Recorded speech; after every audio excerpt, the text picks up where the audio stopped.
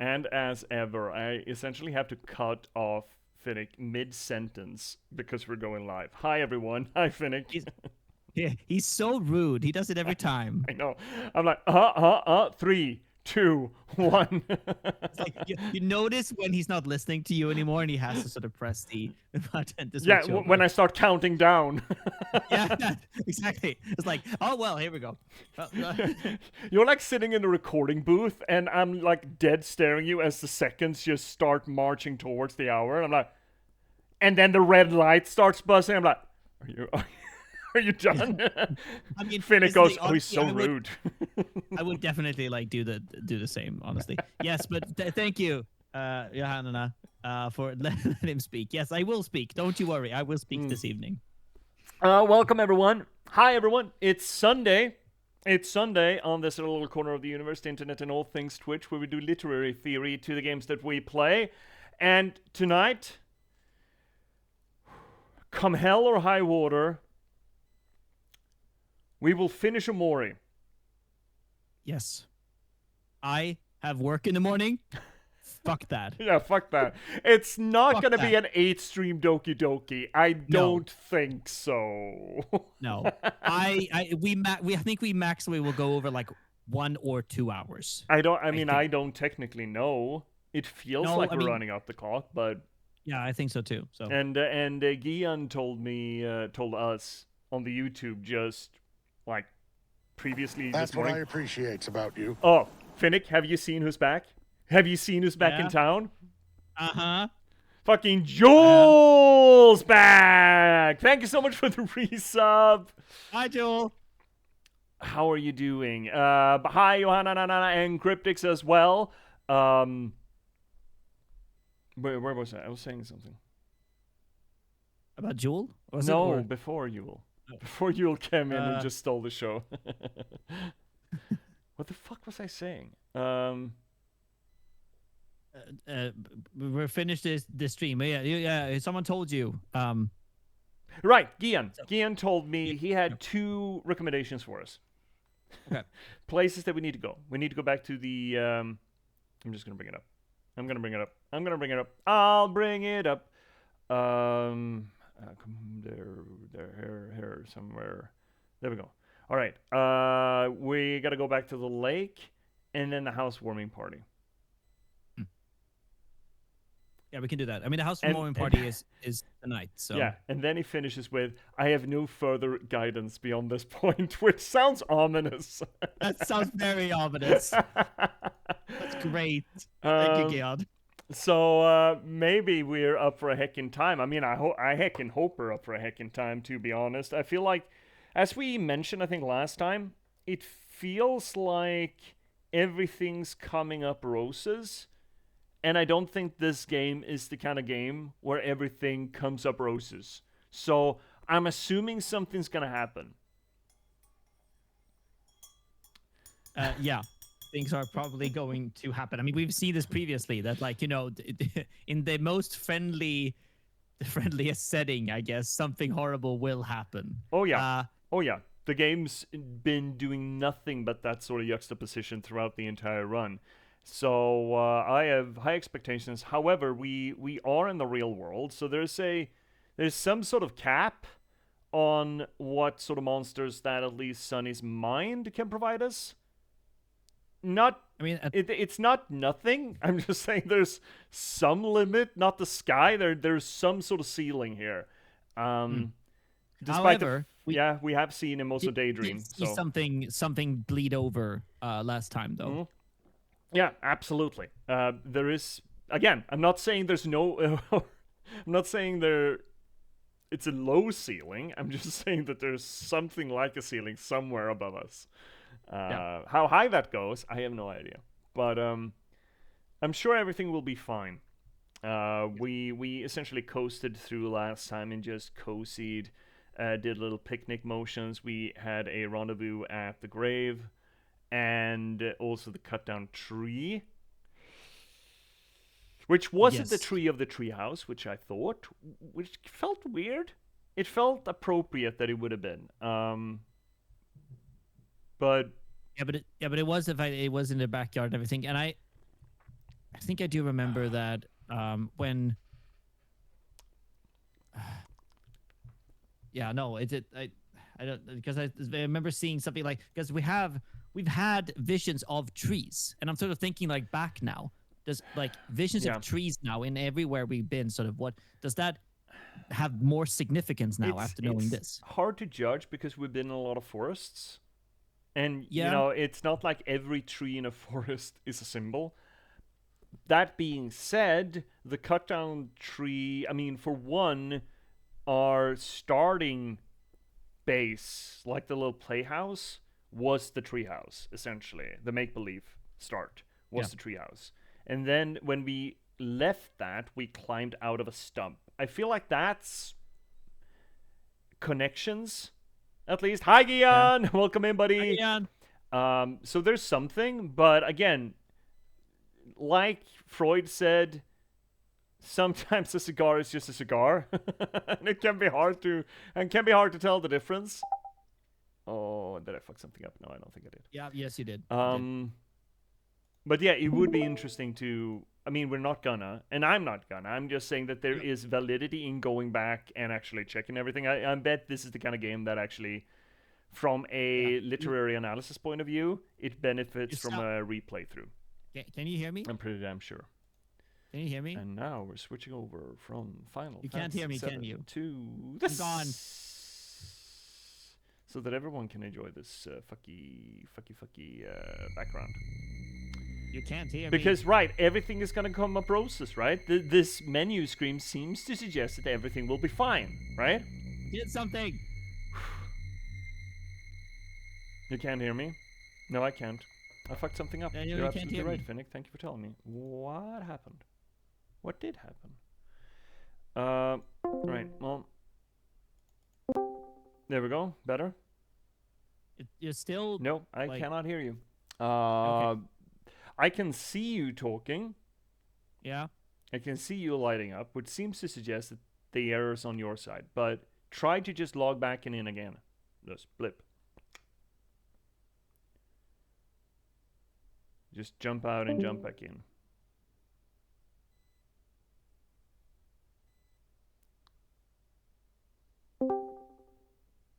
How? Nope. No. Nope. You did something when Okay. you Worst case scenario, I'm just gonna. You know the what? I'm gonna game. reboot the entirety of Discord. See if that will You unfuck anything.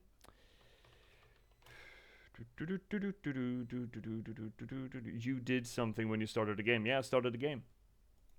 There was a little notice of sound channels. Can you try no? again? Can you hear me now? Nope. Okay. I bet you. Oh, you fucking nugget. There we go. It's not the Yeah? game that started. It's plugging in Oh. the controller. Oh. Because every so often, and not all the time, seems to me to be completely fucking random. Like once in every fucking blue moon, Discord decides, hey, you know what would be cool? There's a microphone and a speaker in the PS5 controller. Are you sure you don't want to use that? I'm like, no. Oh, but wouldn't it be cool though? No. Yeah. Not really.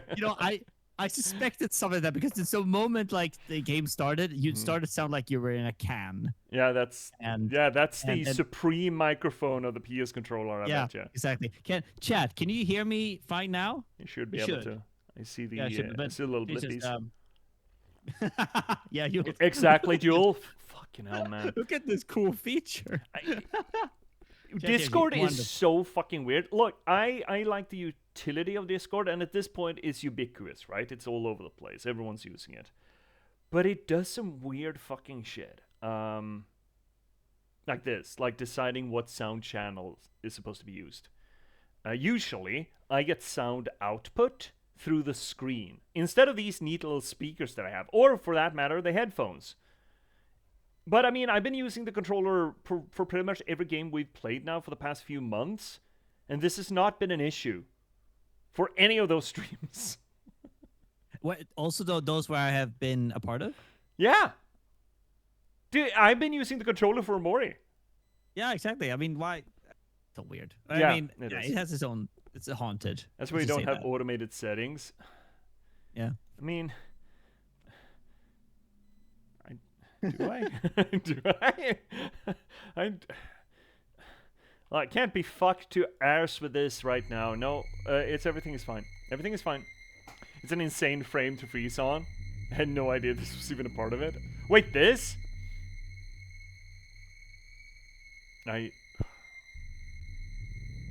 Yeah, things will What? be fine, right? Can I? Yes. Uh, Oh, right. I can I also did. get it? I had, and then Yeah, we had I to know do you some. did. I know you did. You did really well. You did really well. But like other things came in. Yeah, they Came happen. in the way. Other things happen. There we go. Now Other everything things is fine. happen. Yeah. Everything is fine. Oh, this screen is so good. Yeah, I know. It's fucked. Everything is fine, he says, as the horror game start music. Yeah. Yeah. Johanna, yeah, This is I know okie you're dokie. new, but yeah, everything is fine. Look, there are some what should we call them traditions here. One of them is everything is fine. Yeah. Amora was decapitated for a while. Oh shit, poor guy. Oh, heck. Wouldn't want that to happen. Okay. Oh, I wonder why. Okay. So also before we get into this, since we are also finishing the game Yeah. tonight, the two things: no spoilers for anyone Yeah. who's played this before. Yeah. This is for J.P.S's first. Well, Gian has been go-through very of this. good at this, so I Yeah. have all the faith in the world for him. Yeah. I just letting out there, and also content warning. Yes. So this is not a horror game until it is. Yeah. There's a lot of material in here that is most definitely not horror game. It's cutesy wootsy JRPG most of the fucking time. Like, you do battle with little buddies and little clops of dirt and shit, and then suddenly the game just goes, "Hey, I'm gonna go do a little Freudian against your amygdala. Is that okay?" And we're like, "Ah!" Yep. And now we're in the real world, and nothing bad can happen to us in the real world. Look, the be-all, short-all, this guy is called Sunny when he's real and OMORI when he isn't. He's a shut-in. He hasn't seen his friends in 3 years. He has created a safe environment inside his own mind and compartmentalized his self. And we have just sort of cobbled together ourselves in that make-believe, and we have actually found all of our real friends in the real world, and everything is fine. Yeah. We are currently in the real world, and everything is fine, and nothing bad is gonna happen, and this is the game. Yeah. Like, this is the game. And there's nothing else about this game than this, obviously. These are our friends. The first one after us is Kel. He's an asshole and an idiot, but he tries his best. He's like the golden retriever that has delusions of being the alpha of the herd kind of thing, and just makes decisions. He has the purest intentions, but he is so fucking stupid that it usually ends up real wrong. And he has a very black and white way of looking at things. Then the pink-haired girl is our maybe could have been love interest at some point. She is going through her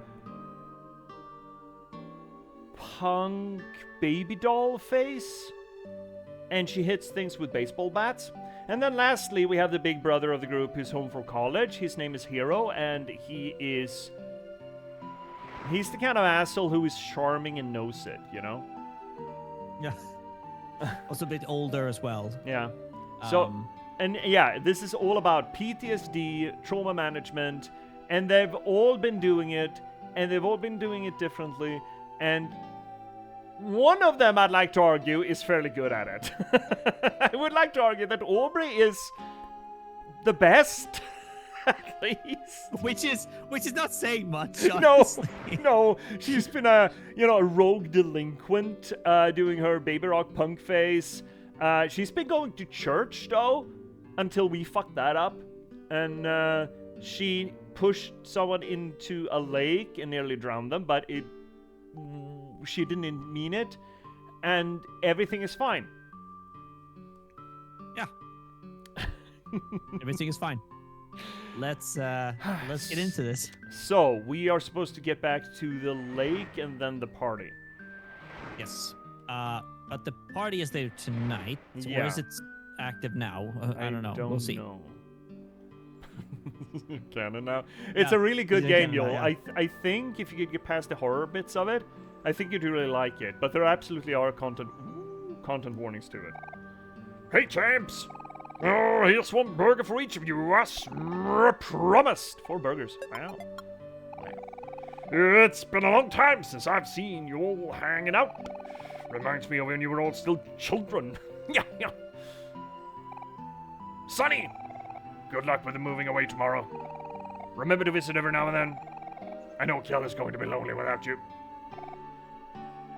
Oh, Dad. Stop it. You're embarrassing me. Here's a lesson from your old man. As you get older, it's going to get harder and harder to make friends. Oh, shit. I think Kel's dad just shot me. just a 50 caliber bore rifle. Here's the thing. My reaction to that is, no, it's not. Because it's easier for me these days, I feel. You're not old yet. Oh, well, what? Old? It says older. Yeah. Not old. Yeah. Mm.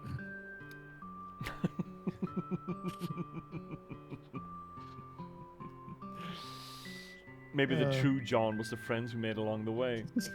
Yeah, probably. Yeah. So if you think you have a good one, it's important to cherish them. Friends can be for life, you hear me?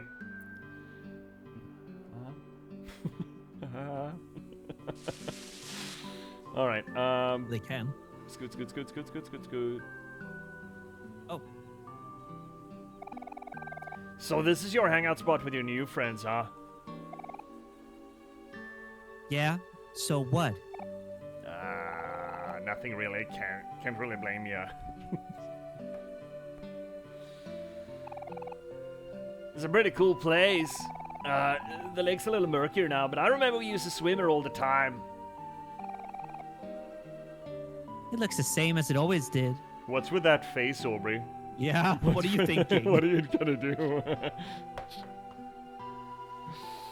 Even the slight screen shake after passing the last closed road sign got me anxious. Oh, Jewel. Right, this game is... We've talked about it for the past, 19 streams at this point. That the game is really good at juxtaposition. It lulls you in, kind of like Freebird in that way. But Ken Gao does it with comedy and sadness. This one is more... cutesy, calm, everyday nonsense, and I mean trauma management / horror. But it is flobby in that way, and even though considering this is technically a JRPG, I think it leans a little hard into those segments, the lol random bits. But on the other hand, overall, I think the pacing is pretty good on it.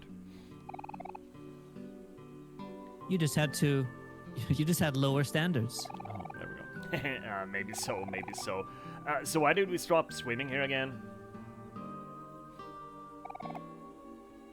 You don't remember? Mari stopped wanting to come here after the time Sunny almost drowned. Oh man, I completely forgot about that. Kel and I used to do tricks jumping off the statue. But when we asked Sunny to try it, he froze up and fell into the lake. Like one of those goats that just gets scared and just tip over. It's like, ah! Yeah, exactly. You remember? Oh shit. Do you remember, Sunny? It all happened so fast. Even though we were already in the water, it wasn't us who saved you. No, it was Mari. She dived in before we could even react. Okay, I'm just gonna... So, this leads us back to to last time that Sunny jumped in to save Basil. The one who saved us at that point as well was also kind of the ghost Mari. Yeah, So is that a reflection of the earlier? Well, we are allowed to call it a memory. Yeah. Or just a recollection sort of shit. Like, oh, I've been here. Yeah, exactly. Kind of thing. Okay. Cool. But yeah, we did have that sort of flashback that lampshaded or foreshadowed or hinted at this history. But I think we've heard about this before. Maybe not in this kind of detail. This is the first time we've had uninterrupted exposition of their life 3 years ago. Yeah. I'll never forget the moment that she carried you out of the lake. Sir Jewel. Hey, Sonny, remember that traumatizing event that happened when you almost died? All aboard the memory train, choo-choo. I mean, considering they've all been, one of them has been ignoring it, one of them has been wallowing, one of them has been running away, and one of them has essentially brain damaged themselves just to not having to talk about it or deal with it. I think this might be the healthiest thing they can ever do. Well, at this point. It's just playing catch-up, essentially. Like, everyone's on the same train, right? Everyone's on the same spot at this moment, right? Yeah, we can just... Okay, everyone catch up. This is what happened. We need to talk about it. And, yeah, it's probably for the better. Yep. When you finally opened your eyes, she fell on top of you and burst into tears. Ellipses. I had never seen her that way before. Mari really loved you, Sonny. You know that, don't you? Oh. Are we having a fugue moment? I guess. Also, Cal. Again, this is memories or like But waking memories, like there's no separation here. Yeah, we're daydreaming essentially. Now. Oh, can we have a picnic with our younger selves? Oh no. Okay. No, we can't. Serial. Oh, I hate it when people say talking about stuff makes it easier. I call BS. I get increasingly more thirsty from it.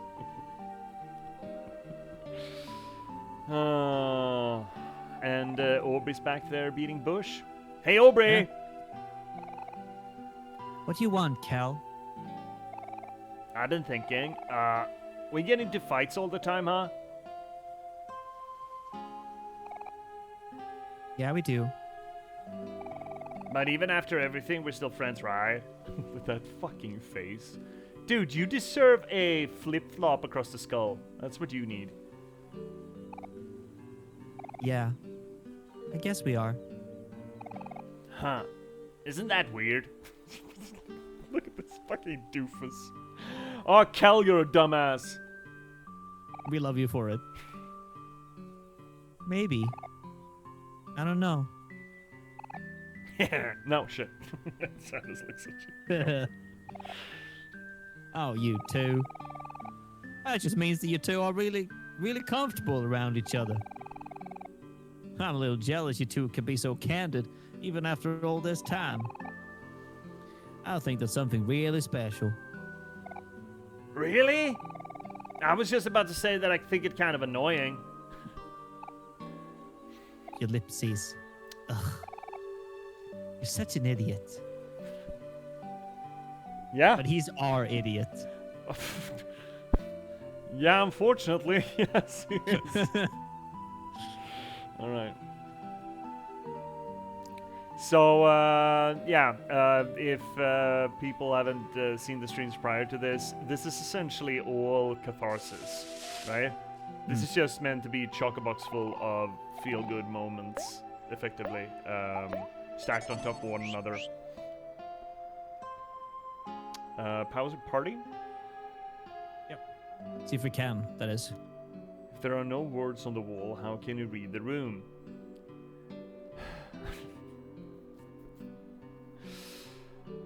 I don't know, man. Maybe we should get him a book or something. I don't know. Yeah, can be that. A pair of those peeping Tom glasses that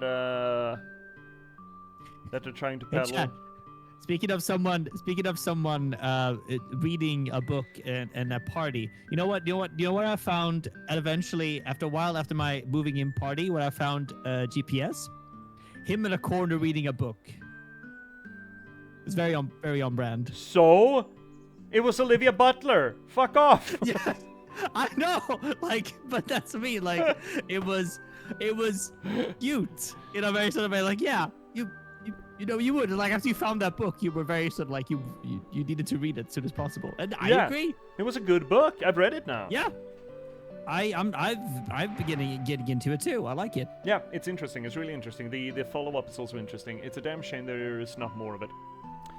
There was kind of a nice... No, she's dead. She had an idea. She had a plan of like 5 books, I believe. Yeah. And she started trying to write the third one, Parable of the... I forget exactly what the title of it was. But she realized that anything that she was about to write would have undercut the previous 2.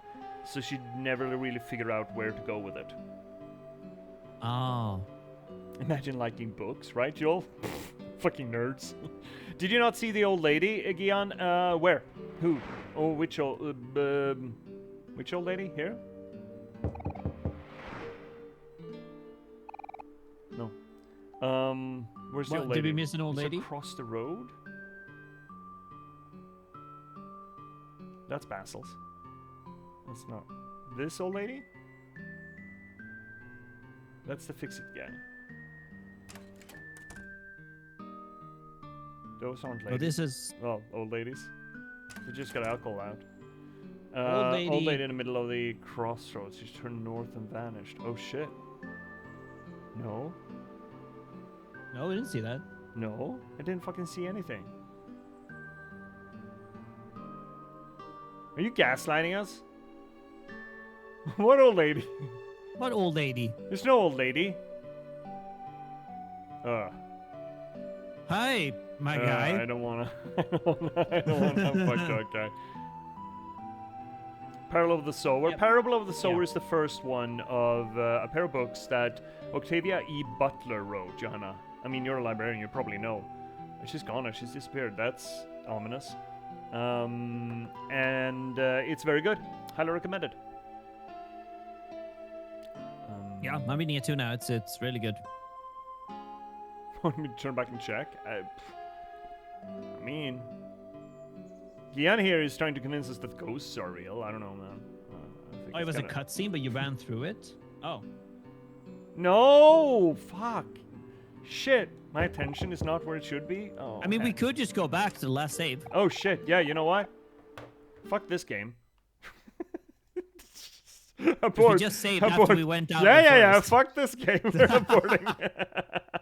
You're absolutely fucking right. Fuck this game.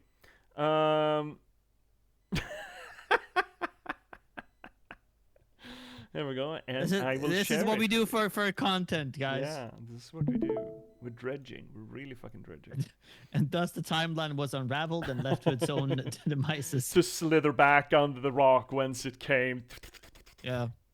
Oh, shit. Everything's fine. 1 day left, ... Okay, okay, let's take it slow. I'll do what you love and you'll never work a day in your life. Holy shit. Here comes Z with the Guild Wars 2 players. Z said that, I'm getting overwhelmed by World of Warcraft, so let's try a new MMO instead that's been around for years and years and years. Good old buddy, OOC, good buddy of the channel, one access of the reigning Twitch Umrant, party member of That So Like That Is D&D campaign, the Reclamation Project, Raven's Drop, and overall swell person in their own right. So go check out OOC if you haven't already. And also Colleen. Oh, Colleen! I feel like we can't go there every goddamn time because I'm about every time I see that. But I also it's a perfect response. It is. That's why I'm always ending up there. Damn you, goddamn Colleen. Someday we're gonna run down this little walkway here. We're gonna see the ghost of some little old lady here. I can't see no old lady here anywhere we walk. I don't believe you. Where is the little old lady? I'm not seeing her now. Where is the little old lady? Did we miss the old lady? No, it didn't at all. No, Or was it the previous intersection up of this one, like by the park? Well, in that case, we probably already missed her all over. Oh no, I don't know what you're talking about now. Oh well, it's the 4 Crossroads section, but we walked right past there right now. There's no goddamn little old lady standing over here. I don't know. Gion says that we missed her once again, fear. Not again, just end of story with Mister. Yeah. Was that? You're fucking gaslighting us. You're telling us ghost stories live on air. Are you not ashamed of yourselves? Because maybe they're gaslighting us like crazy. I saw her disappear. I Fuck think. it out of here. I think you're all full of shit and you're just messing up with us.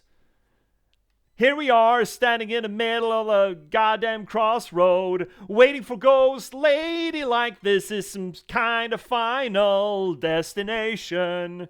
This is a great little way for 3 little shitheads to get run over by some drunken driving motherfucking hen. And I don't believe that anybody saw this old lady that you're talking about. Do we need to go back? Do we need to go back again? No, fuck that. No, fuck the old lady. No, never mind. We're going on to the party. Fuck that old lady hen. Yep. Nope. Can't have it. Nope. We're not gonna. We have so many more shouty outies. Can I get someone on the shouty outs? We have Colleen. We have Mac. Mac's in here too. Came in with a raid. We have so many people. I'm already talking. Like I'm already doing stuff here. Do I need to shout out too? Come on. I mean, you do have a hammer. I do, but Z also has a hammer. Yeah, but C never does her job. And John too. My fucking god. Okay. First off, Colleen on the top, a good buddy of the channel, also great streamer who's been going through Yakuza. Wikiwasami Yakaburi 3. There's a 3 on there. I know that. There's a Yakuza and there's a 3. I know that much. Kiwami. That's a word. So big shout out to Colleen. And then we need a shout out also for Mac. And we need a shout out for Jan. Welcome in, Jan. Finally find your way over here. First time chatter from Raider. How you doing? How are you all doing? How was Guild Wars 2? We're going to a housewarming party and there's no trauma coming. No. There will not be any trauma at all. No. No trauma. Knock, knock. And we call it knock because there's a fucking K in there. Hi, everyone. Come in. The party's already started.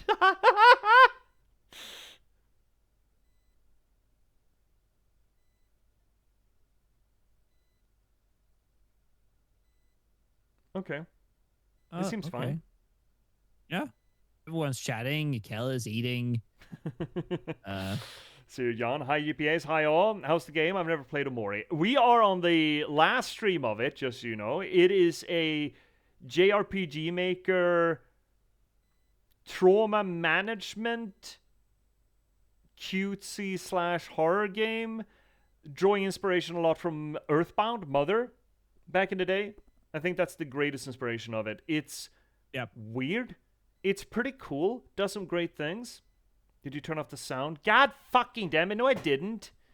No, it's not off. At least not for me. No, it's not. I don't fucking know, man.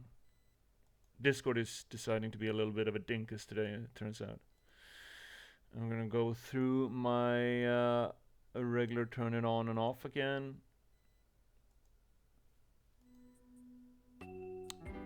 Fixed it. Dude, I don't fucking know, Yana. Thank you, Gian, for telling us. And what else about Yule? Don't you just love it when someone laughs, insert 1 second pause, and then starts laughing again for a natural length of time? Yeah, it's delightful. Yeah, it's great. Hey, it's you. Oh, damn. I guess this part isn't cool anymore. Just kidding. Nerd.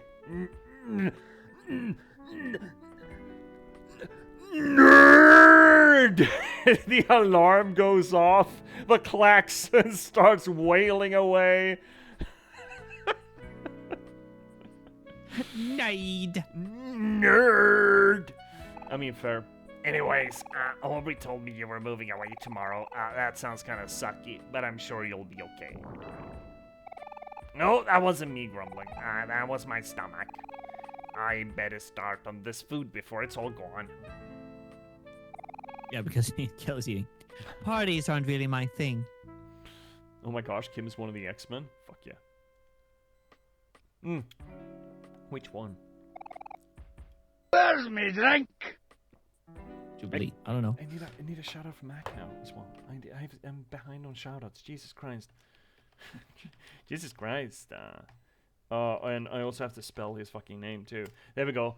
Shouting out for that, so McDaddy. Another good buddy of the channel, the third axis of the reigning Twitch umbrant. The DM, where you can find the D&D campaign, the Reclamation Project at Raven's Drop. Someday, over the rainbow, we might have a continuation of that. We had a little bit of a summer hiatus, but hopefully we're going to kick that back up come September, right? Right? I hope so. Anyway, go check out Mac. But this is kind of nice. And I guess it's true what they say. Food always tastes better when you cook it yourself. She doesn't like the food? Because Well, she because didn't because they made pizza? She Or the did not turkey, cook or this. She did not cook this. No.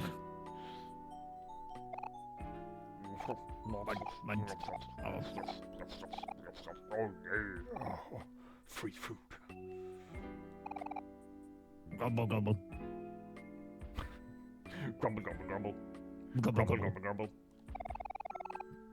I haven't been to a party like this in a long time. It's a pretty dead party. Yeah. I mean, Uh, depends on what you mean. I mean, they could be like, apart from us, there are like 3 guests.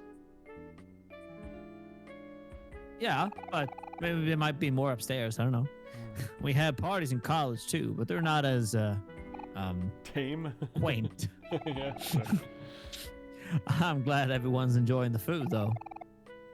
It's a combination of our hard work. Our hard work? What did we do? I think were we the one to deliver the food here? No. Were we? Maybe. Might have been. Okay, last shout out. There we go. Also, big shout out to Jan, good buddy of the channel. Does a little bit of craft stream, but also, Jan, what were you doing last time? Shit. What were you doing last time I saw you? We cooked it, the 4 of us. We did. We helped. Yeah. Oh, we did. Oh, it's been so many streams. So many streams ago. So yeah, Hollow Knight. Yeah, I think Jan was on. Was it a Hollow Knight or? I mean, I know Jan's been on the Metroidvania train after Skong and stuff. Like, I feel like after Skong, everyone, despite the fact that Skong was so fucking long, they just wanted more Metroidvania. So every Metroidvania in the ecosystem got an uptick after people having finished Skong. So it might have been. Yeah. Yeah, okay, so we did help cook food apparently. Yeah. So I remember doing a big old chicken toast roast. It is a big chicken, right, Joel? I ate it. Yeah. Well, today is the last day together, huh, Sonny? It's nice that we have a chance to celebrate with everyone before you head off for new horizons. Just enjoy yourself and relax for now. We're in good company. Salad. ... Yeah, fair point. An old pie. It's not a Okay. fucking chimkin. I think it actually is a chimkin. It's the new super breed. That's what GMO will give you. Chimkins. Jesus. Big old chicken roast.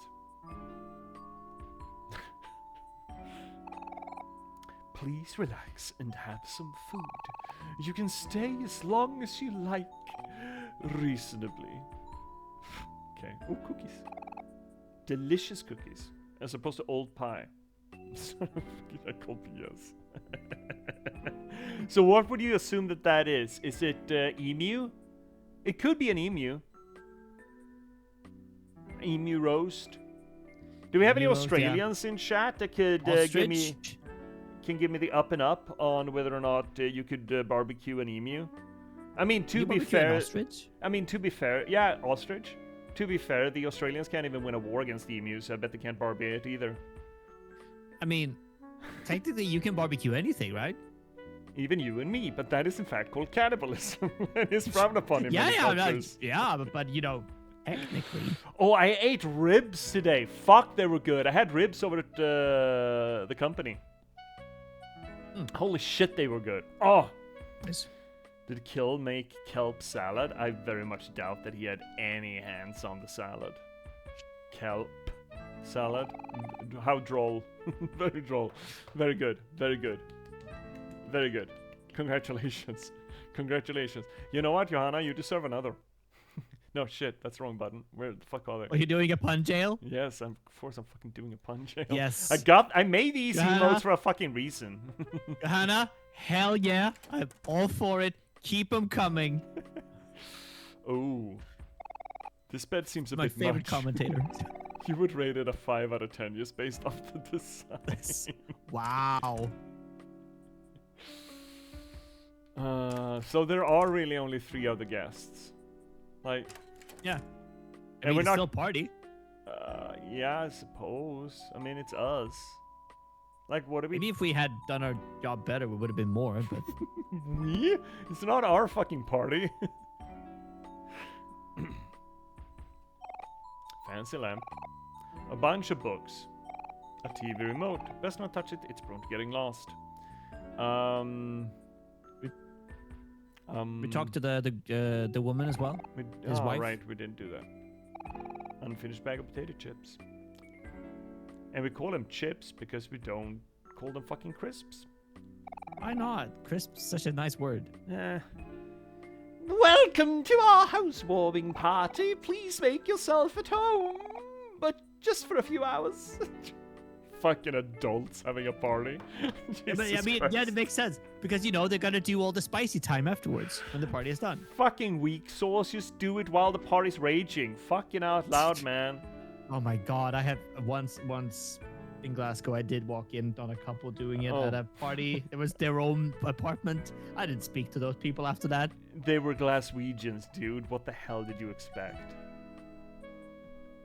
This is fair. Yeah, right? Where yeah, exactly. Dude, how can you give them shit for that? They're barely housebroken. They were like pieces of clothing all over that room. Yeah, I mean, it would be.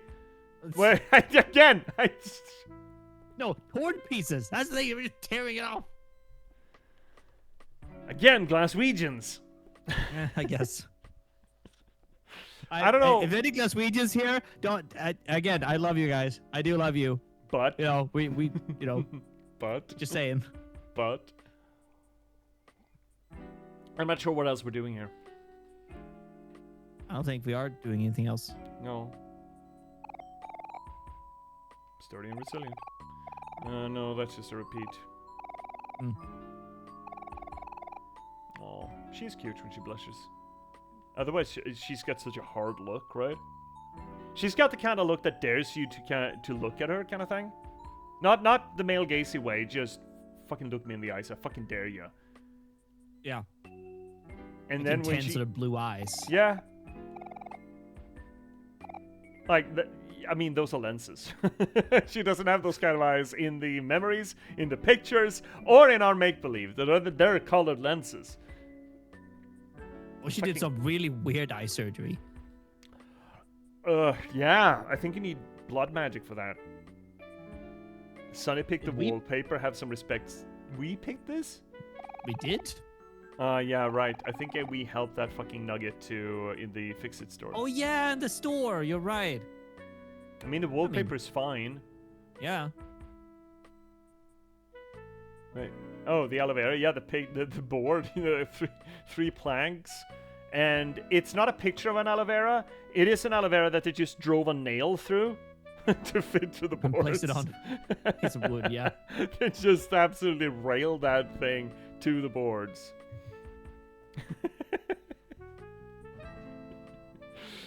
Can we question the interior design a bit more? Same drawing or a plan? Dude, Joel, do we need to go back to Hero and Kel's house? To have that conversation again? That's a mood. Looks like it's used every now and then. Didn't they just move in? They are wizards. They're wizards. They're using it every now and then to teleport. No.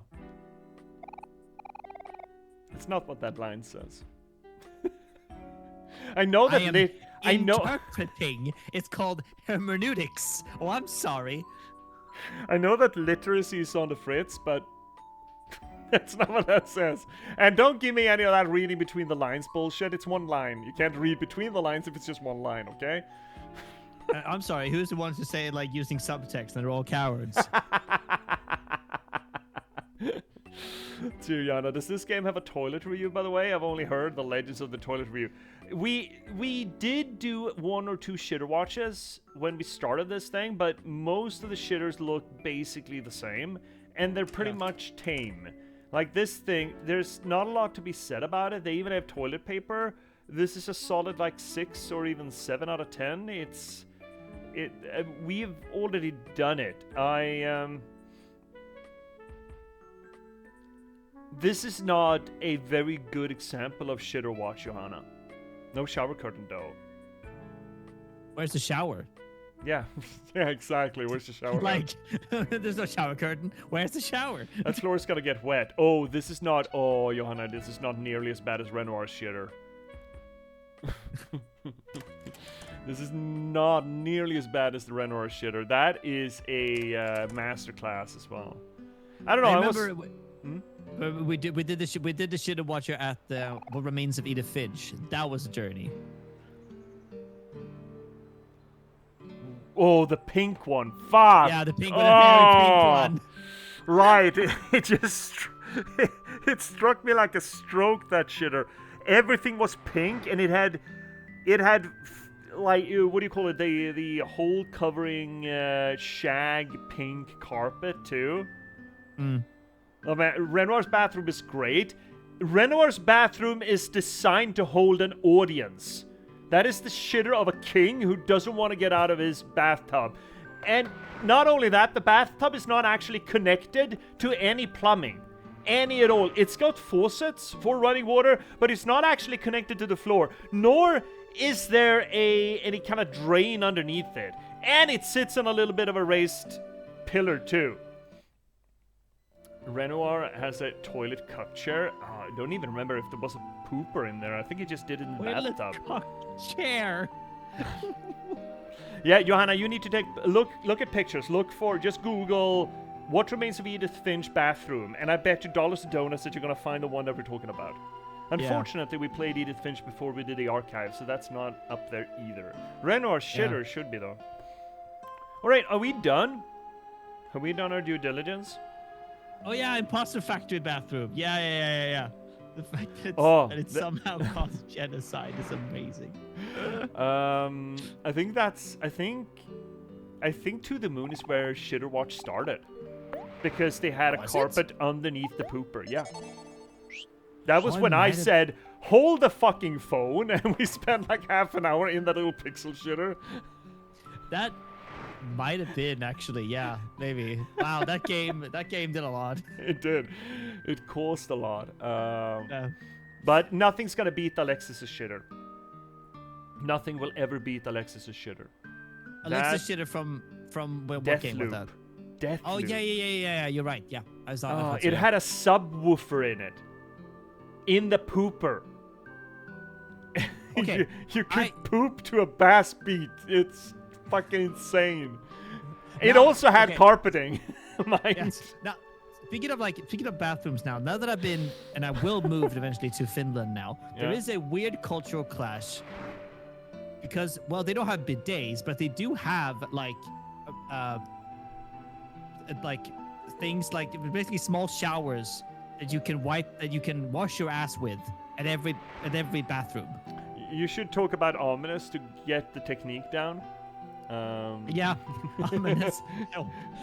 Ominous has been on us with our, barbarian ways of wiping. Of what did I hear it called? Of essentially trying to strain peanut butter out of a ponytail.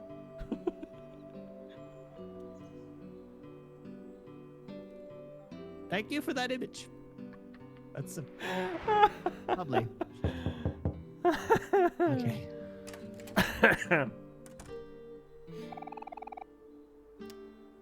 Is that Oh, you? I can do it. Oh, thank goodness you guys came back. I'm sorry, Johanna just snatched my attention. Oh, we got a book in the library that's called Baptistry Tanks USA, and there's just a photo book about kind of creepy baptistry pools. Someone's wiring in them. Sounds like a Darwinist prize to me. Yeah. Did you get a baptism in the electrified pool? Wow. At least you're baptized. Yeah, exactly. At least you're going to heaven. Is something wrong? Well, Basil is back home, but he's not talking to me. Oh no. Is there anything we can do to help? It's a bit hard to say right now. When Basil came back, he went straight to his room and locked the door. I have had suicide vibes out of this game for a long time. I'm so happy that Aubrey wasn't the one who pulled that trigger. But content warning coming up. Yeah, I might. Yeah. I haven't been able to get a word out of him since. Maybe he just needs some time alone. But I don't know. I'm just worried. Could you guys try to talk to him? Of course! We'll do whatever we can to help. Thank you, everyone. Feel free to come in whenever you're ready. And then she closes the door in our face. Okay. Weird flex, but alright. We have an ad break coming in 2 minutes. Maybe we should take that one now. Right? Because we're coming up on stuff. And, yeah, I could make some more tea. Yeah, I could make some more tea. So, let's take a little ad break. It's going to be like a little over 3 minutes. And if you get ads, tough. If you don't, you get the sweet tune by our good buddy That's So Mike Daddy. And otherwise, just, take care of yourselves. Get up, roll your shoulder. I'm going to have to do that. And suck your fluids. And we'll be right back after this. Bye. Bye.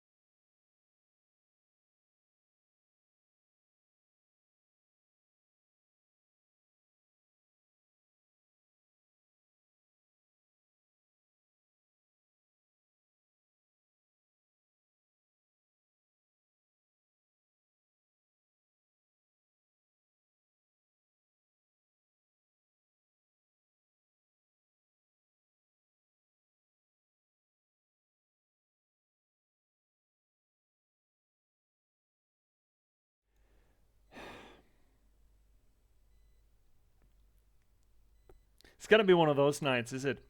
Hi, MBC. No, you're absolutely fucking correct. That's not the end of the stream. Stinky scene selection. OBS. I mean, that was on me. That's just on me. Now we're back. We're back. Okay, so you get a goddamn tune. Oh no.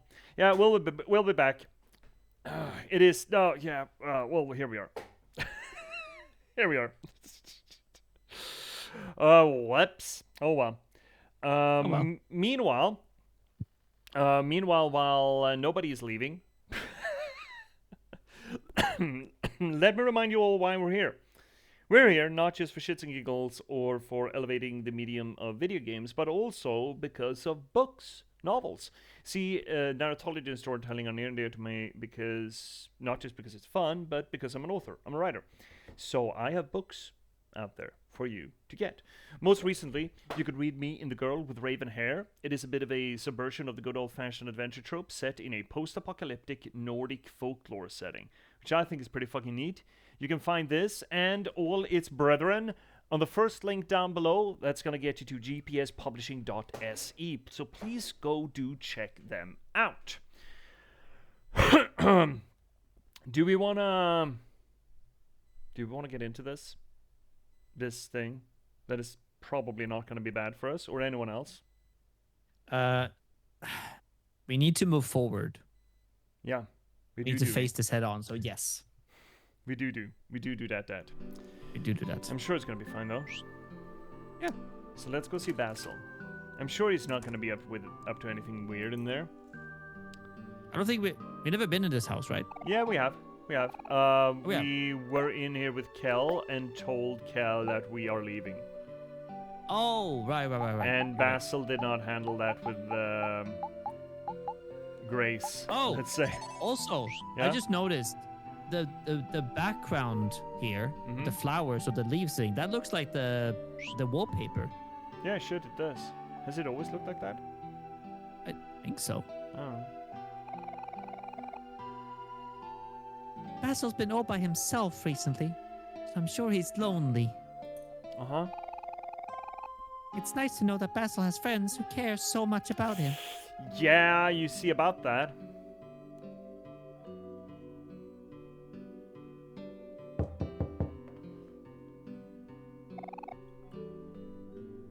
Hey, Basil. It's Hero. I'm here with Cal, Aubrey, and Sonny. We're all here to see you. Is there anything we can do to help? We just wanted to let you know that we're here. Let us know if you need anything, okay?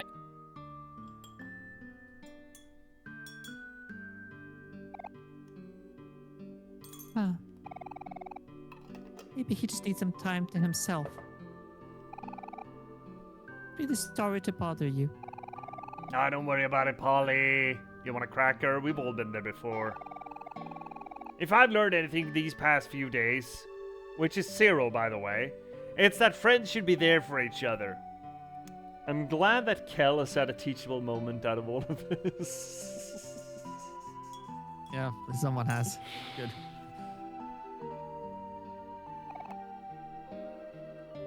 Hey, Basil. This is Aubrey. I just wanted to say that I'm sorry for the way I've been treating you. Will you please say something? We just want to know you're okay.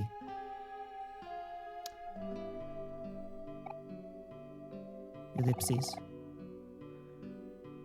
I think we should stay here for him. Yeah. Last time we all made the mistake of leaving each other when we needed each other the most. This time, we'll stay together. Ollie, you think we can sleep here for the night? Oh. Yeah, that's my reaction, Polly. Exactly. Yeah. Took the word right out of my mouth. You're all so kind. Of course you can stay over.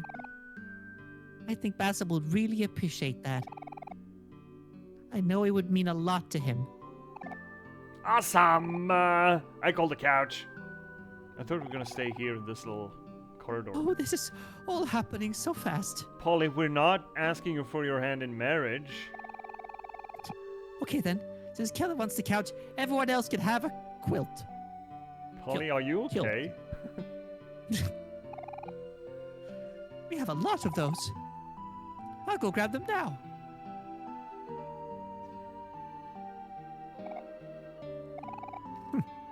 Why do you get the couch? Well, duh. It's because I called it first. It's dibs. Aubrey, have you never heard of dibs? Ow, that hurt. Oh, okay. Ellipses. Alright, well.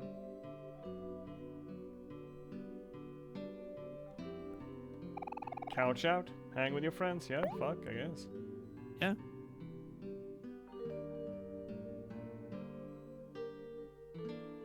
Yeah, eat cookies and watch television. Yeah, you know what? There are worse ways to spend a day. Or spend your last day. Yeah. I mean, I can think of worse ways to spend the last day. Yeah, Sonny in his trademark fetal position. Yeah. See, Johanna, I feel like the parents should go in and check on their kid. We don't know what happened to Basil's parents, to be fair. Yeah, that's his caretaker. Yeah, which is weird in and of itself. Well, it's a bit of a flag. Last day of summer No, vacay. No, in the morning, Sonny will be leaving. He will be moving Yeah. away. Hey, Sonny. I know this probably was the last night in town you were expecting. I think it might be the best. Moving away from summer vacay. No, it's a childhood town. These are his childhood friends. Everyone here grew up in this town and were childhood besties. But then, okay, so spoilers. Spoiler muffs. I mean, if you want to play Omori, while the finger's up. Sunny's older sister and Hero's love interest killed herself. And it kind of broke the group. For like 3 And that years. was, yeah, 3 years, and then now he's been a shut-in since then, and now it's been now he's finally left the house, the first time in like 3 years to hang out with Kel and Well, meet all of up them. with. Progressively. Yeah, exactly. Yeah. Right.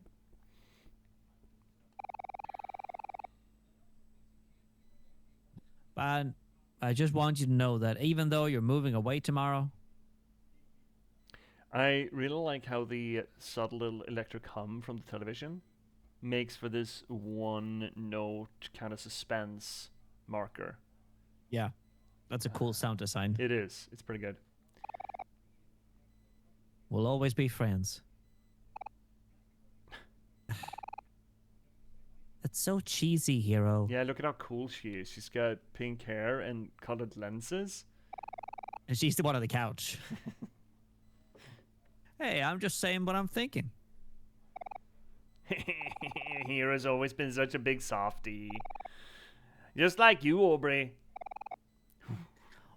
Did you say?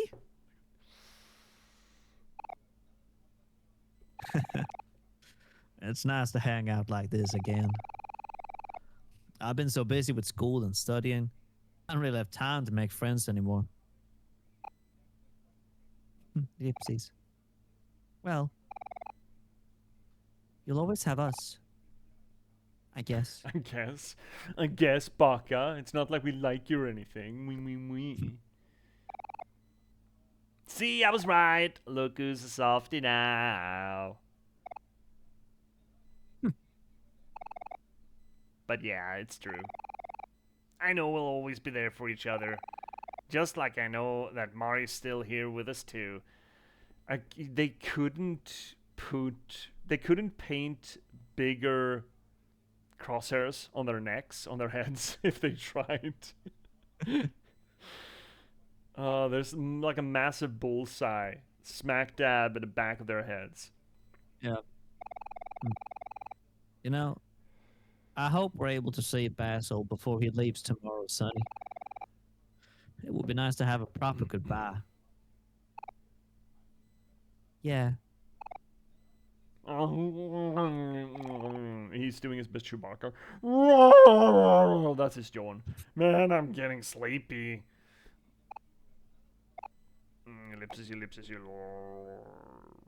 dunk. Face plants. Snores. What the? Is he asleep already? Oh god, I just cleared my sinuses. Oh, that was an unfortunate effect of the sound effect. Yep, that's Kale for you. That part of him hasn't changed a bit. Hey, Sonny. Thank you for everything. It's probably been tough to leave your house after all this time. I really appreciate you for doing it for us. And hey, tomorrow's a big day. I hope you're not too worried about moving to a new place. I mean, they just keep sliding new swords into this armory of Damocles, and I just don't know what to do with it. If anything, you got us. Life gets better. You just have to stay positive. I mean, some of these must be red herrings, surely. Uh-huh. I feel like they're just planting the Chekhov's gun right now. Mm-hmm. Oh, they're loading in shell after shell after shell after shell after shell. Yeah, exactly. Life gets better, huh? Eh. Hey, Sonny. After you move away, you should, like, maybe come visit once in a while or something. Oh, they could have been a cute couple. If only they hadn't fucked it up. Yeah. Yeah. And we can all go out for some sandwiches. Hero, you're a fucking idiot. Maybe we can all go to the park. Yeah, we all. Oh, everyone. Everyone will be invited. Yeah. Or the beach. Or just sit at home and watch TV. Who knows? We can do anything. That sounds kind of nice. You think my new friends can come too? Of course they can, Aubrey. You don't have to ask. The more the merrier, after all. Come on, you guys. It's time to sleep already. You guys, shut the fuck up. I'm about to pop a tap a nap. I'm trying to sleep here. I'm about to pop a nap in your ass. Yeah. Dunk. Good night, guys. Good night. Good night, Kale. Good night, Aubrey. Good night, Sonny. See you all in the morning. Uh-huh. Yeah, the nights have been gentle on us previously, right? Nothing bad happens at night. No, exactly. That's not when the trauma and the anxiety starts creeping out of the woodwork. And we're just wide Oh, awake. never. We didn't see us, interestingly enough. Don't worry.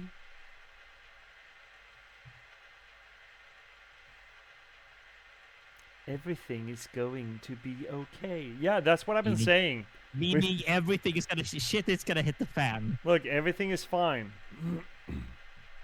Look how fine everything is. Will you forgive me? What did Basil do?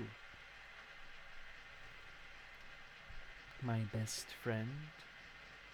What did Basil do? Oh, that background noise.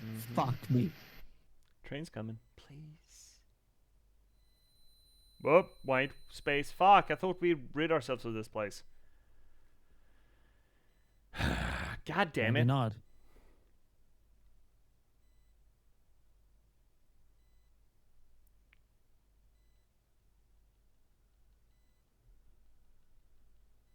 Oh, it's sunny though.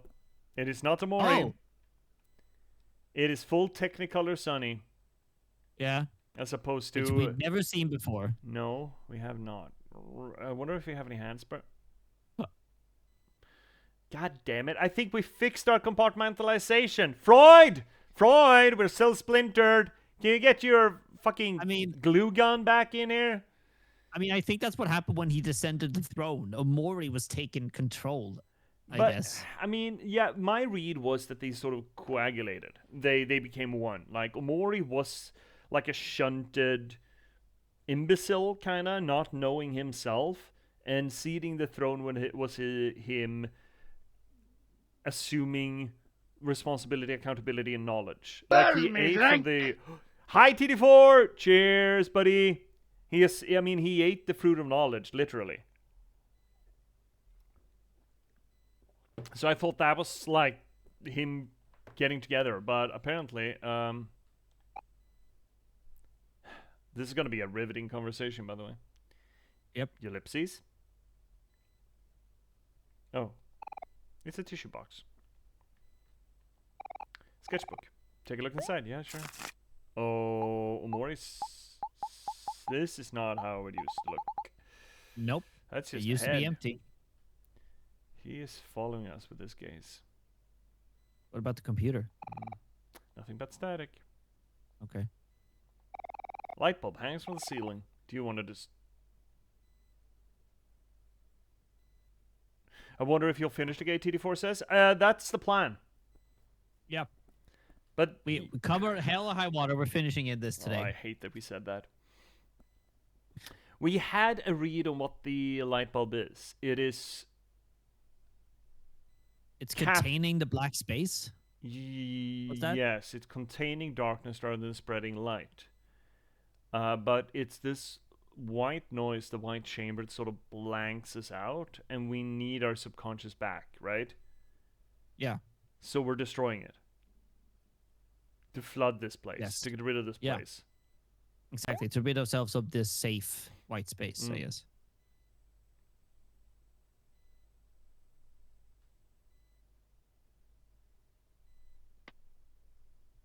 That's handy. I don't know what I expected, really.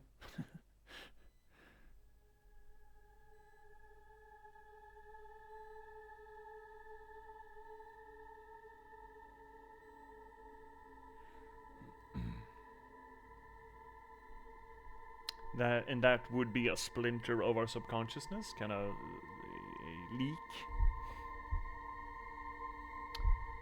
Oh, we're finally facing it. Something. Are we? I don't see why we would kill it. Like, what's the philosophy? What's the logic behind killing it? It's a sliver, seepage of our subconsciousness. It is our own anxiety and shit. And isn't the whole point of this that we should accept it? Shay is coming in with the stretchies. While we are having that conversation and deciding on how we're going to deal with this fight, first off, let me do a shouty outy to Trash Panda Shay, spelling correctly. There we go, and do stretchies. So what do we say? Actually, I could flip over here so we get the sound at least. There we I mean, it might be that, yeah, we don't want to, like, you learn to sort of live with it. At the same time, we want to sort of to weaken it, maybe not destroy, but weaken it so that we can embrace it in a way. or just endure it. We've had these Yeah. moments before where the point was not to win the fight, but rather just chill the fuck out, Yeah. you know?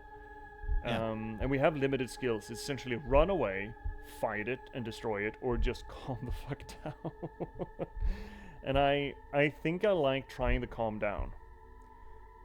To see if we can just sort of settle. How are you doing, Yeah. Shay? I heard over on C-Stream that it was a roughy day. Have you been able to get to the doctor's office yet? Oof. So I'm kind of down for just calming down and seeing what that gets us. Considering it's also Yeah. self-heal, so worst case scenario, we get a little bonk, and then we heal. Yeah, exactly. Then we can just keep on healing, sort of try to calm down. Yeah, it feels like a safe choice. I must say, I do enjoy that we're slowly, even if just conceptually, getting away from the notion that just because we've been given a hammer, or in this case a kitchen knife, does not mean that we need to treat everything like a nail. despite the fact that we're gamers and we're trained to click on heads, right? I always appreciate the idea that one can solve altercations, conflicts, without just gun or sword or whatever else the hell we have at hand. I mean, obviously, this is a psychological representation of that. It's not necessarily, you know, quote-unquote real, whatever the fuck that means in this context. But it's still nice. Yeah, it is. I think we also talked about this game might have been inspired by Undertale. Yeah. And that was a big part of Undertale. Yeah, I'm thinking about Undertale as well, who did again, it's kind of gimmicky as Undertale did it. It's kind of gimmicky here as well because it's psychology, but it's still nice that it's being implemented and it's gaining traction with game design. The highest accolades that I could give for this is still, I think, Witcher 3.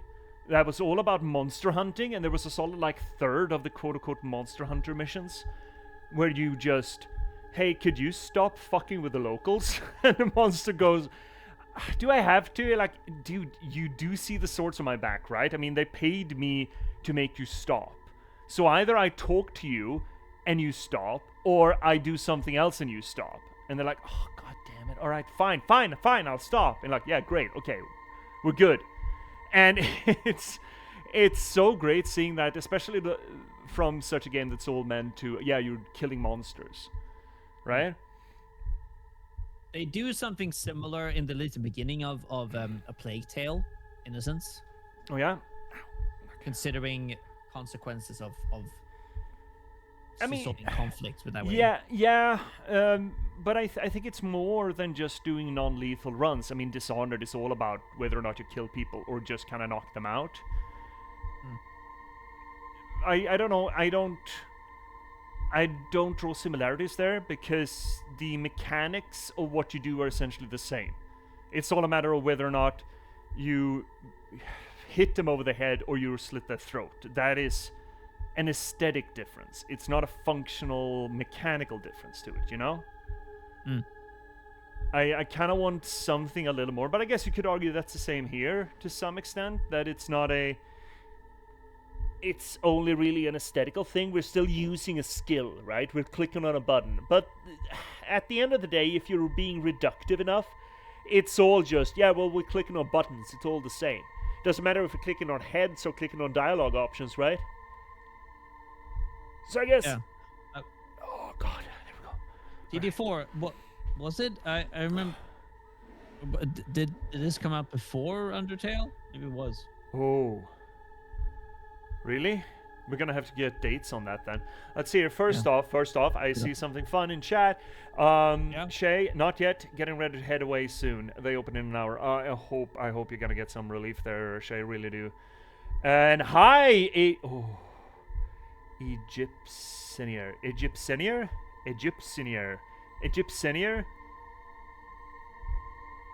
Hi! Welcome in. Greeting. If you don't mind, I'll use you as a background noise while I make dinner. No problem. I've been told that I am primo background noise. So yeah, you go ahead. So happy to have you in there. But I'll stick around for this as I love this game. Well, welcome in to this little place where we do literary theory to the games that we play. We try to analyze the shit out of what we're playing, and as you can see, we're on the very cusp of finishing OMORI, finally, after 19 streams. Yeah. Also, TD4, apparently Undertale was released in 2015. This game was released in 2020, though it is based on another series, like probably the manga series. Okay. So, but yeah. OMOCAT and Toby Fox are friends. They have a collab on a couple of things. Oh. Yeah. I'm imagining that there's some overlap to it. It's still different, but coming from a similar mindset kind of thing. Either which way, calm down. Let's hope this is gonna do it. Yeah.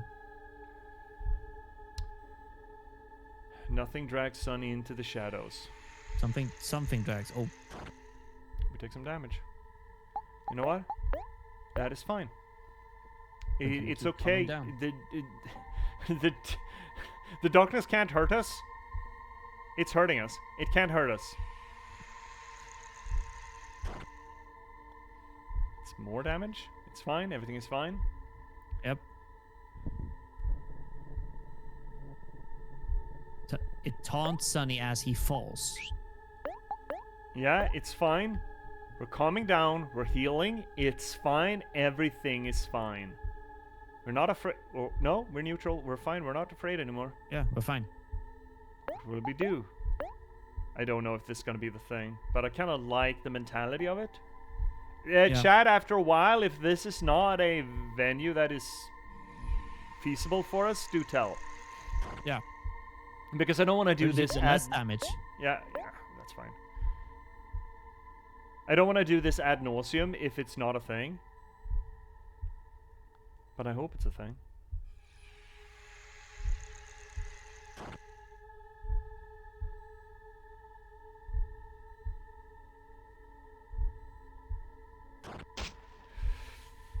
It's fine. It's fine. It's fine. It's fine. It's fine. It's fine.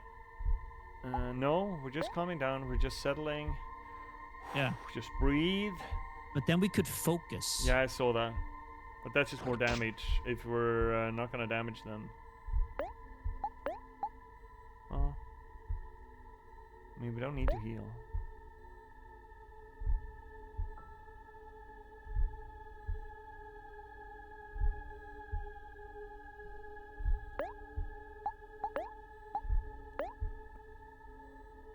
We are calming down. Yeah, it's just, let's be chill, guys. Let's. Unfortunate.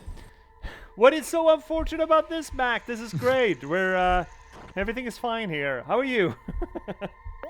we're just dealing with our demons. We're just being adults about it and taking a breath and chilling out and not minding that our subconsciousness is trying to give us a rundown for our lunch money.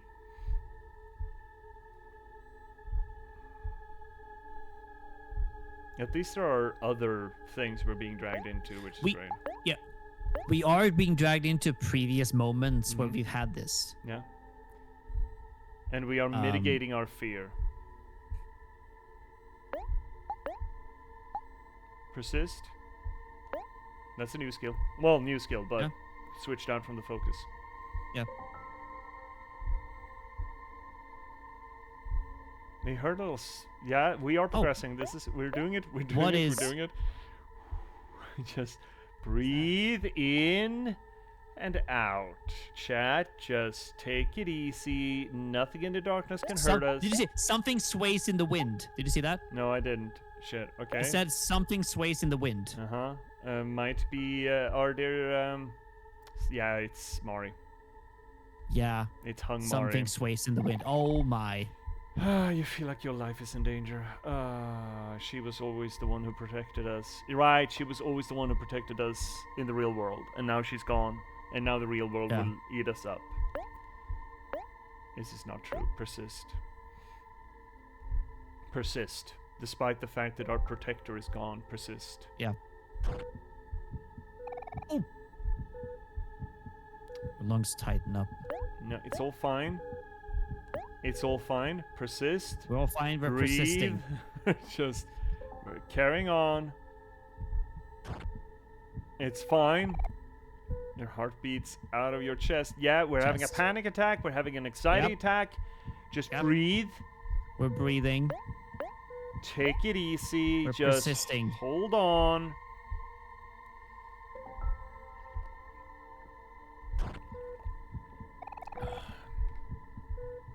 Fingers won't stop trembling. Fingers won't stop trembling. We are persisting.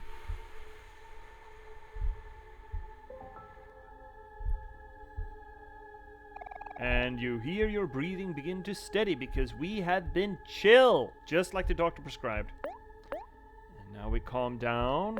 We level out. The anxiety attack is passing. Mari would not hurt us. You hear your heart begin to steady. Yeah, because we are an adult and we deal with our emotions in an adult way. We are calm. We're breathing. We are here. We are now. You gather all your courage and learn to overcome. And though I walk through the valley of the shadow of doubt, I shall fear no evil. Look at me quoting scripture. Actually. No, fuck it. Almost got it. Overcome. Very on point for me, honestly. Yeah. Like, Well, actually. oh, And it's all fine. No, it's not fine. But can't hurt us. Sticks and stones cake monster. And that light bulb is white, meant to spread illumination instead yeah. of drawing in darkness. And we light our interior palace, our thought palace, with illumination rather than absorbing blackness. And it looks oddly like make-believe again. But we are Yeah. still here. It's still sunny. It's still sunny, but he's in it. The branch she swung from. Yeah.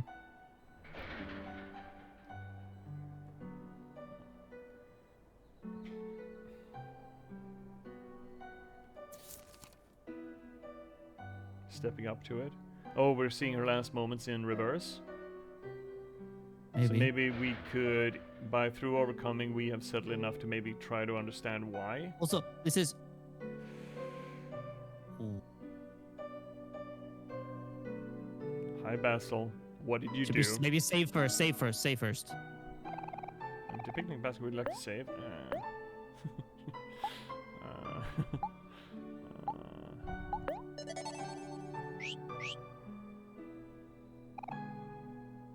Sonny, What was it? Was Michael Caine? Oh yeah, we see. Yes. Sonny, Okay. Yeah. Sonny, you're finally here.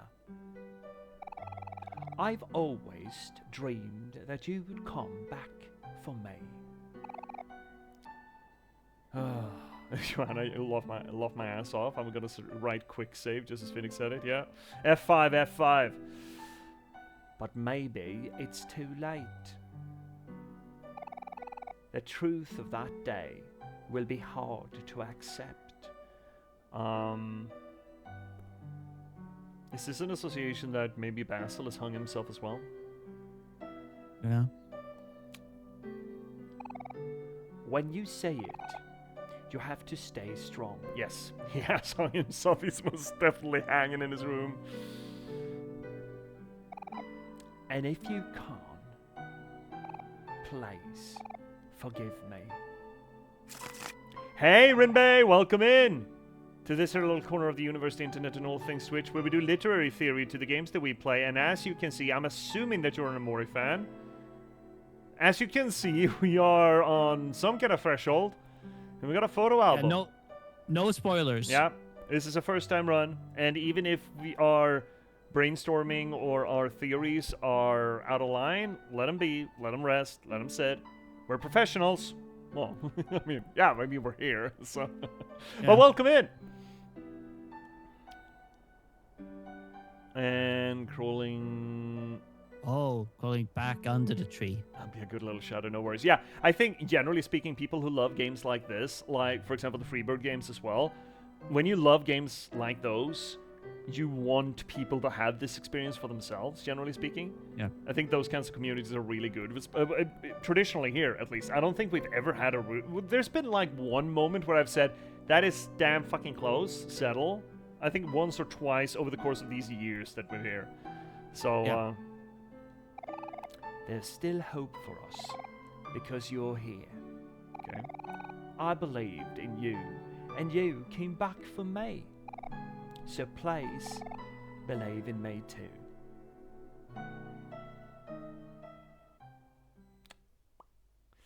So now the tree is grown again, and we're going back into the make-believe sort of play chamber thing, but it's the treehouse. But it's our living room. No, yeah, it's our living room, exactly. My only daughter What? is gone, Yeah, maybe. and you are my only son, and I can't lose you as well. Yeah. Let's take the pictures. I don't see anything in the darkness there. No, me neither.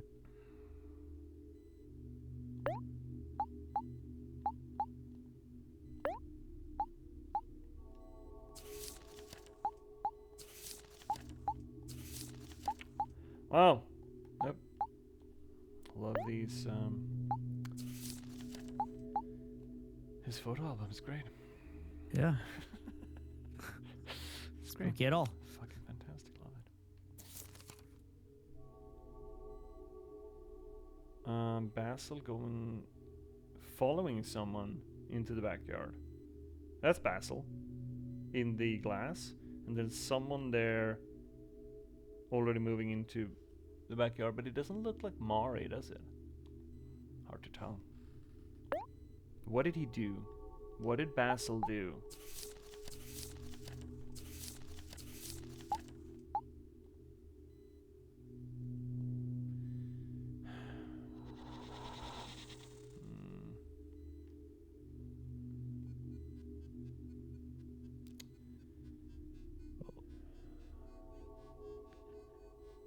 Mom, dad, and Yeah, there's Mari. doesn't say a lot though, does it? An eerie red glow radiates from the TV. High signalis.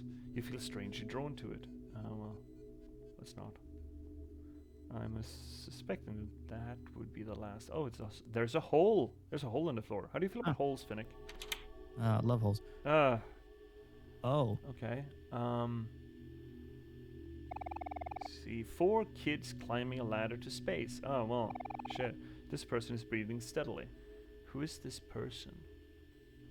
Can't tell who they are.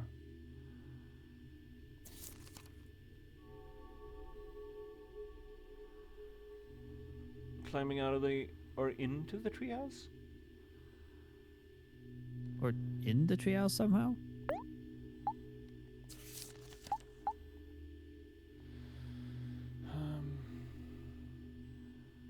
What else do we see on the TVs? I mean, I'm assuming it's the same thing. Yeah. No, one toast. Oh shit. See 4 kids talking to a giant statue. So this is what we've been doing in the make-believe. See 4 kids playing in the forest. See 4 kids riding a minecart. So Yeah. what? So here's the implication here is that someone has been watching us do the make-believe shit, right? That's the implication here. We are being given a rehearsal of what we did with our make-believe friends, what Omori did with his make-believe friends in the make-believe world. And now we begin being made to believe that someone was watching that. That someone, of course, being a part of us, because it's in our mind. So the construction of the overworld, or the other world, was not done for the sake of Omori, then. One would seem to suggest, or would seem to assume. Rather, it was done for whoever is lying in this bed, whatever part of Sunny's psyche. And Omori was what, entertaining them? Alright, dinner's done, you can type back, I'd love to hear that. Please help me with the pronunciation there. Egyptienier? Egyptienier? Egyptienier? I'm having issues. Sorry. Please help me. So I don't fuck it up. Yeah, it could. Elevator. Or he's talking to a whale. Yeah, it's maybe because usually in this sort of hospital thing, it's to keep the kids that are hooked up docile. Well, docile. I mean, if the comatose patient, distracting them. I mean, if a comatose patient is essentially trying to just sort of entertain them, have them something to engage with.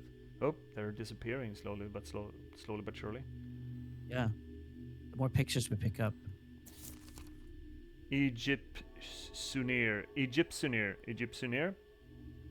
Okay, great. I wasn't that fucking far off. Great, love to hear that. Before we get to it, may I ask a question to you two? What do you two think it is that Basil is asking forgiveness for? I do not know. It has been clear since at least we tore him apart that Sunny holds him accountable for something. For narrative neatness, it would be related to why Mari killed herself. Sad JRPG, it very is, Mac. Yes, it's trauma management. It definitely is. But it would be neatest if it was related to Mari killing herself. How exactly? as if Basil caused it, which would seem weird. I don't know how the relationship looked to judge, but it would be weird if Basil had said something and had that sort of influence over Mari to make her kill herself. Rather, I don't know what he did because he found out first. I don't know. Well, we're gonna find out. But Egyptianeer, I actually don't know. Finnick, do you have a proper take on it? And we do remember, no spoilers, guys. Yeah. I think it's gonna be fine. Yep. It's gonna be fine. But do you have any ideas? Me or? Mm-hmm. Or yeah, you. I think that it's I don't know. Like it could be something that it's to forgive it. Like it could be like what you pointed out as well. Is like he might do something now, outside of this in real time, like perhaps ending his own life. Oh shit. Yeah, flatlining. The more we are these memories then that we're picking up, because again we are in our own mind. But look, one of them has their plug or the blood sac was pulled. This person is not breathing. Yeah. And then yeah, sure, okay.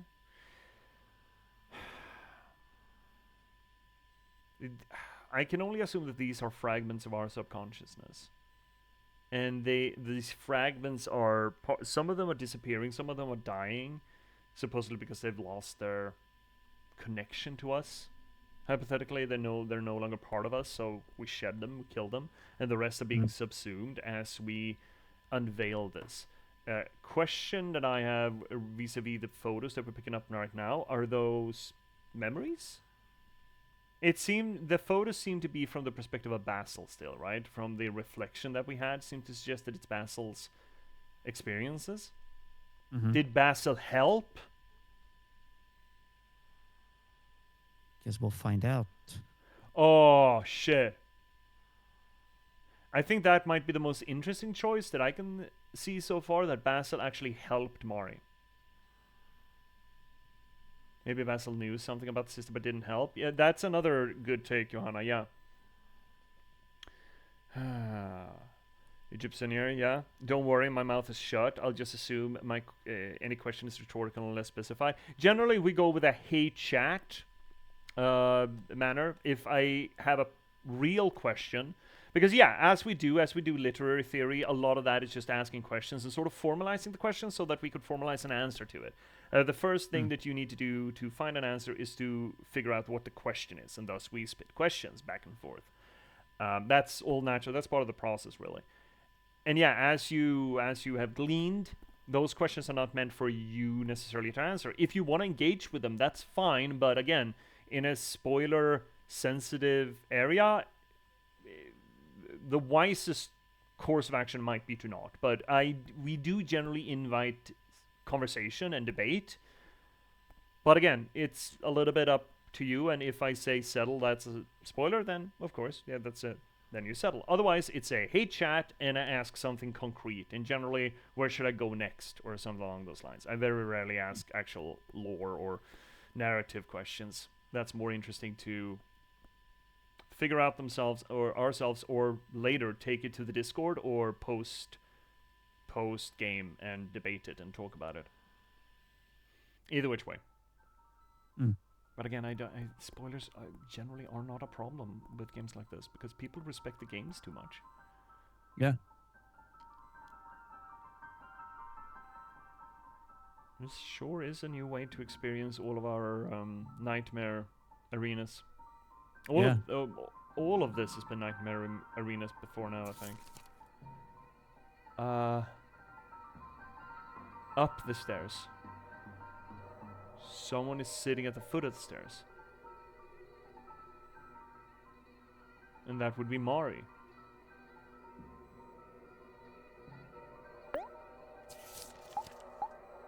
I mean, if these were adults, I would have almost thought that Basil raped her, but they're children. I don't see that. I don't see this game taking that route, you know? The door is locked. Love the music, though. Wait, why is our ear red? Good question. You see that? Yeah. Good question. Did we cut ourselves? Huh. Maybe. Hell. Oh. I thought I broke the phone again. See Egyptinia. Oh yeah, I respect the hell out of this game to such a degree that I hate to even accidentally hint at spoiler. Yeah, again, that's my general experience of it. It's the same with the Freebird games or any of these emotional roller coasters. People who really like them and want to watch people experience it are real sensitive to not giving anything away. I'd rather get timed out for spamming the chat when somebody writes a spoiler than let it sit there. Yeah, fair enough. Yeah.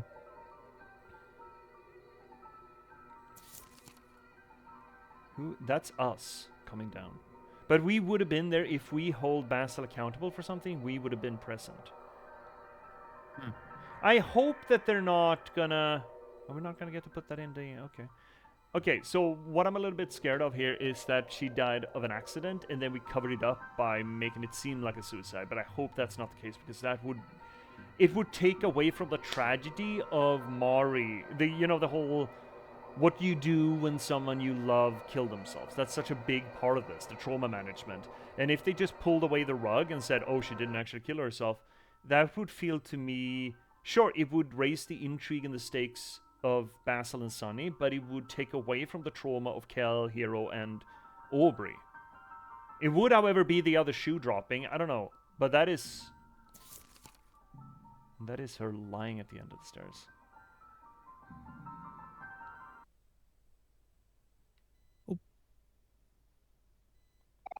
This person is not breathing. Whose room is this? This could be ours. This could be ours, mine and Mari's. Yeah. Strong, try and wake me up. Oh, we are getting fucky. That's more red. Oh. Yeah. Ooh, we are going zombified here. Sunny, don't worry. Everything is alright.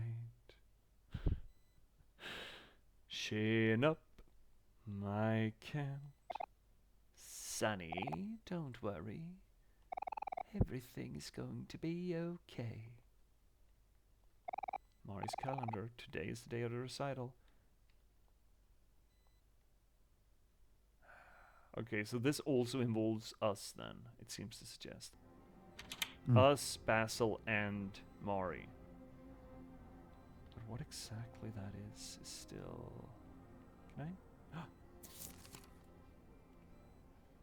We are next to Mari. Mari's on her bed. Oh, that's a hand. Oh, now we're tracking. Yeah, Mari sure is not doing alright. What, we dragged her downstairs? Yeah, oh, that's 2 fingers down. Okay. There more? No. Huh. It sure does seem like maybe she didn't hang herself.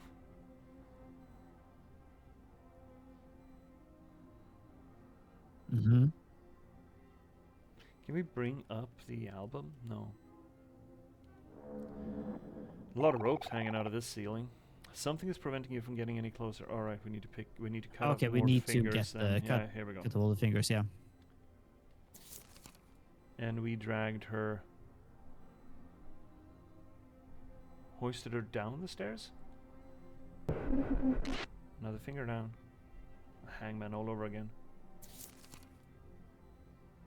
Yeah, helping Sunny bring her down the stairs.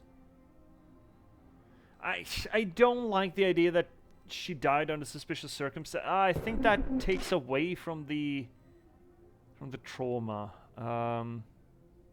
You win some, you lose some, right? You take away the whole mystery and the horror show of someone that you love just dying. But of course, you add the whole culpability aspect to it. And I guess it depends on what kind of trauma or story you prefer.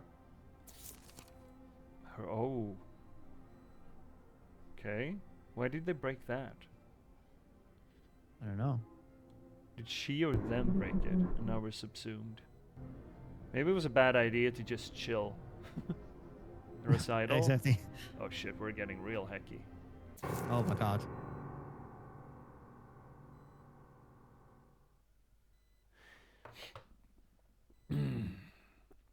I have a read. Okay.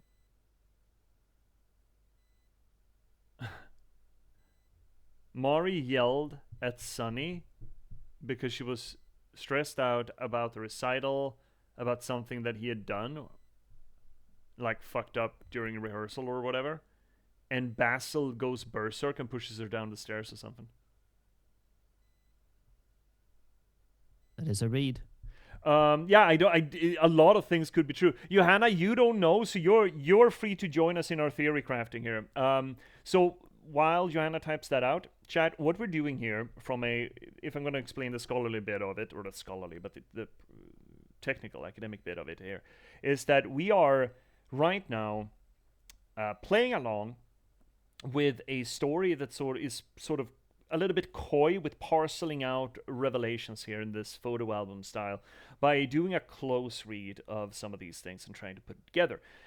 Close read is a technique marshaled back in the early 20th century, or even the end of the 19th, to focus on what is actually on the page. So you essentially just read it sentence by sentence, word by word, and did really hard analysis of the word or the sentence structure. Works best in poetry. You can do it with full novels as well, but it becomes a hassle. But it's really common still with poetry understanding. So you do a close read of it, and then you sort of progress out of that understanding. So it's essentially just a way to sort of catalog what is actually on the page, and in this case, what is actually in the game. What brings me to think that Mari was angry at Sunny is this specific scene of at the top of the stairs, far away from the observer, which would be Basil. Basil saw, is the implication then. Mari is looking down and looks a little. She doesn't look warm towards Sunny, and Sunny does look pressured by her. She's looming, literally. Their eyes are shielded. We talked about that last night while we were playing Final Fantasy VII. It is a way of sort of making sure that there is or signaling that there's something veiled there. And considering that we have only had positive recollections between Sunny and Mari previously, this does seem to come across then that their relationship, or at least this interaction between them, had another kind of tone to it, which would have been a negative one. And I would love to do that with the whole photo album at some point. Maybe we will. But that is essentially what we're kind of doing here with each and every photo. We're kind of trying to read what is in the photo and how it connects with the other photos to grasp that. Let's see here, Johanna. What if we broke her violin? She yelled at us and we fight, and then we accidentally push her down the stairs, and then Basil helps us cover it up. Yeah, something along those lines. That's possible. We don't know OMORI to have temper tantrums, but it's possible. He's a kid. That is also a solid read. And here we have at the recital. We are really fucked up right now. Yeah, we're really going hog ham on the zombie mode. I love the fact. Wait. And she goes for us, right? She is more animated than we are, and she's leaning into us, right? Well, I mean, it's difficult to say. It is, here, but if you're going by line, hers is leaning in. It could be that we're pushing, that there's an angle there, and we're pushing her towards the stairs. That could also be it. I'm that's a crosshair. Oh. I'm getting tardy. Oh, yeah. I would love that there was an orchestra around us and the like instruments were playing.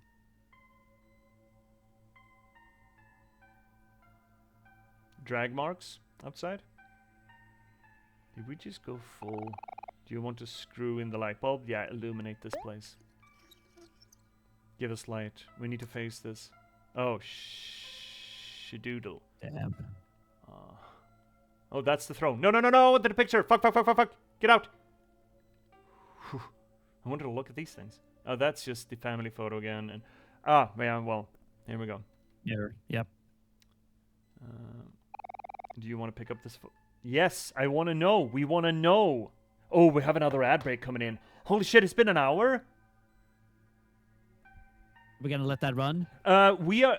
I think, yeah, we are gonna trigger it so it actually gets out of our way, but we're not gonna progress while it happens, and we'll just shoot the shit and theorycraft meanwhile. I think that's gonna be the best solution for it. So we're popping the ads. If you get ads tough, we will wait until they're done to progress, but we will talk about the stuff. So, yeah. There we go. They're running. Yeah, I gotta say, I'm a little bit disappointed that they went this route. But again, that's up to personal flavor, I think. Right? I mean, how here's do the you thing. feel about it? I feel that if this is the case, that some accident happened, something is covering up, as you said there, Joanna, I feel like it doesn't mitigate the trauma of the others. Nobody changes it. No, exactly. Well, not for them. Yeah. I kind of disagree. Because one of the problems with suicide, one of the extra flavors of suicide is the whole self-blame to it. Like, what made them do this? Did I not do enough? Was I not enough? Like, imagine Hero's reaction and Hero's journey, and then that just not being the case. It changes the dynamic and it changes the trauma. Whether or not it's for the better or for the worse, that is for personal preference, but it definitely changes it. But again, they don't know in this case, and for them, it is the fact that she did kill herself. That's their sort of individual trauma. Yeah. The only person this sort of changes to, the only one who knows right now, maybe in this case, if this was the case, is Basil and Sunny, which changes their version of this and trauma, but not the other ones. And then you're arguing from a subjectivist standpoint, that the trauma lives on itself in a vacuum that is all personal, and the only thing that matters is that person's interaction with their perceived trauma, as opposed to an objective reality that trauma comes from. It is essential to be facetious, or use a facetious or illustration, rather, to sort of make my point come across, would be that imagine the difference between a person actually losing their loved one and a version of a person believing they lost a loved one because the loved one faked their death to get away from them.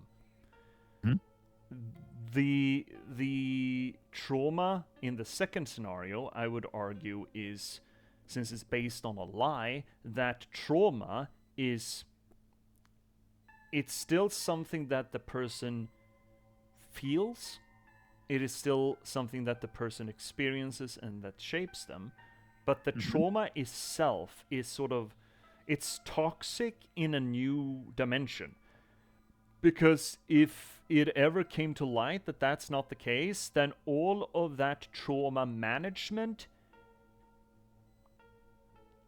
is not undone, but it suddenly becomes very similar to a lie. Like, why did I need to evolve? Why did I need to deal with these questions and these trials and tribulations when they were in fact fictitious in an objective reality? And there are merits to say that, the trauma is still personal and thus it is real for that person, but I don't think it's fair to say that it ends there. And there are other dimensions that are tacked on that I consider in this scenario would undermine the trauma that, or not just the trauma, but the trauma management that Hero, Kell, and Aubrey have been going through. It might be like, sort of like, well, how you view this sort of thing, but in this case, I feel that because again, right now, they don't know, and here is, as we like, the subjective reality is all that they, or the social reality of what the situation, what they think about it, what they know, is the reality that they have to work with. Yeah, and that's false. That's a lie. It's not true. No, I but for them strongly it do is true believe in an because they don't objective. know. They don't Yeah. know any better. No, but ignorance is no shield. Ignorance does not. Ignorance doesn't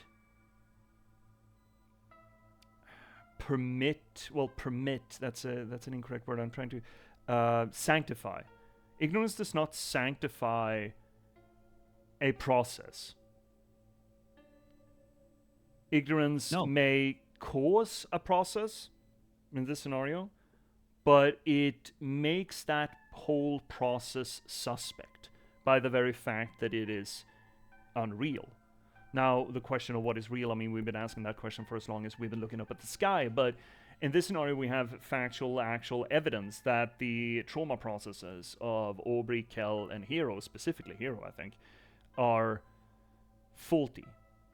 And the way that they have wrapped their identity and themselves around that trauma is then also suspect, because the trauma itself, or the nature of the trauma, either has extra dimensions or lacks certain dimensions from the reality of the thing. And I think that matters. And we're not just talking about personal trauma management here. We're not talking about real world trauma management. We're talking about the narrative structure of that trauma management, where you can choose the reality, whether the storyteller chooses the reality. And in this case, they have chosen to not only, well, to begin with, make us connect with Kell, Hero, and then later Aubrey and their personal trauma, and then find out the reality of the circumstances of Mari, reality, and then the narrative takes that away. And it makes all of their journey, to me, taste hollow. And that, I think, is a shame. I don't agree, because I still think that their trauma, again, for them, it is real. It's a situation that they are sort of, they've been in, and their trauma and their trauma management, it feels like it doesn't feel hollow. It's still like it. I don't know. I have a hard time explaining it. I don't think it takes away from them as characters and their trauma management. I think the differences here may stem from a deeper philosophical divide, and Maybe. that is my not fixation, but I think the the zeitgeist, people generally in today's, you got it, postmodernist age, have a very subjectivist look or view of personal growth and personhood within its context. People's feelings matter more than the environment in which those feelings emerged.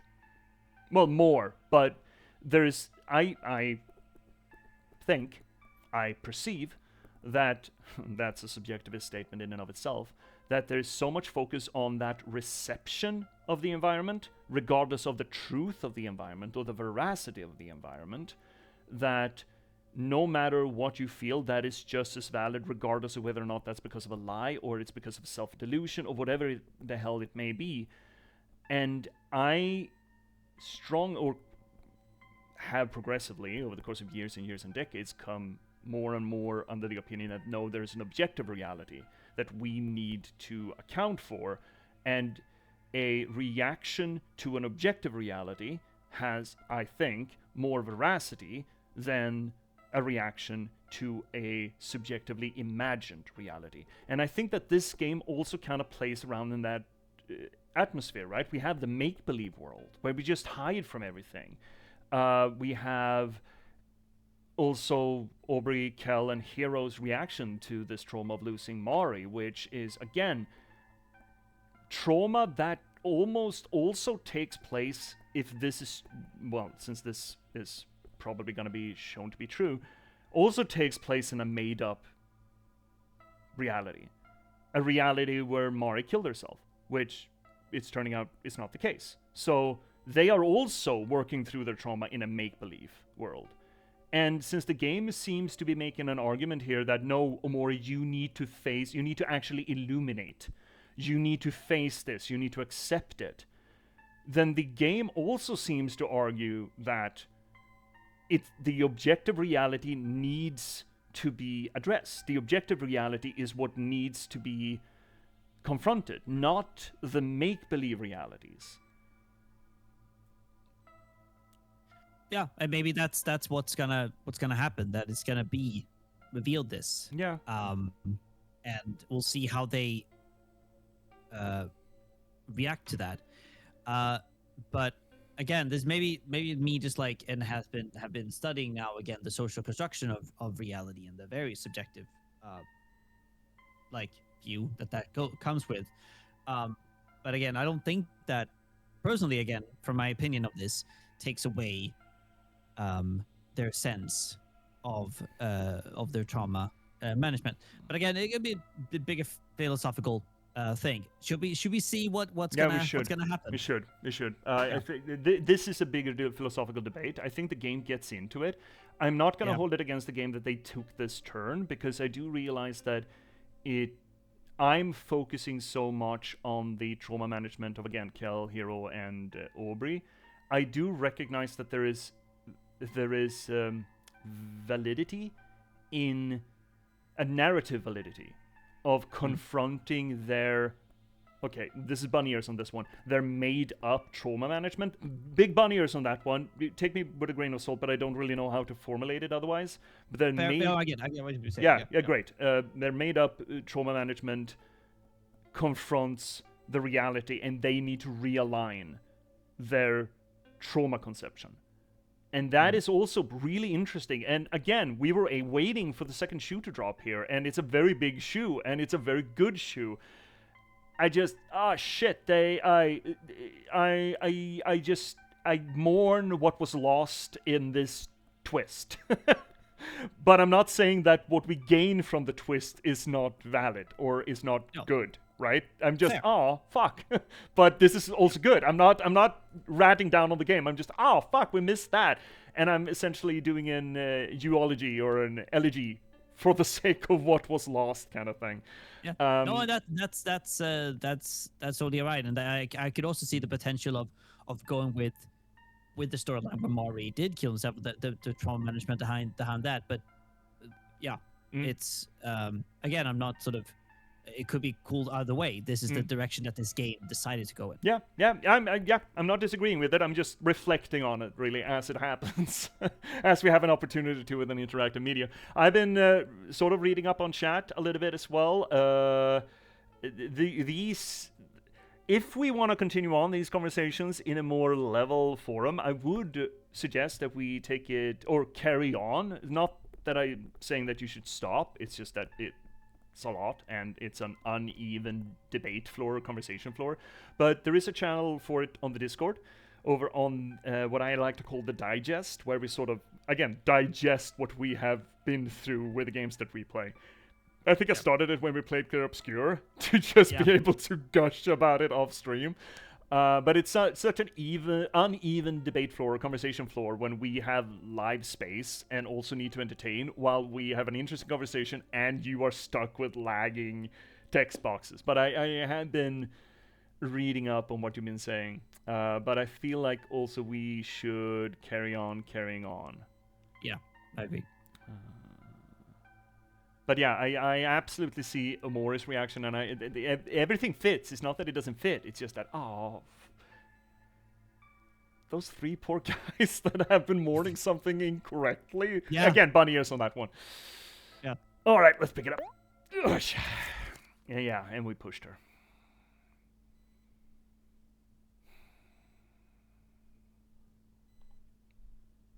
And now it's lit, and now we get to go backstage and maybe talk to Mari.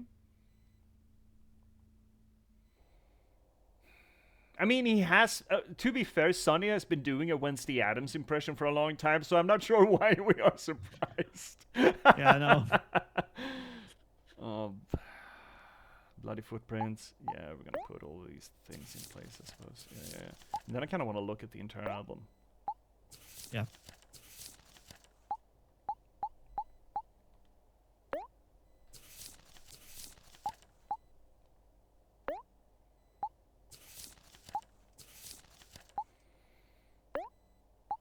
So then comes the question: do we tell our friends? Yeah. What would you do, Finnick? Would you tell your friends? In this completely hypothetical scenario, that is It's not completely that is hypothetical not admissible in a court of law. No, exactly. My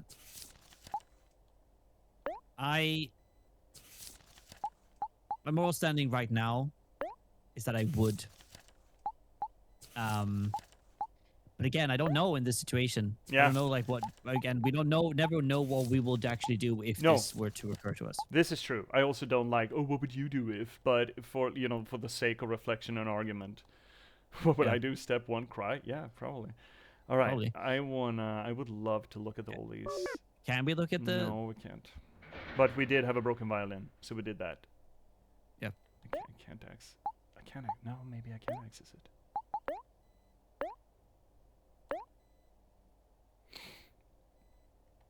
But I can't maneuver in it. No. Oh, okay. Oh shit. Maybe we will get to a point where we can. Oh, we have more photos. Fuck. Okay.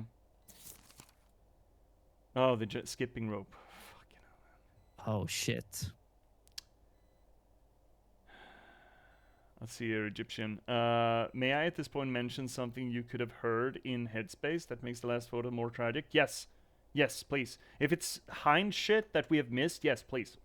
Sorry, I didn't see it. That we could have heard in Yeah, Headspace? At what point?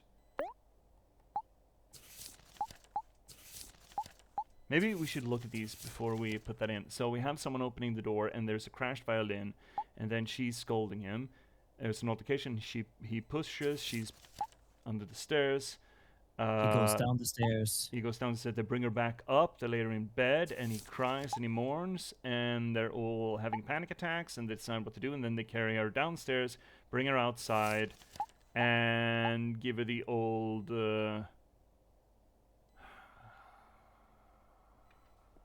good old-fashioned lynching.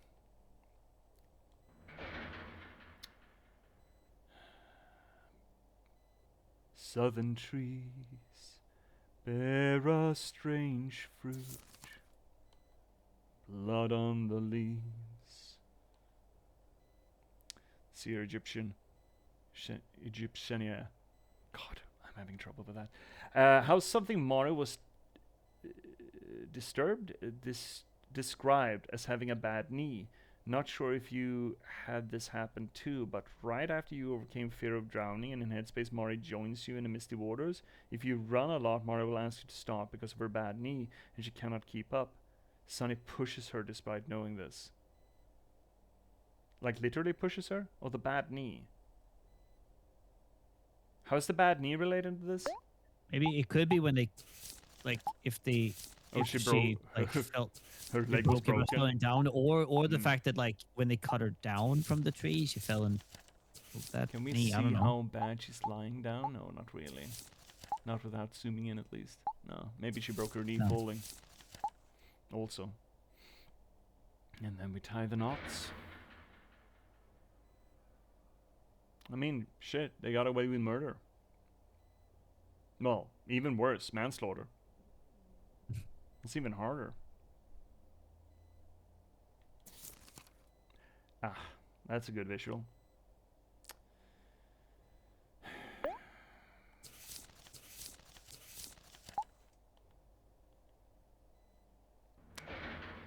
Egyptiania. Mari was very unstable on her feet at all times because of her having a bad knee. So pushing her, right, pushing her would have been extra Oh, okay.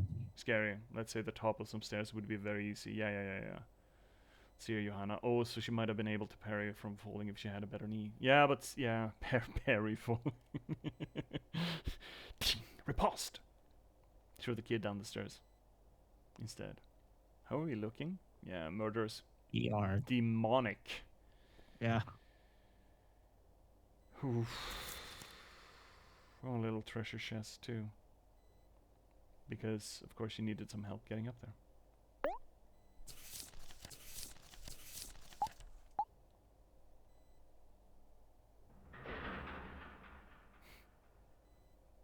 Every time I have to write Perry, I just hear my L.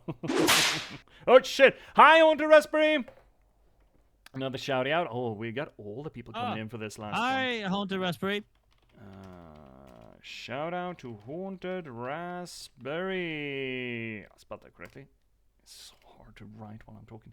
There we go. Big shout out to Haunted Raspberry, who's doing a replay of Dark Souls currently. Go check her out. Give her a follow. Yeah, shit. We're right on the cusp of this thing. Let's see here, Egyptian. I always saw Sonny's bloodied face during this part as his guilt overwhelming him. Yeah, I mean, he's becoming demonic, right? He's becoming the monster. He's seeing himself as he truly is, right? And it is Sonny, too. It's not Omori. It is his real self. You can call me Eggy. Oh, thank you. That's much easier. All right, Eggy. Love that. Thank you. That moment when you're... Oh, that's a good one. Oh, that's good. Oh, that's horrifying. That's very good. Oof. You would call me Raz? Oh, will do. Shit. Yeah. That's a very good shadow. I like that a lot. I also... Wait, this is the first photo again? Can now we they're moving through. Yeah. In order. So yeah, someone's got... Well, this is all Basil's perspective. So it's not something Basil did, per se. It's... Oh, shit.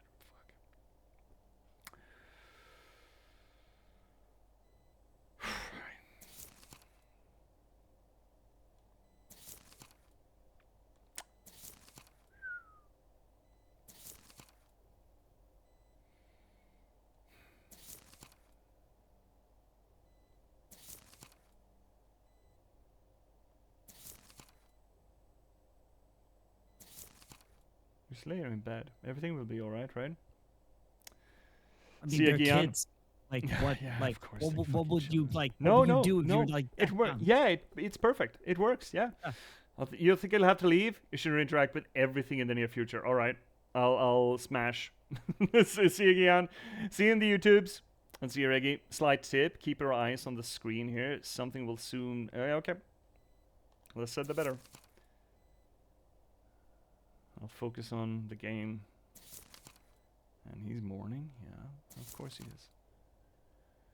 And Basil is having an issue. Of course he is. She's not waking up. Is Basil suggesting that they make it seem like a suicide? Yeah, probably. That's... And then they carry her down together.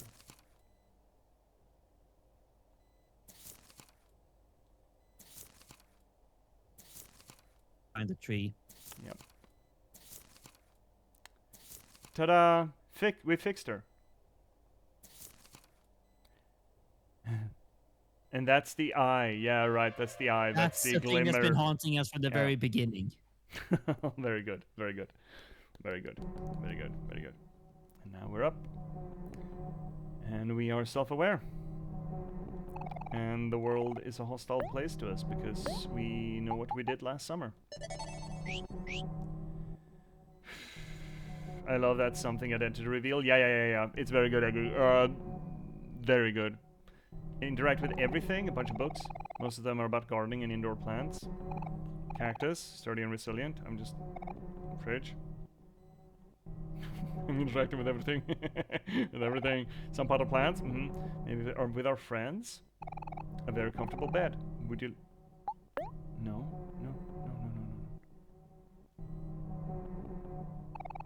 Hero has always been someone you could rely on. He is wise, capable, loving, and always puts others above himself. He is the kind of person that will always make himself available to help you, even to a fault. You will really miss him.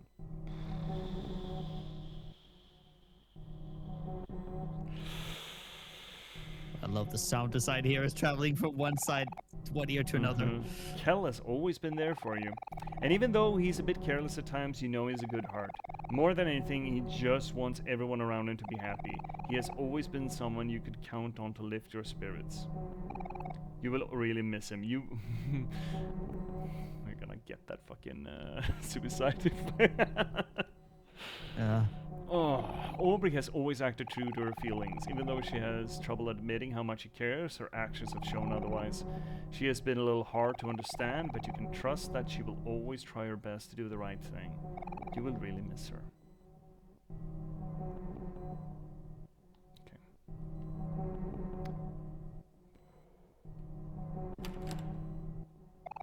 I'm interacting with everything. I was told to interact with everything, so I'm gonna interact with everything. Not quite everything. Some photos of Bassels and his parents. You've never met them before. That's weird.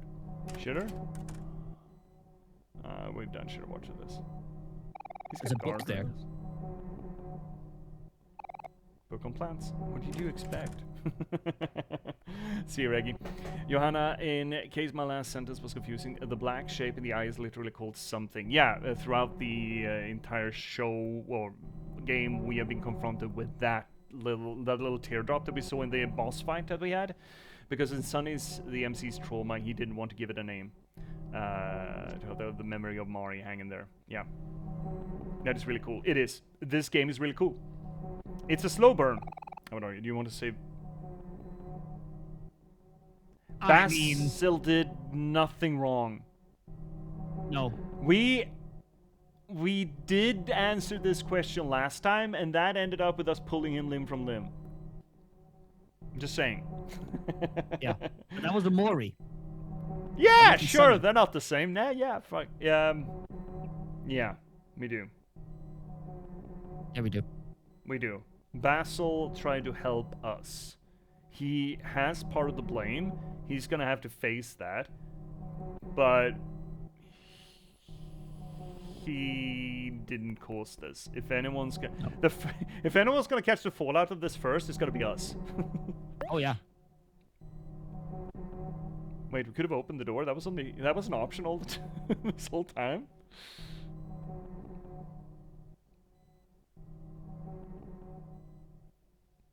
Oh, you've been standing there all night just listening to us hanging out in the living room? I mean, fair.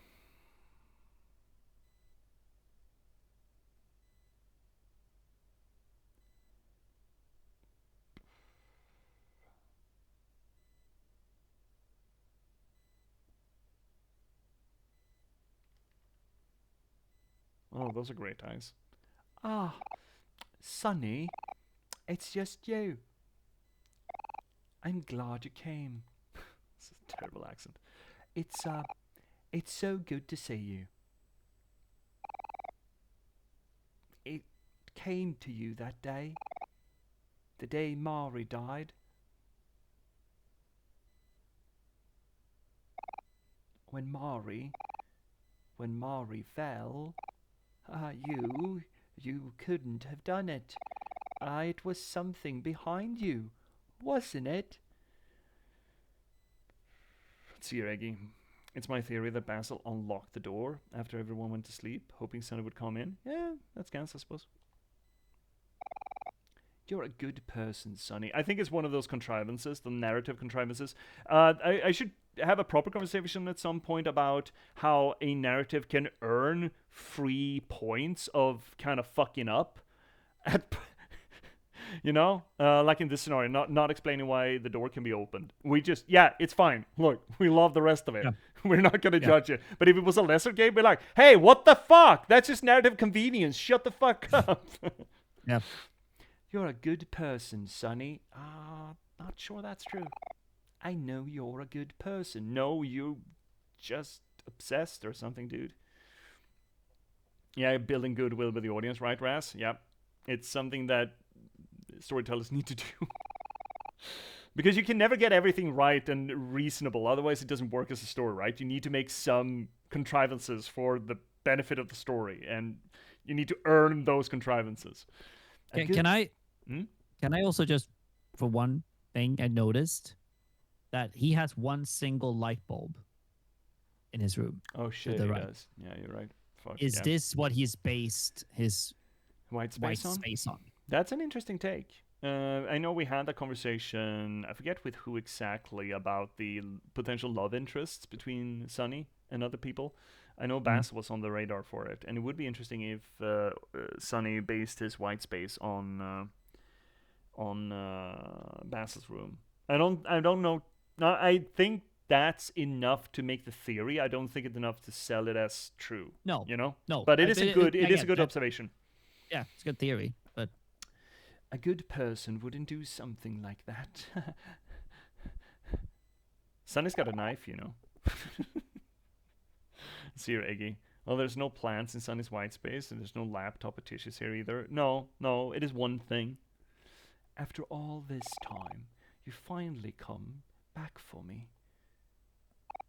But tomorrow, you're going away.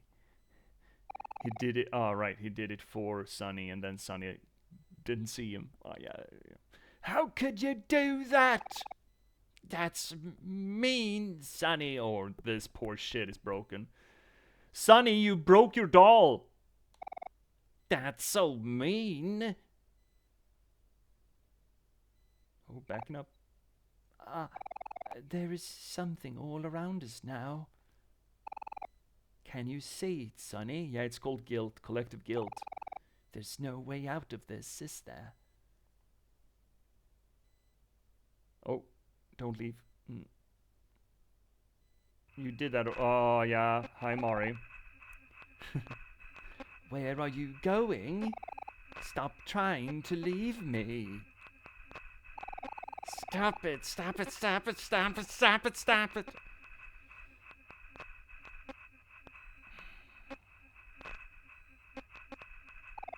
I don't want to be alone. Not again. You can't leave me again.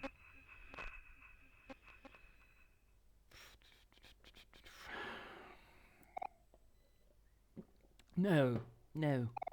You wouldn't leave me. That's not like you, Sonny. It's something behind you again, isn't it? Ah, there it is now. Do you see it? Stay away.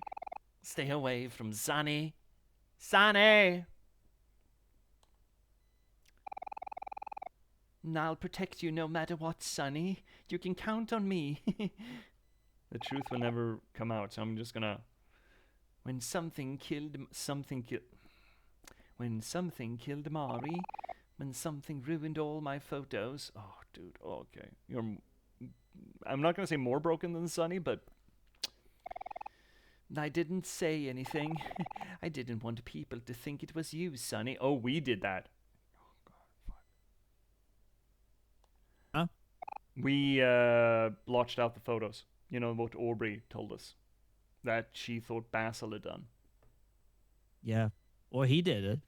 No, well, yeah, but the implication here is if he's putting that event right next to Mari dying, and Mari dying being us who did it, and it's the same something that came in and ruined the photos, the implication from just collecting it in the sort of the same scene and the same act and the same mention would indicate that it was Sunny who did it.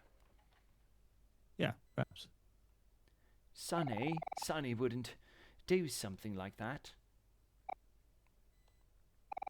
Don't worry, Sonny. I'll save you again. Something behind you. I'll get rid of it once and for all.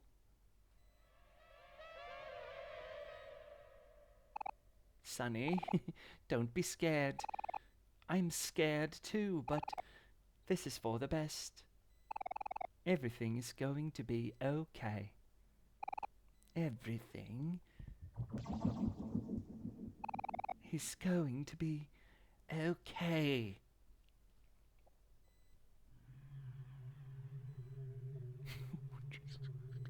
That's Holy shit.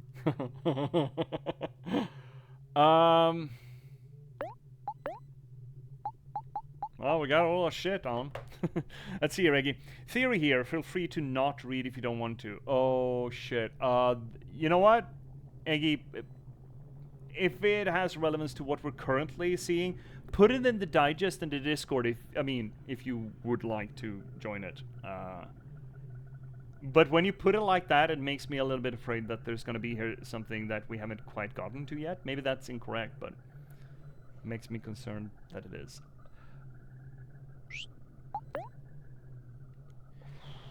We don't want to attack Basil, right? No, I feel like we should. Our options here is to run away and leave him, but that's not something No, that I we would should- think that we should do. We could We shouldn't attack him either. no, and there's no other options. We can't fight the trauma. It's all Yeah, about what so you we currently should- see. Okay. We should show him that calming down, persisting, and focusing. Yes, right. Good. We're of a mind. Great. All right. Well, Yep. let's see here, Eggy. Basil's something. The black shape around him. I always thought that was Mari at the bottom of the stairs. She fell right as Basil was down there, so she must have fallen and landed right near him. I always thought that Basil's something represented Mari grasping for her final air while looking up at Basil, which is why I think Basil's something looks like that. Which is also why I think that Basil's something is bigger than Sunny's proximity. Yeah, potentially. Yeah, Yeah. that's a good read. I like that read. Yeah, excellent read.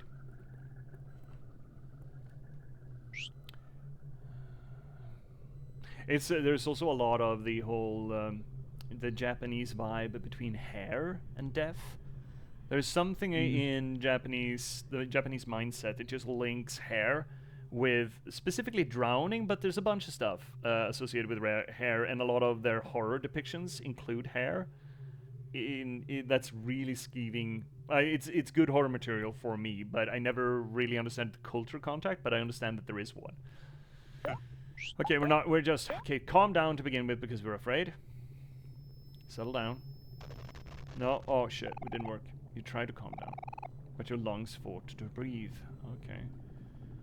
I didn't have time to read that. You want to run. We should not run. Should not run.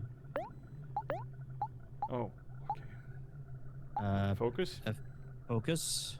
See your ass. Or Like a ghost persist? in the ring, you mean? Yeah, for example. Yeah. But I've seen a bunch of depictions of everything from Junji Ito and onward, where hair has a big component to the horror element to it. No? Not I doing can't that focus either. either. I don't mind failing this if it has story purpose, you know? You tried to focus, but a nausea overwhelmed you. Oh, shit. You want to run? Yeah, we're not gonna do that, are we? Not gonna run. We're not fucking I'm gonna cowards. persist. See here, Johanna. And The Grudge. Good God, I haven't seen that movie. I saw the trailer as a kid. I'm so scared I still haven't watched it. Yeah, I'm not watching that shit. Sonny, there is no way out of this, is there? No, probably not.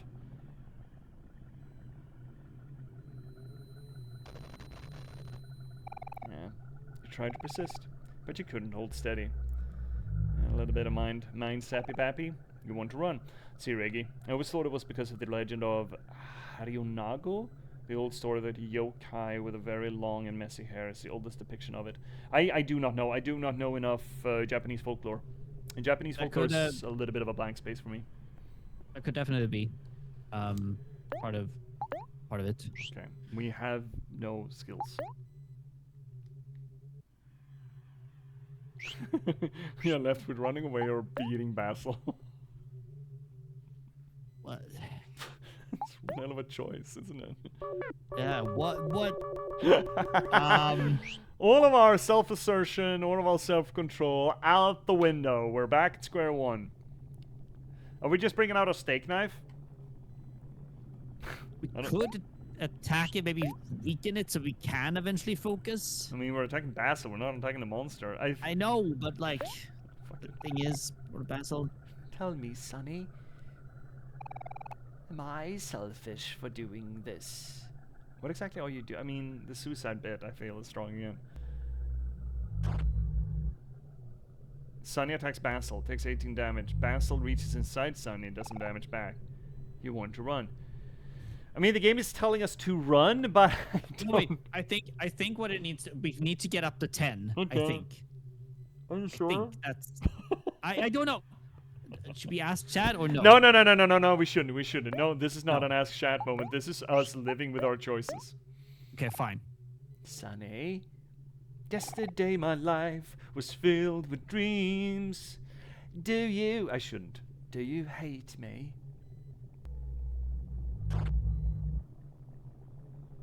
I mean, maybe it would have been better for everyone in hindsight if we would have just owned it then.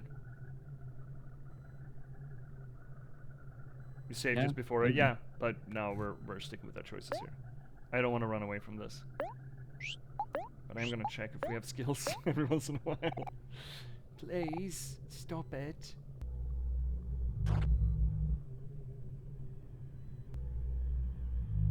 Are we having a brain aneurysm and he's just having a heart attack? 9. Can we Oh, do now we something else? can't. We can't run. There we go. Can we do I have any skill? No, we can't. So Nope. we have to. This is we're locked in. Yeah, we're locked in. There's no choice. So what do you think? What do you two think currently is happening? I mean, the implication here is this: Basil is saying that he's going to protect Sunny again, and the only way to protect this is to take it to its grave, right? So I would see this as a sort of a suicide attempt again, to take the something with him. And this might be actually like Sunny attacking him, basically slapping him. It's like, get out of this thing. Or just attacking out of anger, actually. Like I don't. Well, this line here seems to suggest that maybe Basil is doing something to Sunny, though. Stop Yeah, struggling, maybe. Sunny. Which, you know... Look, I don't want a happy ever after for Sunny here anymore. I flipped with a revelation. I am so tired. Yeah, you would be. It's tiring to carry a secret like this.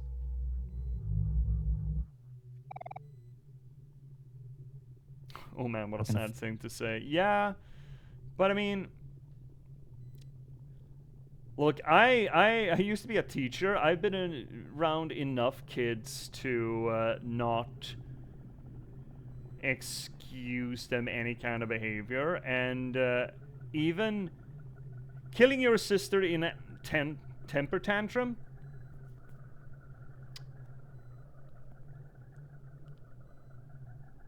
then hiding that as a suicide, and then hiding that fact from yourself so that you do not have to take accountability for it. Sure, he's a child, but sure as shit not gonna endear me to you. Nope, not one bit. I have pretty much zero sympathy for Sunny right now. What I'm concerned with is the absolute legends outside. Kel, Hero, and Aubrey. They're gonna be heartbroken no matter what happens. They're gonna be wrecked. So this is gonna be a tragedy no matter what. I do not see this ending well. I don't see how. I mean, oh yeah, we forgive you, Sunny. It was an accident. That would be a travesty of storytelling to me. Let's see here. I think it's about like his own accountability here, and yeah, like simply hiding it again. They like they say like it is kids. They reacted like what they thought at the time was the best thing, and there's no sort of excusing to that. Also, like it for me, it's like I'm trying to think back, and it's like I don't, this point and stuff like that. I don't want them to sort of. Oh, sorry, I thought we were gonna get something. Oh, everything is fine. Oh no, it said something. It said something. It said yeah, something everything is fine. It said everything is fine. Sorry, I thought we were gonna get a menu. Fennec, you're gonna get a chance to end your thought there. I thought we were gonna get a prompt, but we didn't. Oh, now everything is better. Everything is going to be okay. Holy shit! You're I just love that. going.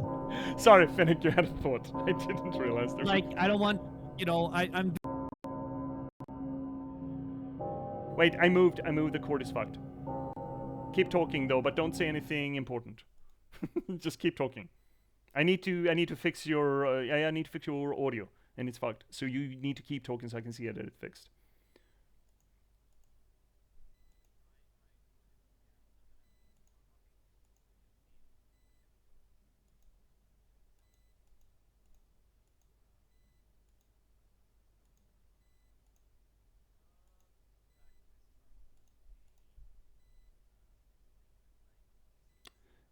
Bum. Oh, I'm not you. Yeah, I'm hurt. No, you're not. Come on, Discord. Why are you so fucking fucked? Oh, I know how to fix this. Well, I've done it before. I realize. No, that's the incorrect button. We do that. Where's me drink?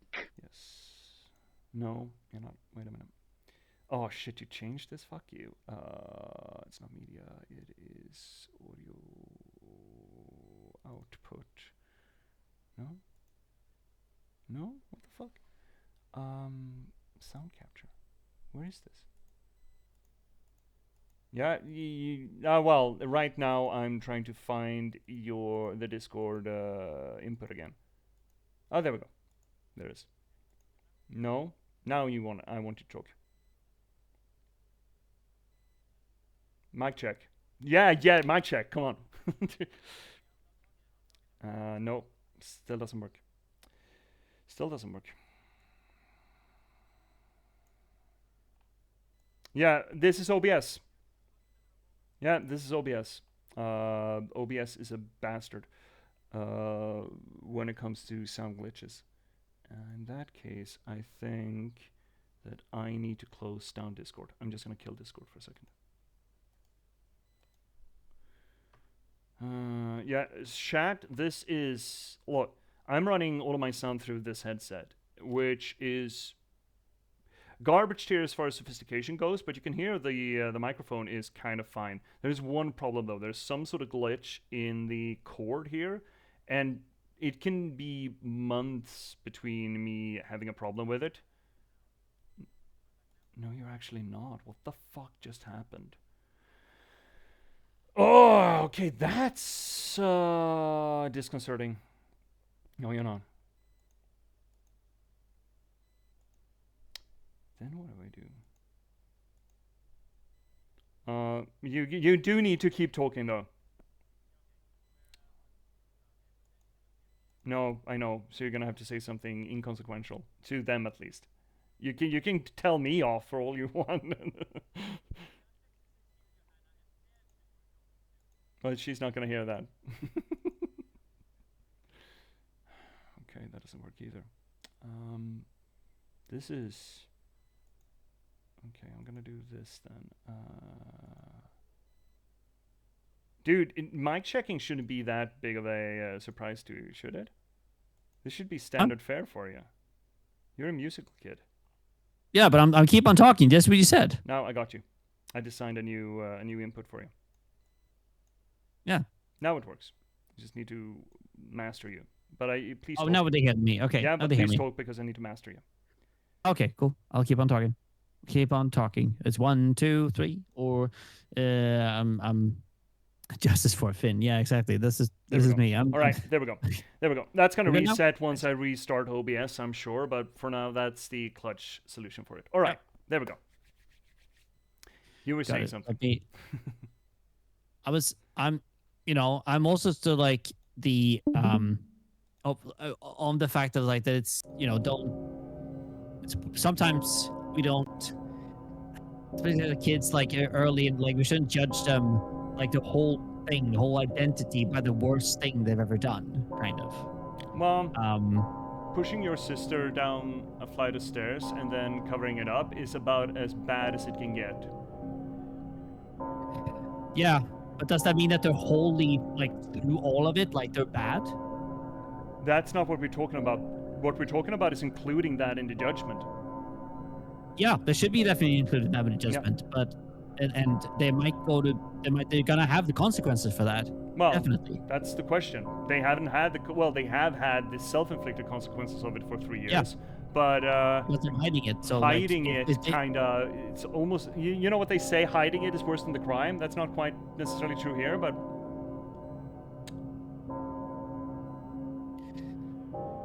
Egg, we know absolutely nothing about the possible endings and stuff. That's all conversation that we can take after the game is done, I feel. Yeah, exactly. Let's take that after the game is done. Talk about that. And also I saw before we ran into this what the community thinks. That's another conversation for after the game is done. Yeah. I would say can we do some skill now? Can we calm? Can we persist? I have no idea. Everything is going to be okay. No. Oh, come on. Oh, I guess we're fucking with yeah, we're just... I'm assuming we can't run either. Oh! Ah! Can't run. We can't run. Well, then, elusive choice.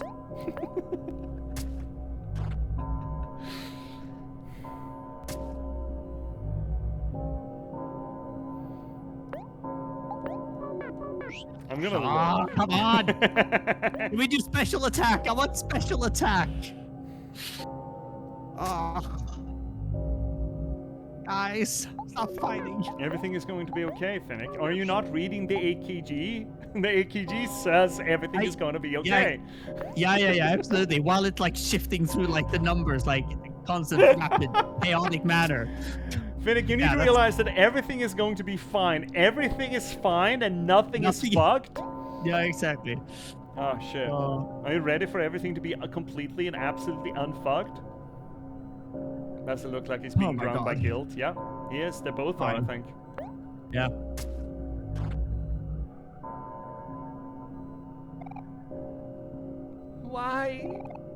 Why won't you stop? I mean, Tried. Yeah, okay, well, yeah. Also, this does mimic what we did in the Mindscape, right? We tore him limb from limb as well. Yeah.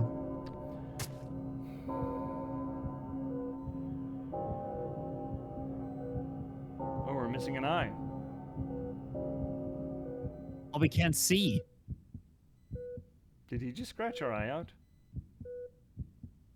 Are the friends gonna find us like this? That's gonna be a conversation.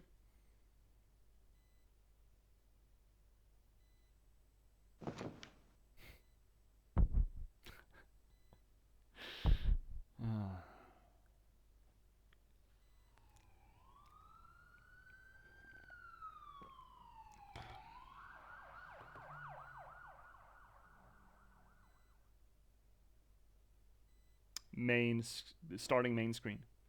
I would love that. No credits or anything. Just... Yeah. Oh, we're back in white space. Love this place.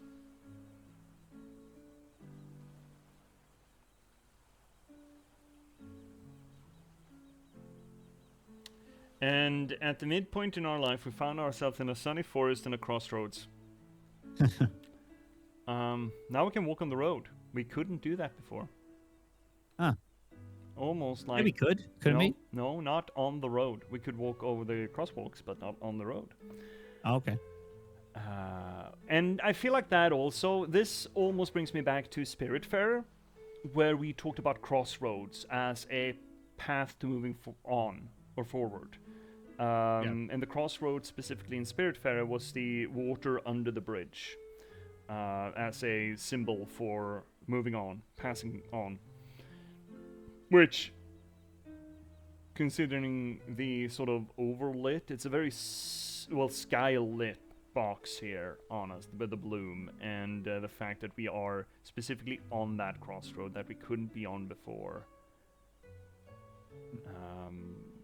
This is that crossroad. This just screams Spiritfarer to me. Damn, Kellen is anti-jaywalking way of... yeah, spoiling things. Don't know which way to go, though. Left, right, up, down? I feel like we should down. I feel like we're going down. We go downstairs. Went 6 feet under. Okay, here's a question. Hey, chat, does it matter? Yes or no? Doesn't matter which way we're going.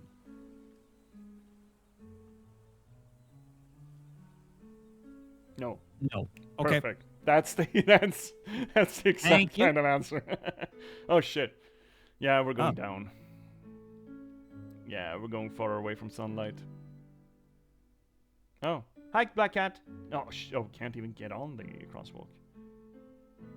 That's Mari's cat, right? No, Should I guess probably follow the it. cat. Yeah. Are we gonna be forgiven by Mari? No, probably not. I hope there's not gonna be forgiveness at the end of this road. I had this conversation recently with a person about the whole forgiveness thing.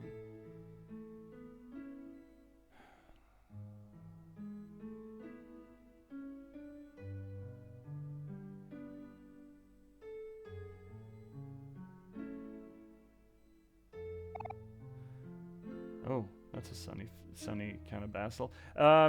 So to fill in the statement, I had a whole conversation about the forgiveness thing. Personally, I am of the opinion, and I think this is again the Christian cultural heritage that we keep talking about, coming from a largely Protestant, specifically Protestant, I think, background here in Scandinavia. We have made almost a fetish out of forgiveness, fetishized it to the point that so long as, I mean, this is the whole Christian vibe of it. So long as you ask for forgiveness, you will be forgiven.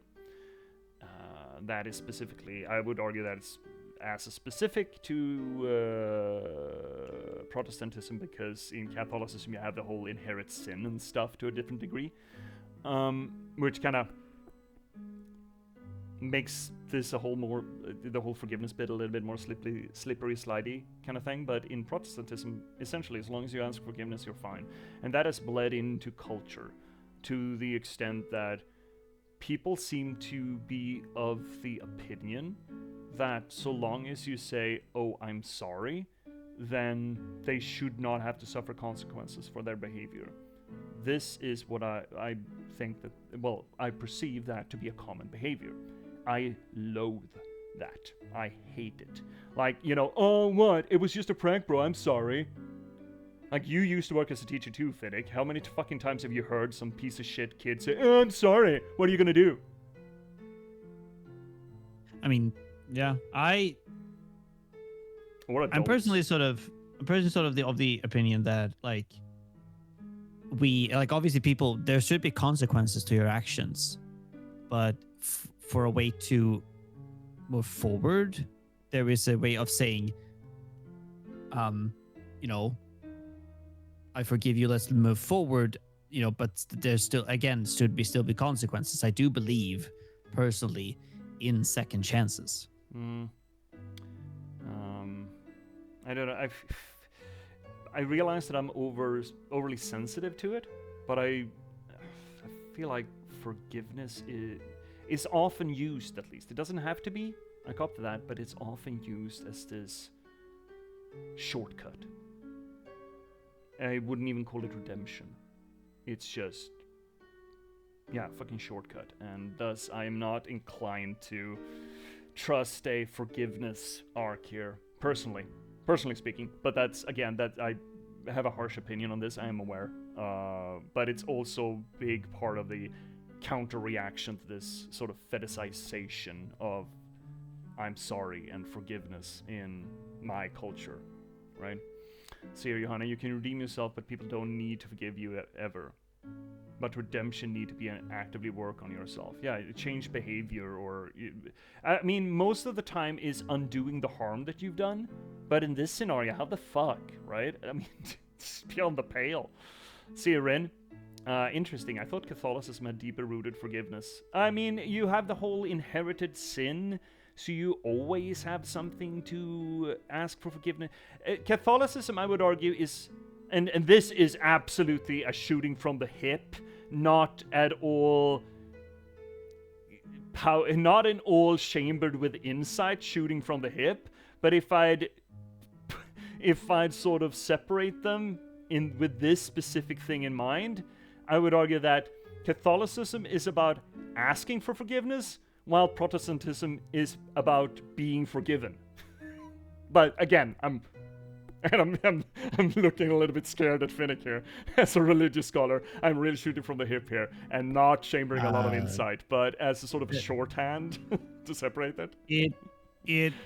I would say that it's far more complicated. Yes, obviously. Again, shorthand, but yeah. I think that there is there is a sense of Catholicism of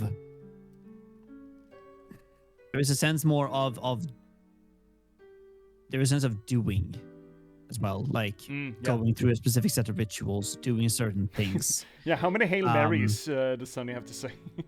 Exactly. But yeah, that's true as well, that there is some sort of hoops you need to get through, but those hoops are largely, I mean, inconsequential to the grand scheme of things, I think, but that's me not being very religious. Finnick, yeah. we have another ad break coming in like 1:30.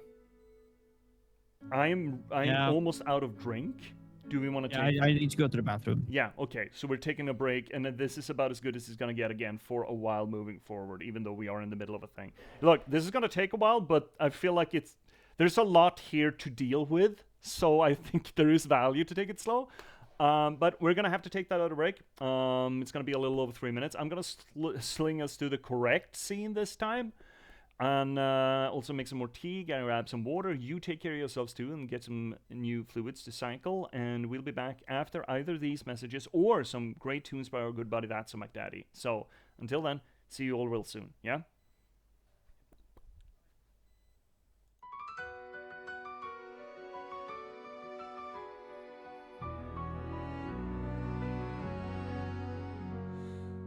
Welcome, viewers, take a seat.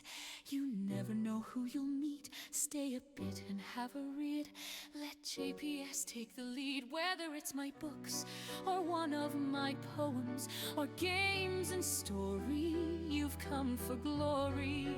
Let us dissect this plot. Let us discuss the protagonist. And if we can't cope with it, skida-ide blåskåpet. And don't hold your breath, I'm just an organism. Let's talk postmodernism.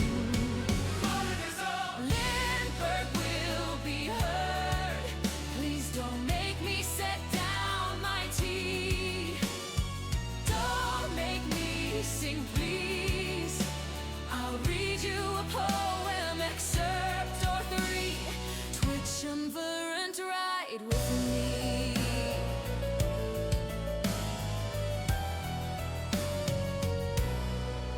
Let me rate your game's toilet. Is there light and TP? I love playing D&D. Why do all these bottles scare me? Signalis is in demand. See me return to the Obra Dinn. Take Max Payne by the hand and catch me in Morrowind. And don't hold your breath, I'm just an organism. Let's talk postmodernism. Modernism. Lindberg will be heard. Please don't make me set down my tea. Don't make me sing, please. I'll read you a poem, an excerpt or three. This is the break song just for me.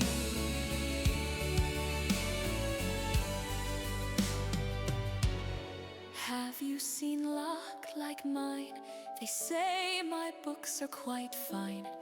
Forks on forks to boggle the mind. Sly like a fox, check out the last box. Please see my Patchwork Sovereignty.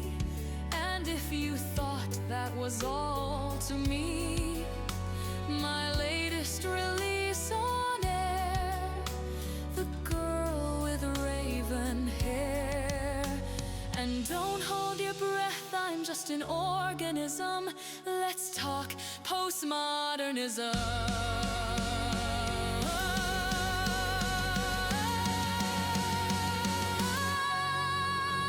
Lindberg will be heard. Don't make me set down my tea. Don't make me sing, please. I'll read you a poem, an excerpt or three. The end of the break for me.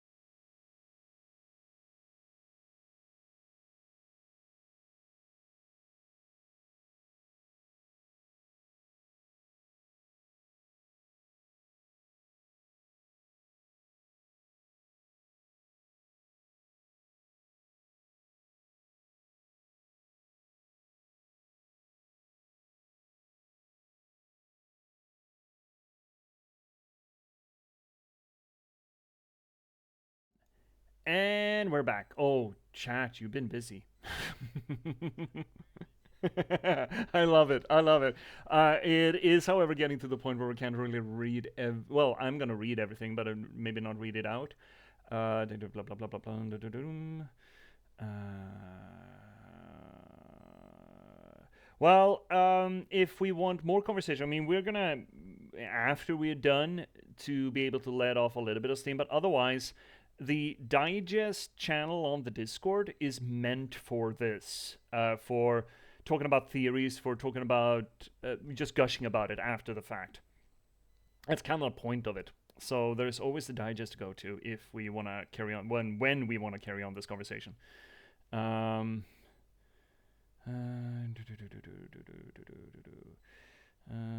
Oh, right, we keep switching the names. Right, yeah. That's the thing, Johanna. He's Sunny in the real world, but we first meet him as quote-unquote Omori because we first meet him in his made-up place where he is named Omori, which we fairly early on pegged as like a section or a sectionalized version of Sunny.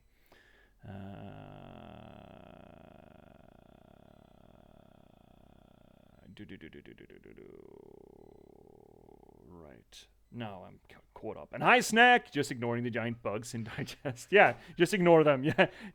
Don't mind the fucking camel spiders or whatever the shit that Snack and Cats just threw in there for shits and giggles. Otherwise, it's a wholesome place. It's a magical place. But it's mostly been used previously for Clair Obscure. It's going to be a little weird because we don't quite bother with, like, well, to some extent we do bother with spoiler tags, but I guess it's not necessary because the whole point of it is to talk about the stuff. But there one can do that a little bit more controlled format because this is not controlled. It's haywire. It's pandemonium in here. Yes. Uh-huh. Yeah. Uh-huh.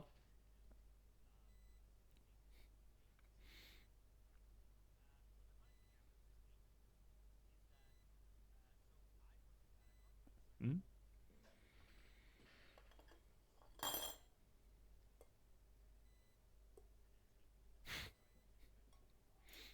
Very nasty.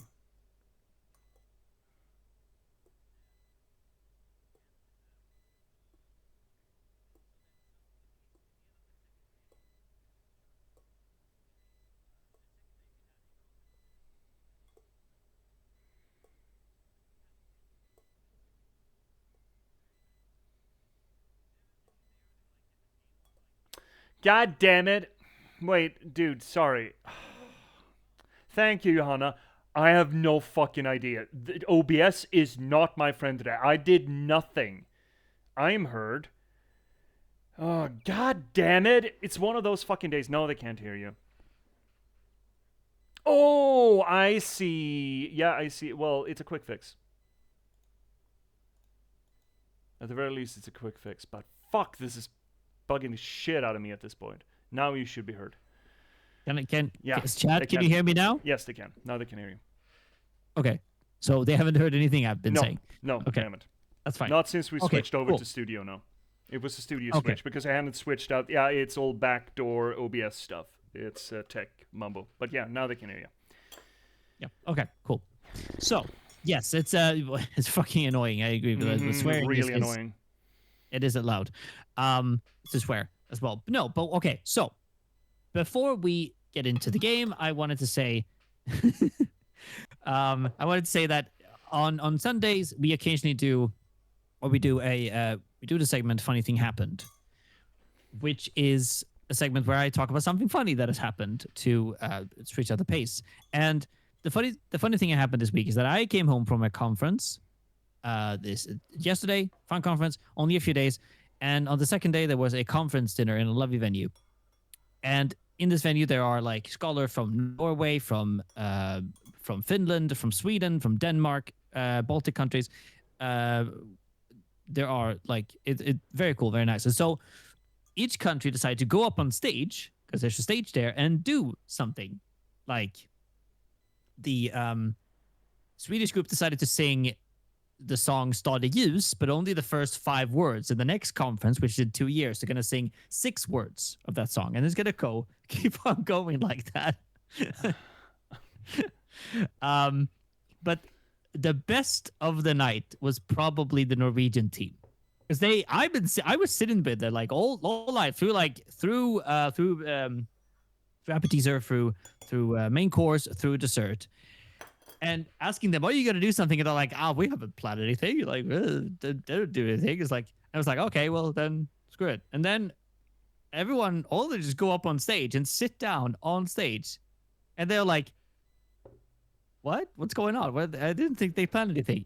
And then, of course, one of the guys who's tall, has long hair, he comes in and is playing the role of the football player, Haaland, or Holland, or whatever you pronounce it, and with the football shirt and everything. And they decide to go up on that stage and have a drum and just go do the row thing from the World Cup. Row, and go faster and faster. And everyone's just like, my God, they can't let this go. No, well, we had our moment on the airways in '94. Just let Norway have this one. They're not gonna get there again, you know. Yeah, Eggy, I'm not talking about. It's Holland as in the country. Holland. It's Haaland, yeah, it's like the most famous football player. Don't know His why. his last name is Haaland. He's trying to sell me I don't know credit exactly how to cards. pronounce it. Sorry, yeah, exactly. He's selling a lot of credit cards, Revolt, or Revolut, or whatever how you pronounce it. That's what he does. And they just do that. That was probably the best thing. I have it all recorded on my phone. Holland,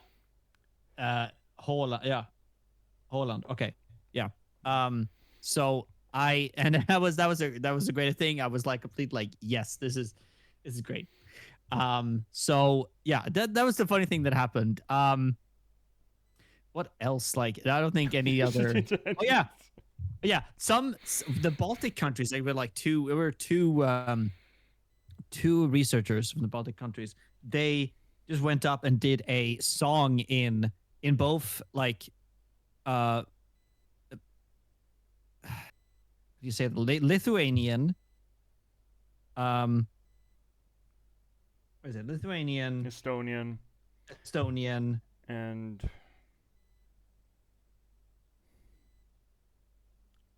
Letland, Latvia. Latvia. Yeah, they did a song in like 3 different languages. It was pretty cool. Let's see, Reggie. If you don't mind me asking, I have a question about the rules. I don't know what being a bellend, solicitations, evangelism, or partisanship are.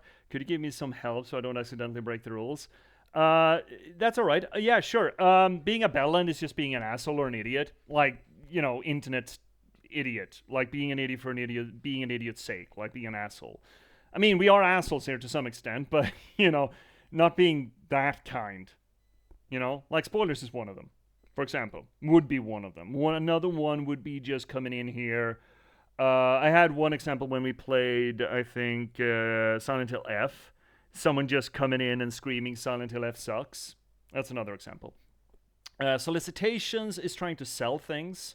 So it's generally aimed at people trying to sell art, who are usually bots. So the rules don't, they're not going to read the rules, but that covers them. Evangelism is trying to spread your religion.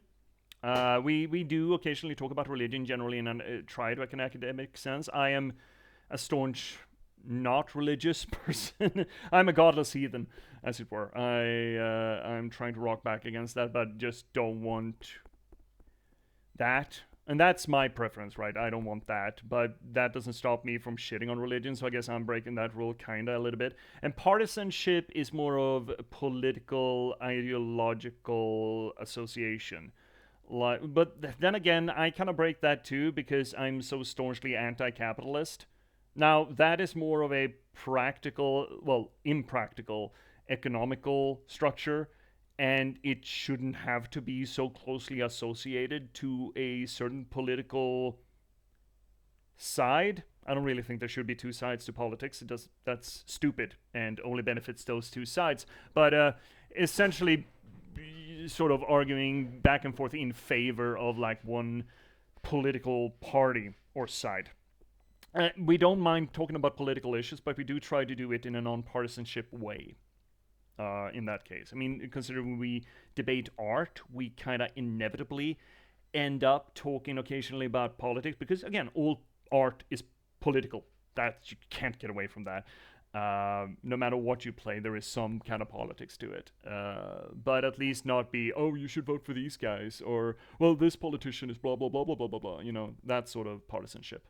So those are the rule explanations for it. People actually enter random streams and sell stuff. Oh, sell stuff, yes. It's usually bots, but yes. Yes. Yeah. Oh, yeah. That's probably the most frequent break with the rules. There we go. I got some snake oil for you, bud. Cures all ailments there, bud. Hey, just put it in your tummy. You're gonna have a bowel movement like a fucking Tonka trunk truck there, bud. It's usually art stuff, unfortunately, but they're usually bots, so we just boot them, and you can kind of sniff them a mile away.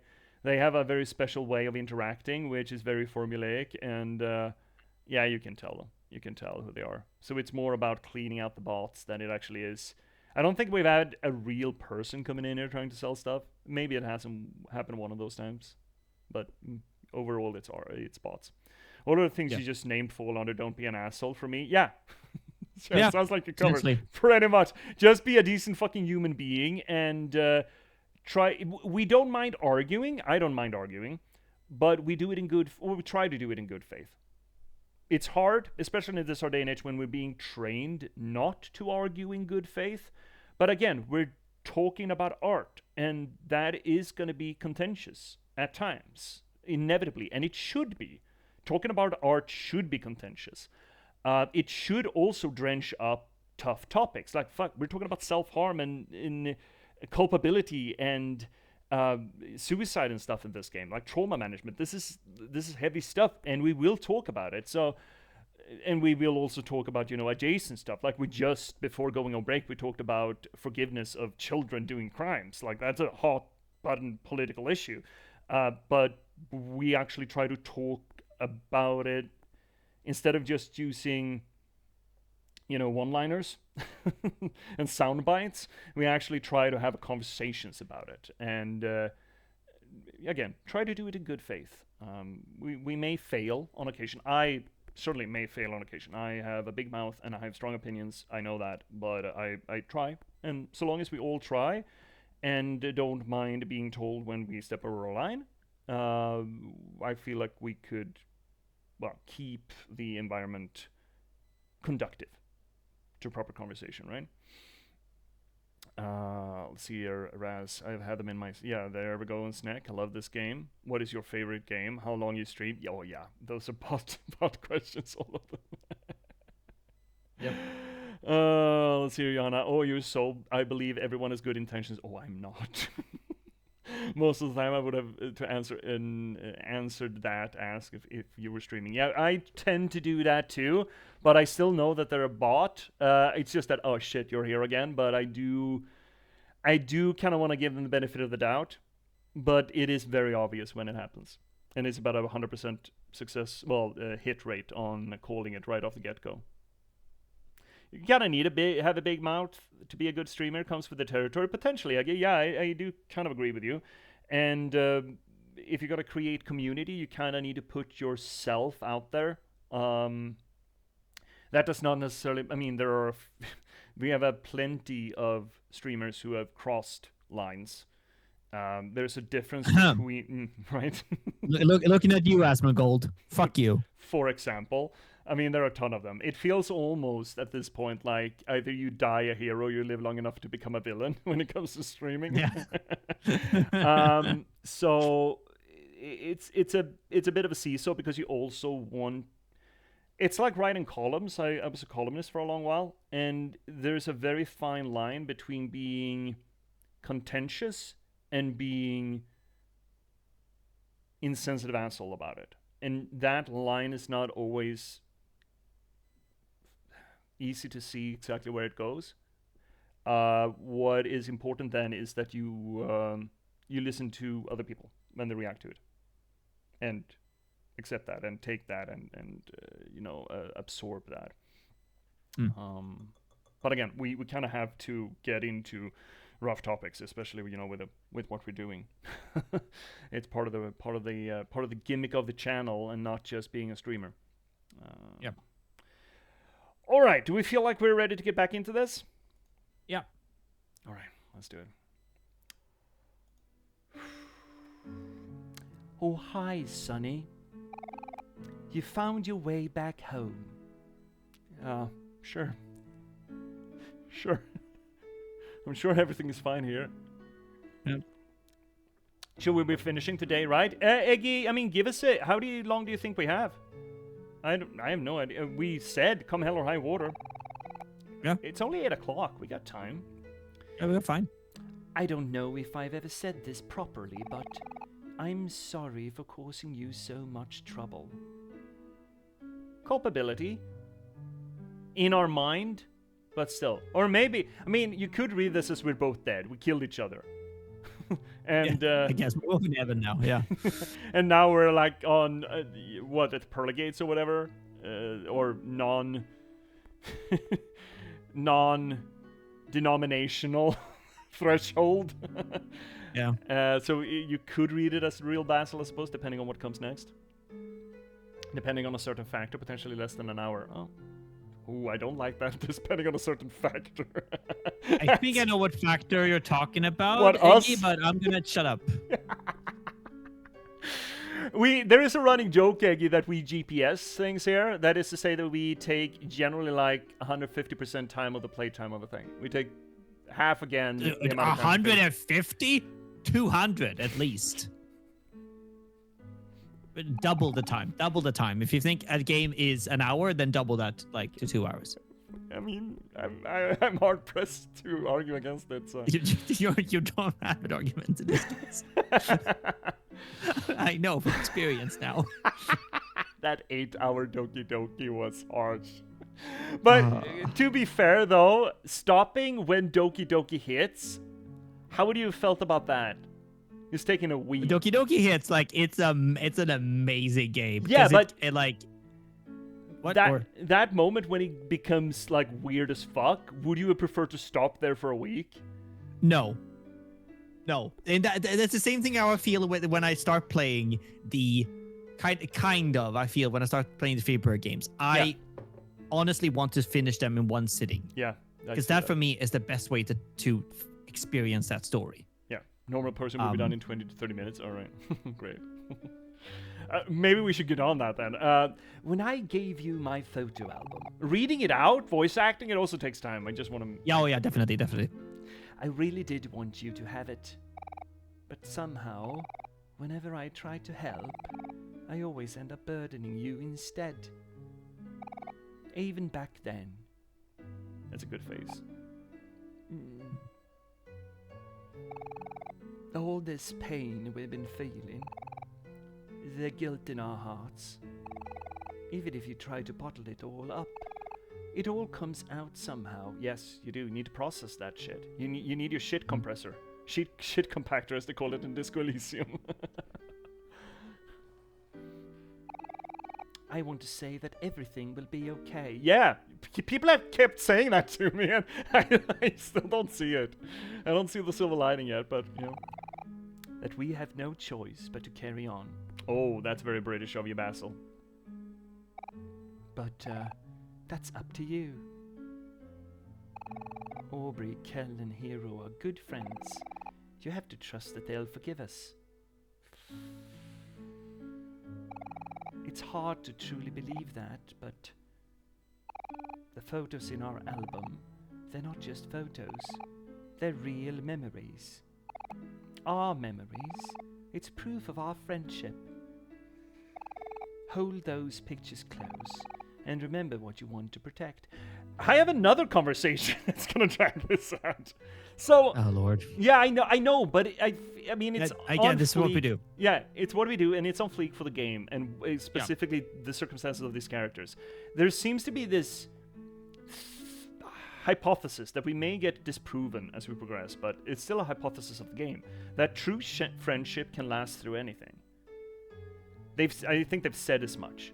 Like, but seriously, and again, this is me personally, from, you know, a lot of baggage and a lot of trauma. I definitely think there are things that you should not have to tolerate from your friends. Oh yeah, I agree. So this whole they'll forgive you eventually no matter what because they're really good people. Fuck that. Fuck you. I don't like that. I don't like that at least it's not as an absolutism, right? They can be good people and they can be good friends and still not accept what you've done.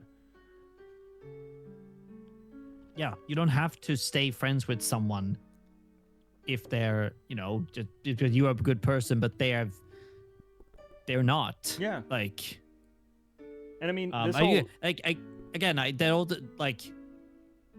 want to. Again, I just want to say like I don't agree with the absolute statement of that it's always the case. Yes, exactly. But that seems to be the hypothesis that they're trying to run on occasion here. Like they'll understand.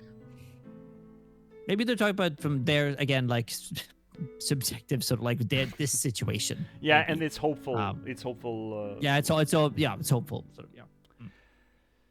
Hold those pictures close and remember what you want to protect. I'm sorry. That's... Oh, fuck. I'm doing it again. But that's another misnomer, I think. What you want to protect. It's... To me, this would not be, at this moment, whether or not to tell our friends, which seems to be the big hurdle now, the question. I don't think it's about protecting anything. It's about doing right by Maury's memory, number one, and number two, also just come clean to them, because our lies and our deceit just compounds. It takes away a let's call it a sin, but I dislike the religious connotation to it. The sin of causing the death of Maury, then the sin of covering that shit up, and then the sin of not saying anything for, you know, going on 3 years. You need to stop that. Is it gonna help them? Is it gonna make them feel better? They deserve to know the truth.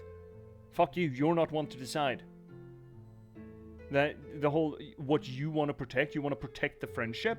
No, you need to come clean and then let God sort it out, you know, kind of thing. I understand the idea from a child's point of view, but I don't like that being said without being contradicted. And I guess we'll find out what that will will. look like. And that's I think that's the interesting thing. I'm sorry. It looks like I'm burdening you again. The path to your future will open soon, but only you can decide what you do in the end. It's not much, but I'll be cheering you on.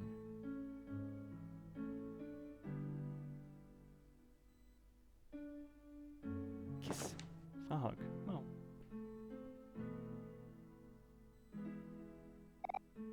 Sonny, let's make some new memories together, okay? Depends on what we're gonna find in Basil's room when we wake up. I guess. I hope we're gonna have a confrontation Or- with Maury. I honestly think we're not going to wake up in the room. No, we heard the sirens, right? We're carried away. Yeah. Don't forget, it's in the toy box, right? What's in the box? Oh, this is where we parked our car. Oh, we had one of these fucking things too? Yeah. Ew. Ew. You can see the psycho tendencies already at that age. Look at that fucker. Look at how he has his binky. That's a psycho binky. He's psych.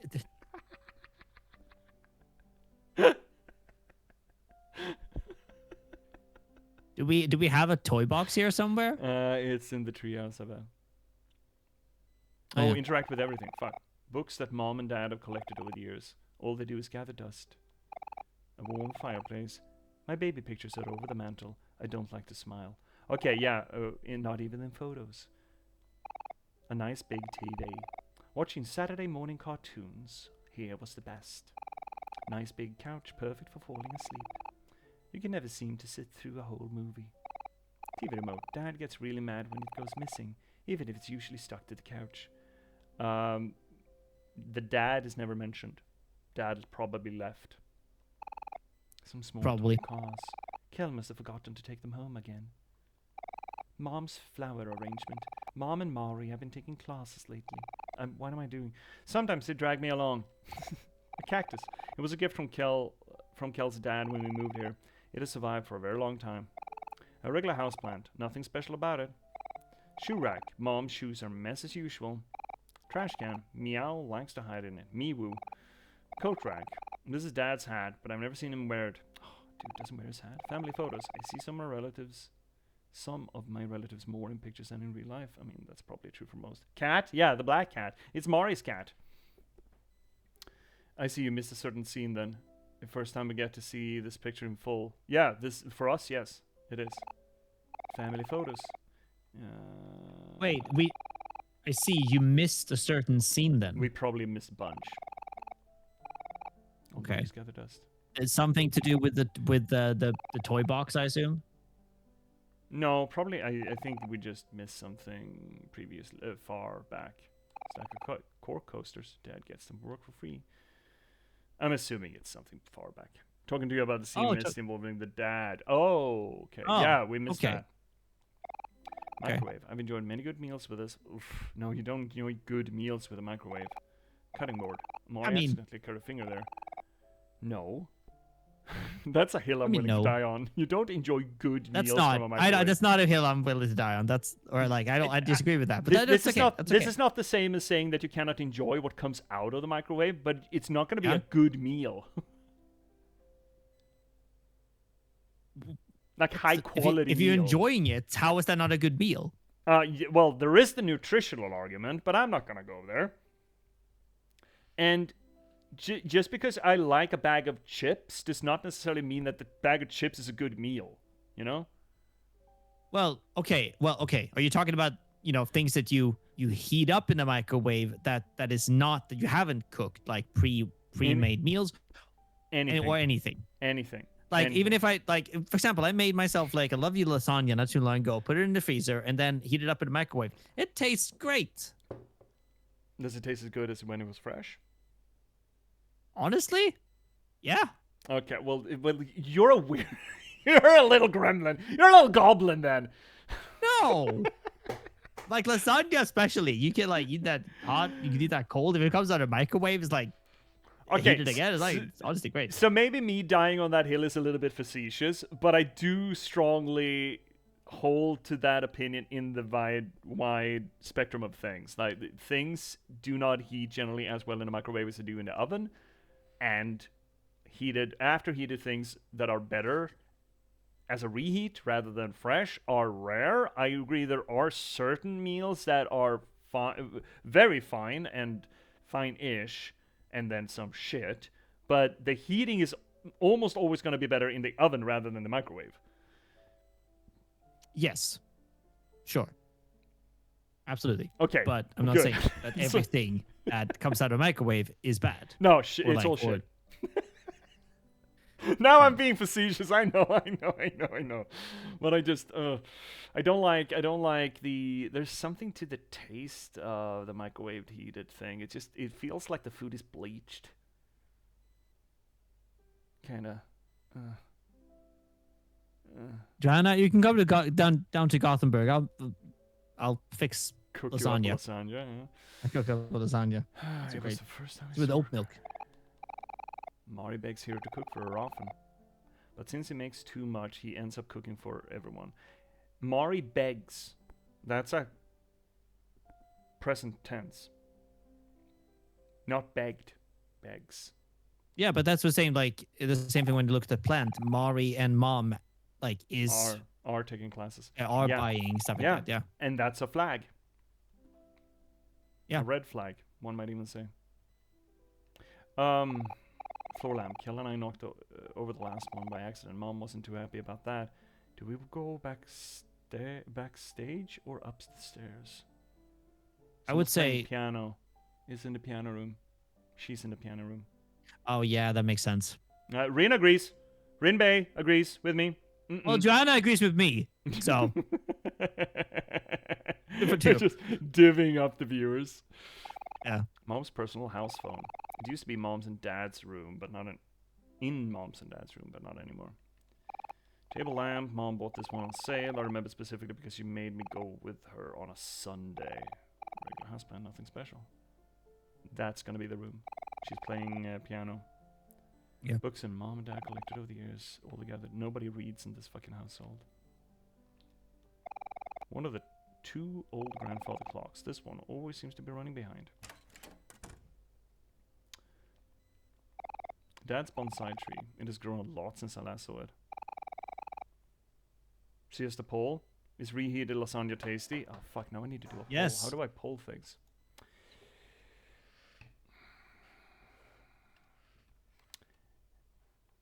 Tasty or better? Yeah. Yes, I mean, it's still... Okay, tasty. I mean... Okay, that's gonna tasty be... or worse or better, I guess.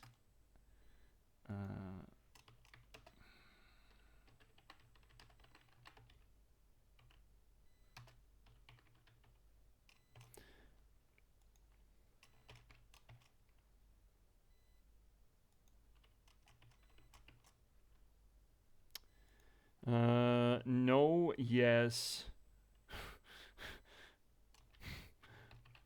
What's this? Leftovers. Chemo. No, I can't. What's leftovers? I can't do the full thing.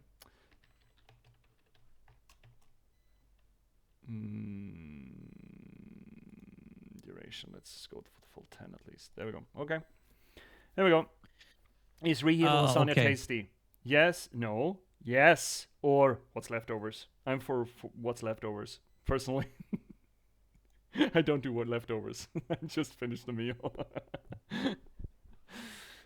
Stirring the flames of conflict. Fuck yes. Others may, let's see here. Lasagna is better. Others may not be so much. Yeah, I see. Lasagna might be the top contender for this, but let's see here, Eggy. The dad scene I talked about, feel free to skip. As you collect the keys in headspace, the correct keys leave behind a black mark. Interacting with these black marks makes OMORI dive deep into certain parts of the black space. Yes, we've done that. One of these memories leads you to a scene in the black space in the backyard, and you see a man attempting to cut down a tree. If you talk to him and follow the dialogue on, "You're not my son," and if you talk to him again, "Why won't you fall?"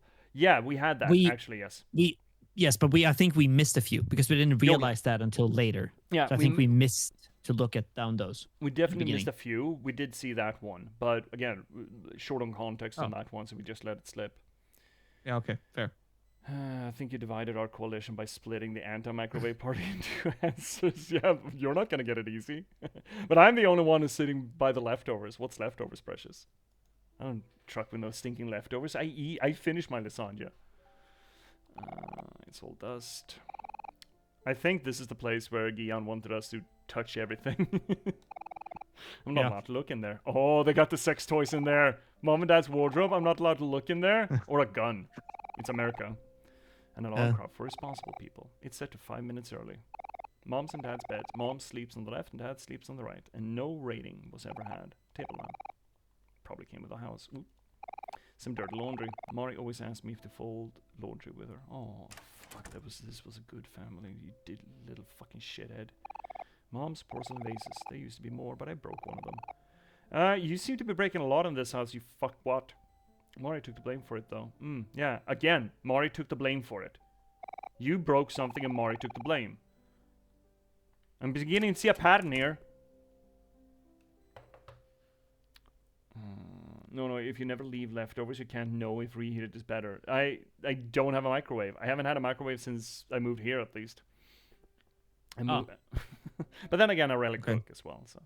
I'll see here, Eggy. To me, that scene immediately implied the dad was out of the picture since Mari's death. Still believe that scene implies the dad blames Sonny. Yeah, absolutely. Yeah. I buy that. Yeah, it's a good read. It's a solid read. At the time, I didn't connect it. Some dirty laundry. Mari always asks, blah, blah, blah, how that's supposed to make the bathroom smell better. I'm not sure if that works, though. Toilet, very reliable. You do not want an unreliable toilet. Some toiletries. Nope. Everyone is supposed to have their own section, but no one can really tell by looking. Oh, that's not a demonic dead-eyed Damien stare, surely. No. Bathtub? I don't have much of an opinion on baths. You hate this mirror? Why, Rimbe? I don't like Is the it so door. wide? Or I just don't like the door. Let's see here, Iggy. By the way, do you mind if I talked about the part of this game's programming that's gameplay related? Go ahead. So long as it's not a spoiler. That sounds interesting. yeah. In our collective room. This is how it was supposed to look. Mari's clothes. They smell like clean laundry. Basket full of baby toys. I haven't gotten around to throwing them all out yet. Basket full of baby toys. Haven't blah blah blah blah blah blah blah blah. Mine and Mari's school books. Mari has been coming home late because of cram school. She must be tired. Phone that Mom made me put in my room. Behind is a detailed schedule. Mari always had everything planned out. Dad's old computer, he gave it to us when he bought himself a brand new laptop for work. Mari's bed, and mine too when I have nightmares. Table lamp. Mari's trouble sleeping, so she reads books before bed. Good practice, read books before bed.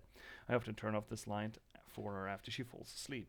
Maybe not read that much. Let's see here, Johanna. Despite everything, it's still you. That sounds really familiar. Scared cat and mirrors in horror games are bad news. Oh, that's fair. See here, Eggy. This game is something called what the fuck value. Randomly, when you make a new save, it applies a what the fuck value to that save. The higher the value, the more black space things and fucked up events will happen. That's fun. Oh, That's fun. that's cool. That is really neat. I like that. Oh yeah, it's Undertale. You're right. Yeah. A very, very comfortable bed. Uncomfortable. Very, very comfortable bed. It used to be Mari's, but she switched with me when she noticed I had trouble sleeping. She was such a good sister. A wardrobe meant for clothing, but these days it's mostly full of old toys and candy. And candy? Fucking weirdo. Fucking little gremlin. Little gremlin Maybe boy. we should go out like to the backyard before we go. Can try.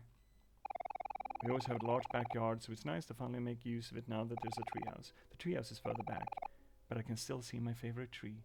Your favorite tree? Oh, the favorite tree? Oh shit. Little monster. And that's Miwu. Yeah. And that's the favorite tree out there, probably.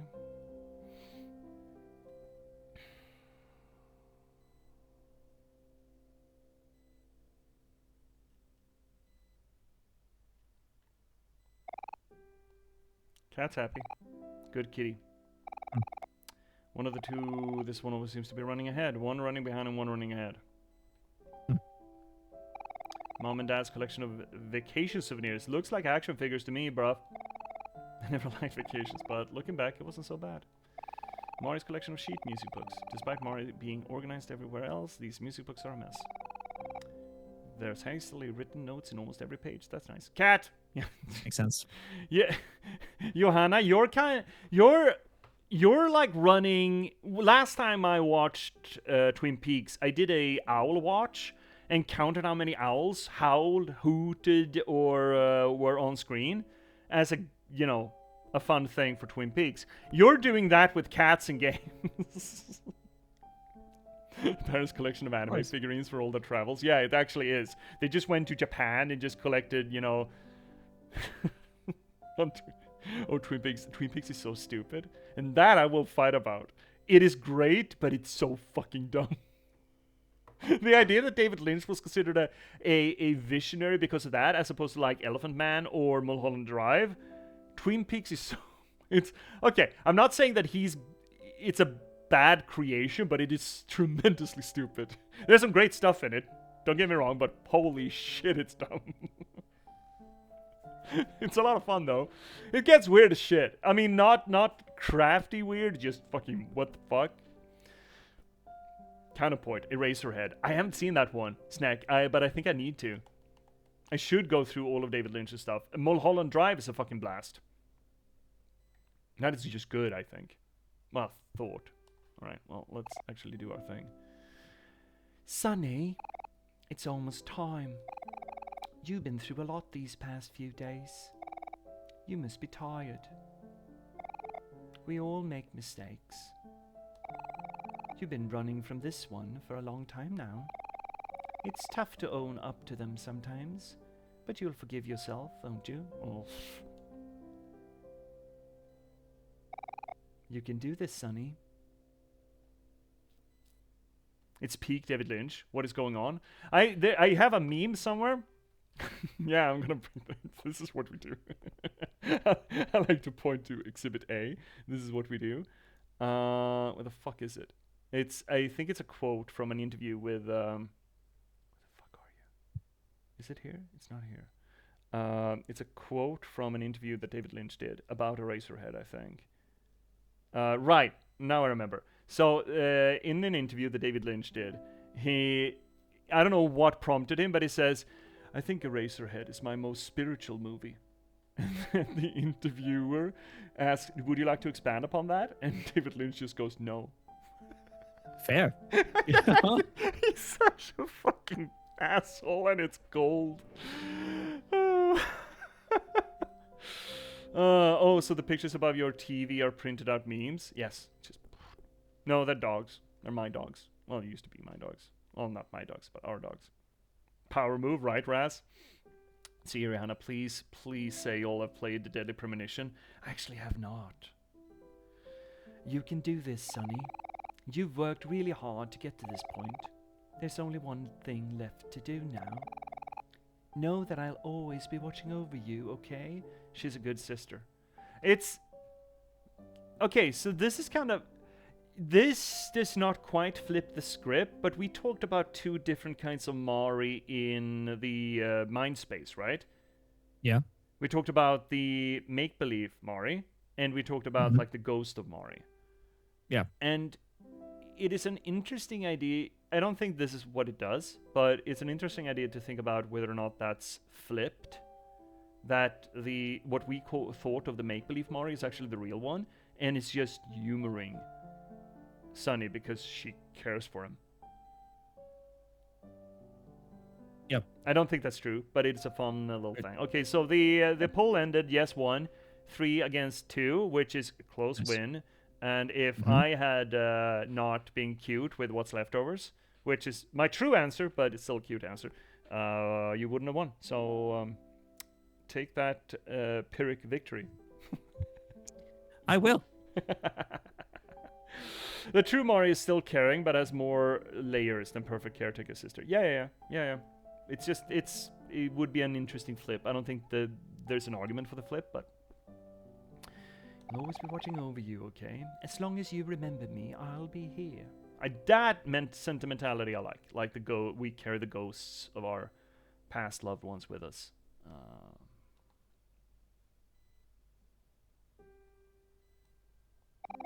You can do this, Sonny.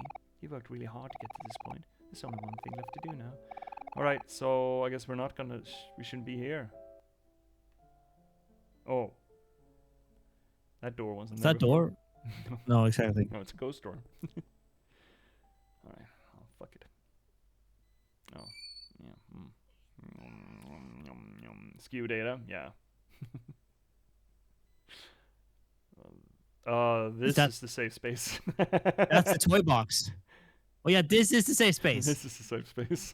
This is definitely safe space. And that's the toy box. The storeroom is a safe space. I like that. Cardboard boxes are scattered across the floor. Cardboard, blah, blah, blah, blah, blah. Okay. Do you want to unlock the toy box? Yeah. Yes.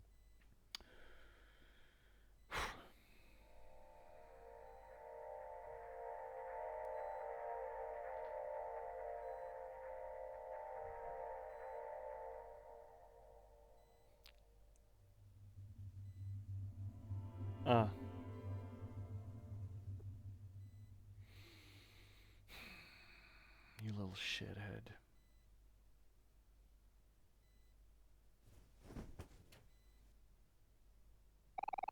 You got a violin. He broke his own violin? Right. Oh, he broke his violin on the day of the rehearsal, so it wasn't her instrument, it was his instrument. He broke it himself. He threw it down the stairs. Oh yeah, I mean, yeah, I do think that was I just assumed that he destroyed her instrument, but obviously she was playing the piano, right? Exactly. Yeah. I just associated he broke her instrument so that she wouldn't be caught up in the recital, so that she would spend time with him. But it doesn't change anything dramatically, really. No. Strands of long black hair entangled with its strings. Oh shit! Well, here we go. You got sheet music. Are we gonna play with her? The paper is torn and wrinkled by blood, but it can still be read. Are we gonna play? We're gonna play our broken violin on strings made of her black hair. That's very good ghost storytelling. That's very Metal? strong. Metal question mark? It's such a ghost story. This could have been in The Haunting of Hill House, right? It's Yeah, right. or Blind Manor or whatever the fuck. Either which way, either which one of them. Is he working on something new? I would love something new out of him. Mari fell down the stairs right after Sunny had thrown the violin down the stairs, so she must have fallen right on top of it. Yeah. Yep. Grand piano. The word OMORI is etched on across the center. Wait, I thought we were gonna play with her. Maybe we're not. Okay. We go out then?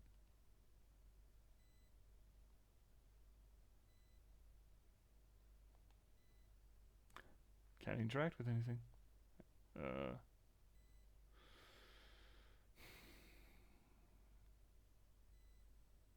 Now we have dream logic. We're just some. Oh, it's Imposter Factory. Yeah, here we go. Imposter Factory. There we go.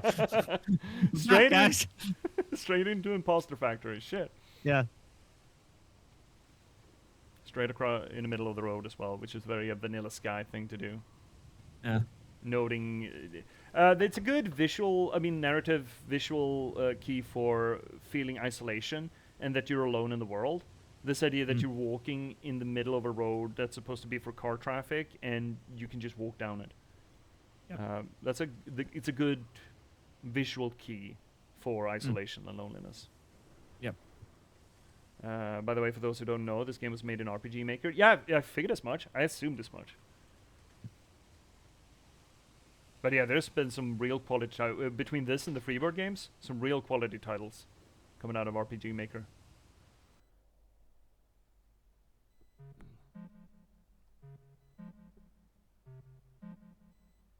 Oh. Yeah. Yes. I got just what I needed. No, my hand doesn't look so good. I think it's curious that we don't have portraits of them. Yeah. You can't just tell people that, Cal. You have to keep a good poker face. No, why did you get behind me, Mari? I just got here, silly. Here, I brought cookies for everyone. We're gonna relive all the pictures. Basil, are you taking a photo? That's a stupid question, Mari. Oh, yay.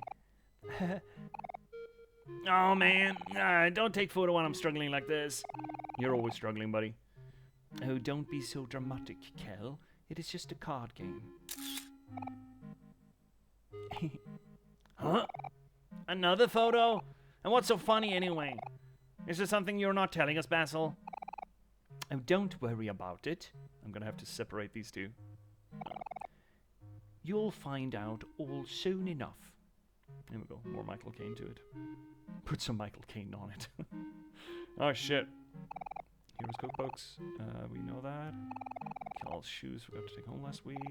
Bunch of toys scattered across the floor. Possibilities are endless, like hanging each other. Aubrey's stuffed toy, Mr. Plant Egg. That is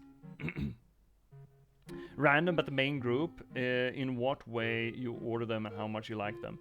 Aubrey at the top, and everyone else on the road side. Yeah. Dobby's number 2. Everyone's number 1. Everyone else is not number 2. Yeah. Yeah, to me, absolutely. Aubrey's the one that I really connected to. Aubrey and Yoyo, eh? Yeah, she's good people, and her. I felt like Hero and Kel didn't have. I mean, Hero had his journey, but he was so, by definition, distant about it. Aubrey's was visceral, and I feel like she had the greatest journey to make on her own. Both the fallout, how she dealt with the 3 years, and how she dealt with those 3 days, I think is the most interesting journey. did you feel about cutting her when you got out of the house the first time? Well, Eggy, I'm happy to tell you that that session is recorded on the YouTube archives. The entire playthrough has been. So if you skip on to the third link down below, I believe, you can get yourself to the YouTube archive and you can see it live. And you know the meme with the teenagers are huddled around and just go absolutely wild over something that someone says? And they just start jumping around and flipping. It wasn't that, but kind of. You look at Aubrey's hand. It's 2, 5, and a 10. What do you think, Sonny? What should I do? Decisions. Mara's cookies are the best, huh, Sonny? Oh, Hero, don't be so humble. You know, your cookies are way better than mine. Hey, that's subjective. Here we go again. Mara's cookies have so much more love baked into them. Fuck you, Hero. I could eat them forever. Oh, stop it, Hero. You're embarrassing me. Yeah, don't eat her cookies in front of the kids. Like that. Did you start liking or disliking anybody more or less after meeting their faraway town versions? Is that... Which one is faraway town? The real life. Is it? Oh, like them more. Kel was the same fucking idiot. Aubrey, I think, because he was so different from her other world. Yeah, already there, liking her a lot more. Hero wasn't that different. Kel wasn't that different. Yeah, I think Aubrey's the MVP. We have another ad break coming in like 4 minutes. We should just do another push through. Yeah. It's so nice to spend our last days of summer here. We should do this every year. Here, have a cookie. You got Mari's cookie. It was perfect, crisp on the outside and sweet and gooey on the inside. Oh, that is good. You look at Kel's hand. It's a 4, a 6, and a 6. Don't look, Sonny. It's too horrible. What? I'm going to lose, aren't I? What? What are they playing? I have no fucking idea, man. Go fish. Are they playing 38? 31? You look at Basil's hand. It's a jack and an ace. Oh, they are playing blackjack. Yeah. Shh. Don't tell anyone, okay? They're playing Yu-Gi-Oh! Stuffed toy of a girl with pink hair. Old toaster doesn't make toast. Calendar, summer vacation's almost over. It's all here inspiration for the other world. Are you sure you want to go? I think we did everything. Yeah. Yes, we can play our hand. You look at your hand. It's an ace and an ace. Tough luck as usual. Depending on what you play. Yeah, sure, let's go. Don't get me started on Yu-Gi-Oh! I don't think we should get started on Yu-Gi-Oh! At all. None of us. I don't think that's healthy. You remembered. Smell of freshly baked cookies. It smelled better knowing that Mari made it from scratch. A violin mended a part of itself. Okay. Oh. Ah. So we're going through memories now that's gonna heal us. This is a healing process here. Journey of healing, yeah, down the motorway. Oh. Let's put some lick on this. Oop, yeah. Reliving the photo album. I hope we don't have to relive the entire photo album. And there. The watermelon's all cut up. Come on, everyone, take a slice. Yay, thank you, Hero. I don't even know what your name is, bud. Thank you for the follow, Rimbe! Thank you so much. Oh, look at you, such a big, strong man. You two get a fucking changing booth or something. Oh, not now, Maury. Save it for later, if you know what I mean. Woohoo! They're kissing! Nothing beats a nice juicy watermelon on a hot summer day, right, Cal? Right, Cal? Yeah! Look at your brother bone the girl next door. You're cockblocked now, Cal. Chunk, chunk, chunk, chunk, chunk. Everyone's just chunking, Yum, chunking. yum, yum, yum, yum, yum, yum, yum. Getting some very subtle signals from here and more. Hey, like don't each take a other. picture of me while I'm eating, Basil. Yeah, on the good Johanna, side. it's a thing. They were a thing. It's been made apparent. Yep. You know that Mario's still a kid, right? Oh, Eggy, you should be here on other Sundays. We do Rule 34. Oh, Maybe it should be in the rules, but I want to strongly point this out. We do not support pedophilia here. That being said, we do Rule 34 on Sunday evenings, occasionally. Not tonight, but... And, the internet is one hell of a place, dude. Ads are coming up in 40 seconds. We should flip those and... I mean, they are, like, I think Mari and Hero are the same age. Yeah, so it's not constitutional rape, according to Swedish law. Even if they're underage, it's 15 and 16 years. Oh, that actually is. No, that is constitutional rape in Sweden. Because no, 50 is fine. They're safe. Yeah, They're 15 safe. is fine. They're Big safe. Smindig. Yeah. They're safe. It's all good. It's all above board. Yeah, they Yeah. can fuck them however much they want. I'm That's not exact. numbing on everything. I think so. I just make very believable sounds with my mouth, apparently. Yeah, we're voice acting. Fuck. Yeah, exactly. We're voice acting here. We can just try. Oh, this, you, I think. Eggy, you get ads? Yeah, I ran them. Okay. We don't want to take it. We want to push through, right? Yep. Yeah. Oh, I'm sorry, Aubrey. I just thought you looked cute. I'll show it when it's ready. Well, okay, fine. I trust you, Basil. Beach. Relax, unwind, enjoy. Capital letters. I can, Joanna, I can do both. I can do both. I can both be the sound effect guy and I can. You should have seen me at this conference. I was the height of the dance floor. You know, HB toys, Just- fun for everyone. HB toys. I was keeping the fun for everyone. party going. That's what I was doing. I suppose. Memory lane. We're down memory. It's called memory lane. Is it called memory lane? Yes. That's nice. Very good. That's very good. I like that a lot. Kel's backpack. It's way too big for him. Fully eaten watermelon. It was mean, delicious. They put rum in it. Joanna, you don't have to imagine. You have seen it. You know. Welcome back, earlier, Iggy. so. Welcome back. I'm sorry, we just pushed the ads. I figured that nothing tremendous is going to be up here. But as we said, yeah, according to Swedish law, the age consent is 15, so 15 and 16 are technically legal. It's all above board. Aubrey's pouch, it fits her perfectly. My plastic bag, it's functional. Guys, come on, we're at the beach. It's supposed to be relaxing. Let them play, hero. They're just teasing each other. Remember how we were when we were younger? When you were not legal? I used to hide bugs in your desk all the time just to see your reaction. You were always so funny. Wait, that was you? Oh, whoops.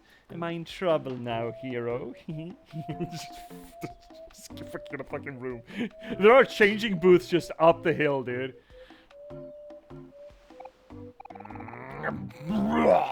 Did you just vomit up? Oh, gross. Gross. Stop putting seeds on me, Cal. That is fucking gross. Your seeds all over your face. That's fucking gross, Cal. Well, how about this then?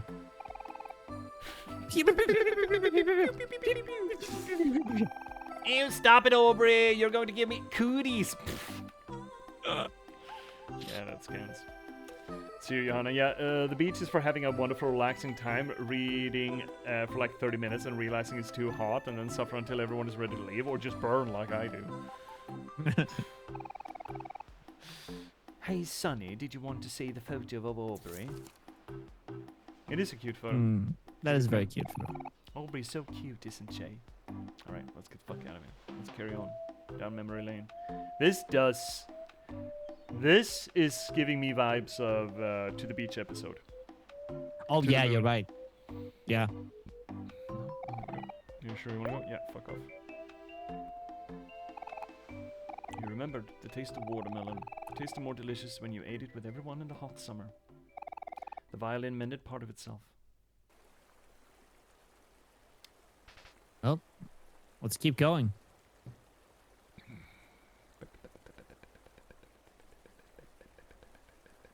Going down memory lane.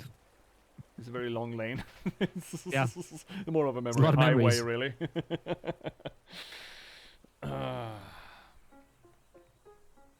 Oh, you have AC in the library, Johanna? That sounds fucking nice. Hell yeah. It looks like everyone fell asleep. Well, I guess it's just us three now.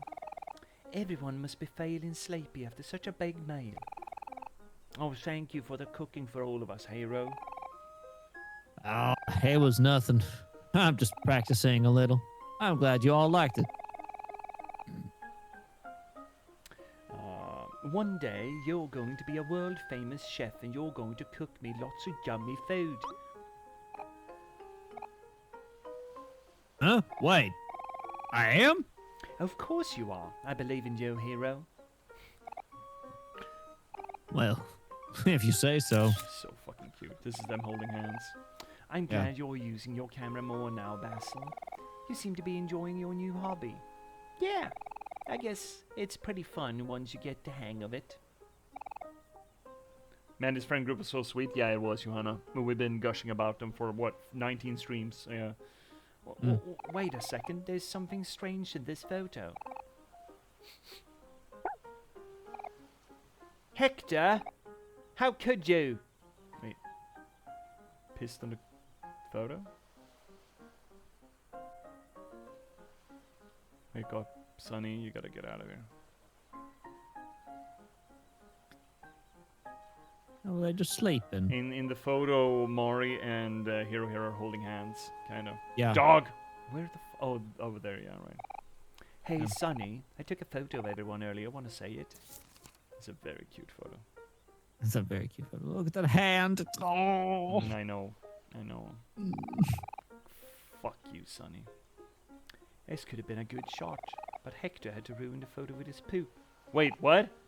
I missed that. Is he pooping in the Wait, background? can we wait? We need to see that photo again now. I can't. I don't have control over it. Shit. No, but can we talk to him again? No, well, we can try. Yeah, okay. Let's try that first before using the internet. Maybe I can cover it up with tape later. I think that's what I did. Hey, Sonny, I took a photo of everyone earlier. Want Yeah. to say it? Yes. Yes! Where's the poop? Yeah, up there in the corner. Top corner. Right corner. It's Oh, out of okay. focus, but Yeah, it's there. okay, there. I see it. I thought it was gonna be poop like on the photo itself, but not. Okay, I see it. Yeah. Good dog. Hey, Sonny. Can I poke your brain for a minute? I really love cooking and all, and Mario always says I'm really good. My parents want me to become a doctor. You think I should become a chef? Yeah. Yeah? Maybe. We're still young. We should dream big, right? Yeah. That's poop Gypsies. in this corner. That's poop in the spot. A light losing my religion. My mom's gonna have something to say about that. Oh, hey, little brother. Sorry, did we wake you up? You looked so peaceful sleeping there. Reminds me of you when you were just a baby. A baby? Hey, dog fucko? Oh, cookies. There are cookies out by the sea. Bark, bark. Oh, stepped at it. Fuck! Get it off! Get it off! Get it off! Maury's cookies. Yeah. Get your Congratulations. feet. Hate yourself. Yeah, Oh. dip those feet. Clean those feeties. Alright, all leaving again.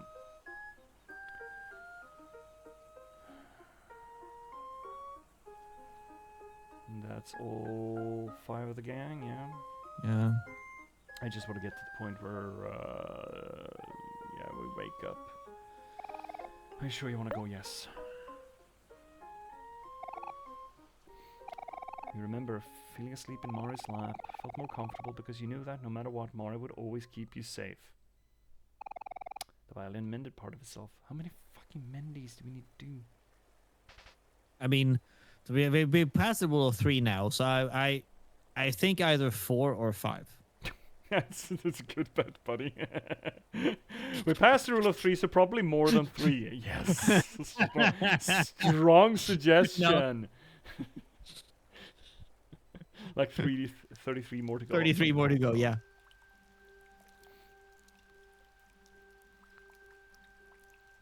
I don't want to go through the entire album, please. Hey, Sonny. Hey, Basil. What took you so long? Oh, sorry. We got carried away with playing with this new game where you fight each other with these thing called pet rocks. You threw rocks at each other? Basil, take a picture of my new raincoat. Oh, okay. 1 second. Yeah, accidental. Mm-hmm. Yeah. You like it, Sonny? It's my favorite color. Pink. Yeah, pink is a gross color. Fuck you, Cal. No, it's not, Cal. You're a gross color. You tell him. You tell him, Aubrey. That's right. That doesn't even make any sense. Oh, Sonny, that reminds me.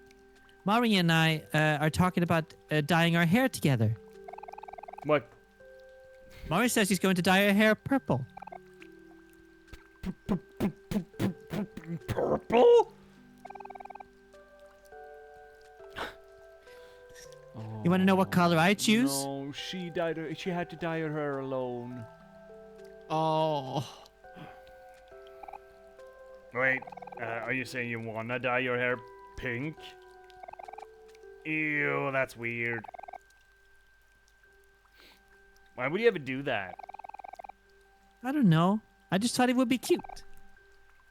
Mari thinks so too. Huh. I'll never understand the two of you, your crazy ideas, you crazy women. I think pink would look good on you, Aubrey.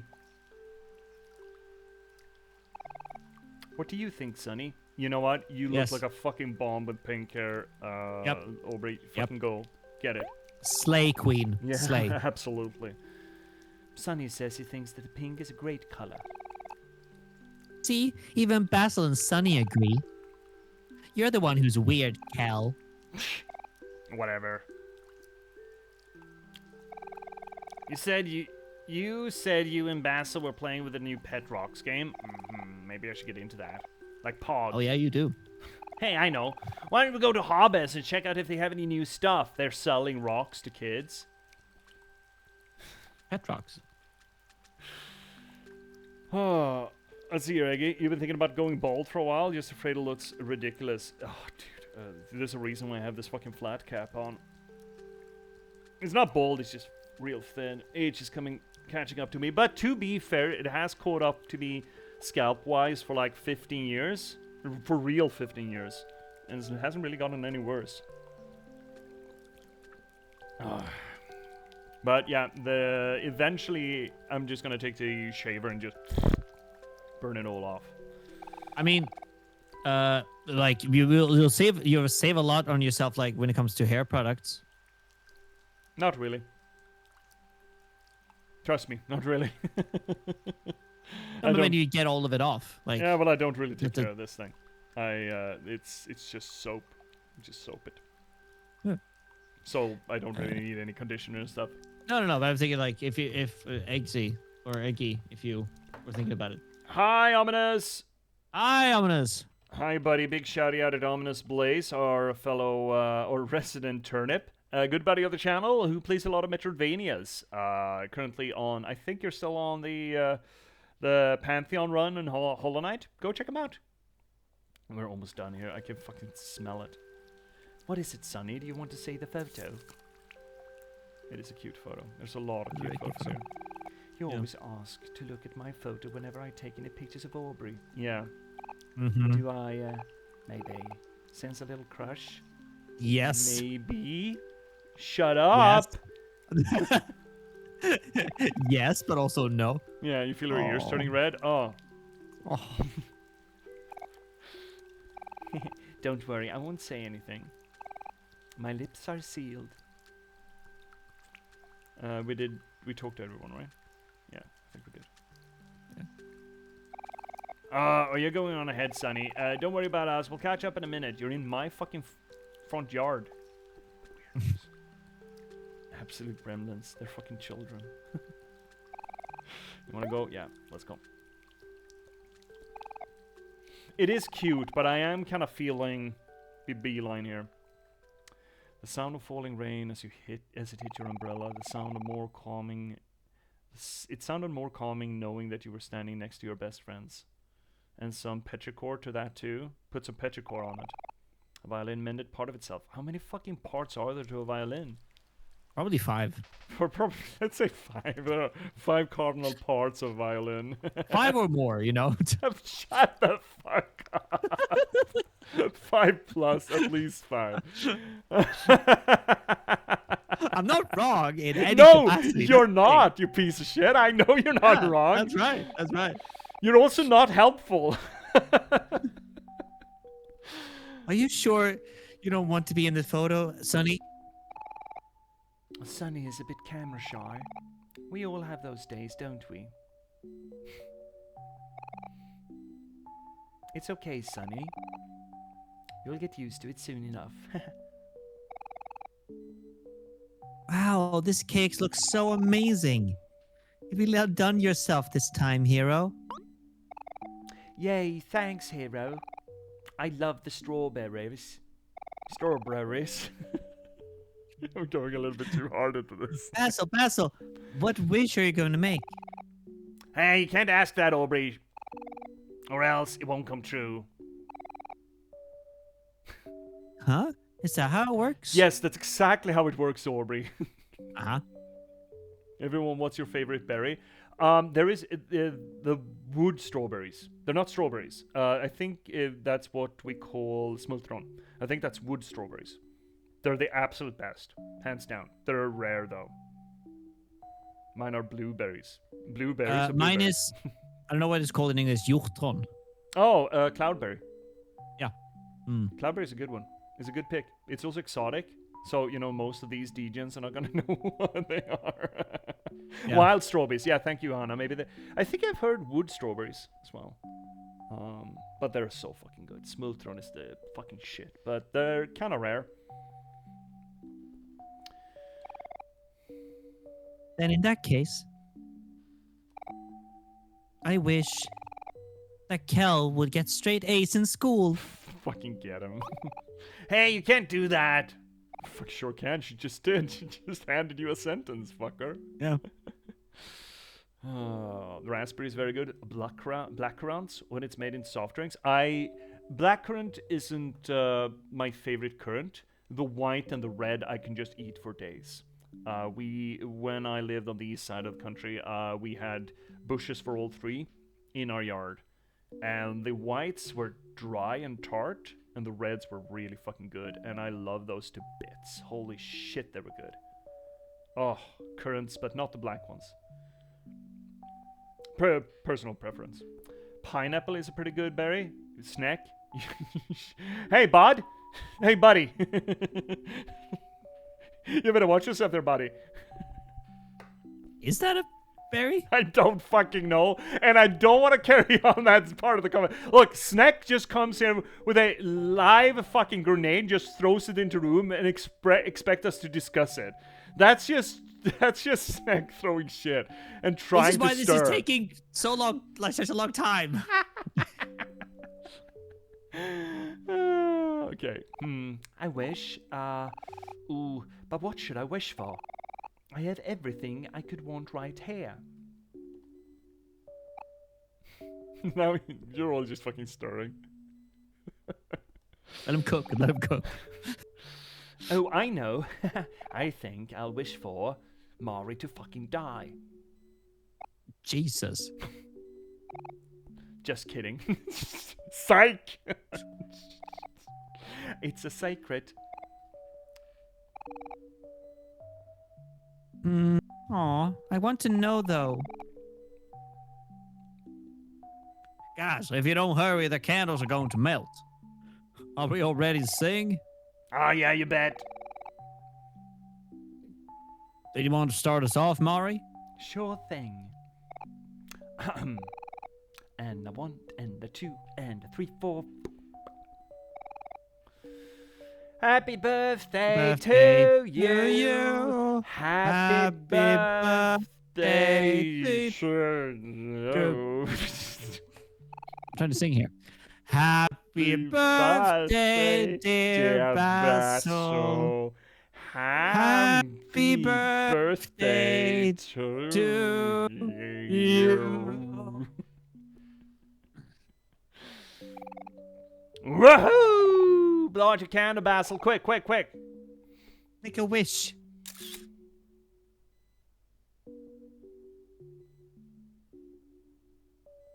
That's a spaced out face. Great photo. You remembered. Basil's smile as he was about to blow out his birthday candle, singular. But you also remembered, as Basil made his wish, you made one too. At that time, you wished for everyone to be happy. Yeah, kind of fucked that up, didn't you? The other voice is Finnick Twitch, a good buddy, the Cosmology Scholar. You can see right below me. I am actually a trained singer, so thank you.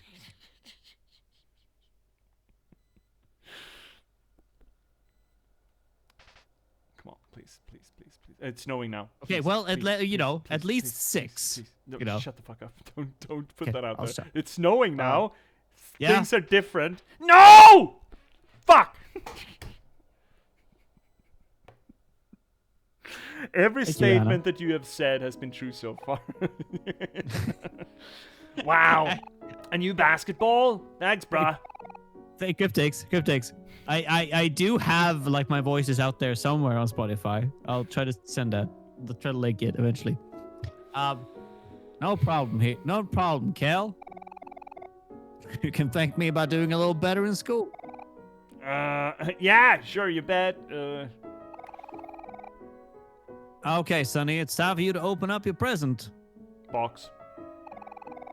This year, you just get one present from all of us. It probably doesn't look like much, but we all had to save up for it together. Yeah, me and Basil even started selling cookies and lemonade in the summer. Wow, the summer? They're wearing Christmas sweaters. Yeah. Why would you not? Sweaters are great. And Maury and I took a job at the bakery for a while, if you remember. Oh, the Unbred Twins. Me? I had to deliver newspapers every morning for like 3 months. And you know how much I hate mornings. We know this might be a lot of pressure, but it's been a while since you quit playing the violin. Oh, you just... okay. So much for letting me unwrap my fucking gift, Mari. Or Hero. Shit, sorry. That's Hero. It's been a while since you quit playing the violin. Mari told us about how you always sit in the room with her when she's practicing her piano. And there was even that one time when I caught you trying to play your old mini violin, even though it was too small for ya. Which is the world's tiniest violin. Like this. Anyway, yeah, exactly. This was Basil's idea. Eggy says here, something I noticed here is that parents were absent even during Christmas. Perhaps the mom and dad weren't close with the kids to begin with. Just a theory. I mean, the mom also moved away before just leaving Sunny to work. There might be some way, shape, or form of workaholic, at least. Yeah. But we all decided to pitch in for a really nice one. So, yeah. But even during Christmas? Dude, I had a mother who was a doctor. Though she did keep Christmas mostly free for us. But yeah, it was a thing. It is a thing. Most definitely. I hope you like it, Sonny. This is from all of us to you. So Mari has to step into a caretaker role as a pseudo-parent? Yeah, that's a read. Absolutely correct read. Well, correct, but it's a valid read. Yeah. It works. And there it is. No, it's nice. Damn shame what he did to it. Piece of shit. Ta-da! It's your very own violin. I hope you like it, Sonny. Go on and try it out. This is going to be the last fix of the violin, please. felt a tingling in your fingers, as if, on its own, your body readied the violin to play.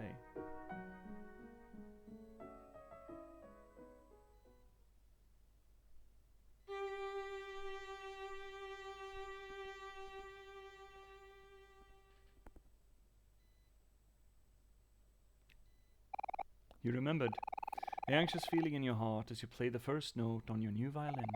That it scared you, but you didn't mind because they believed in you.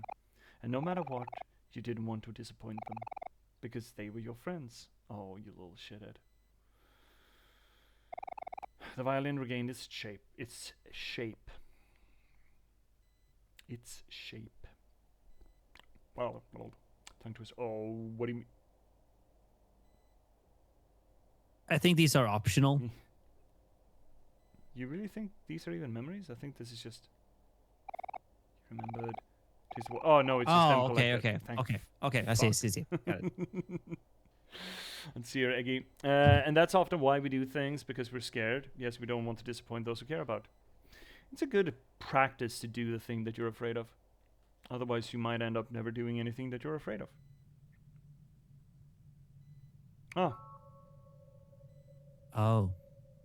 Oh, so this is going to be the reason why we destroy the violin to begin with.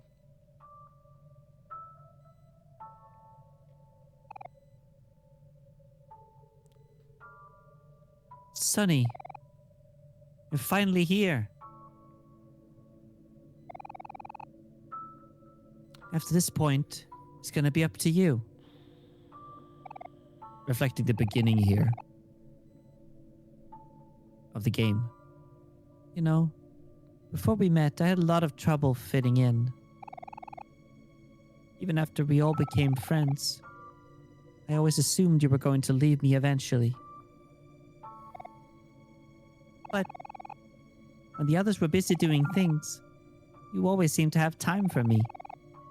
You would listen to me talk for hours and hours.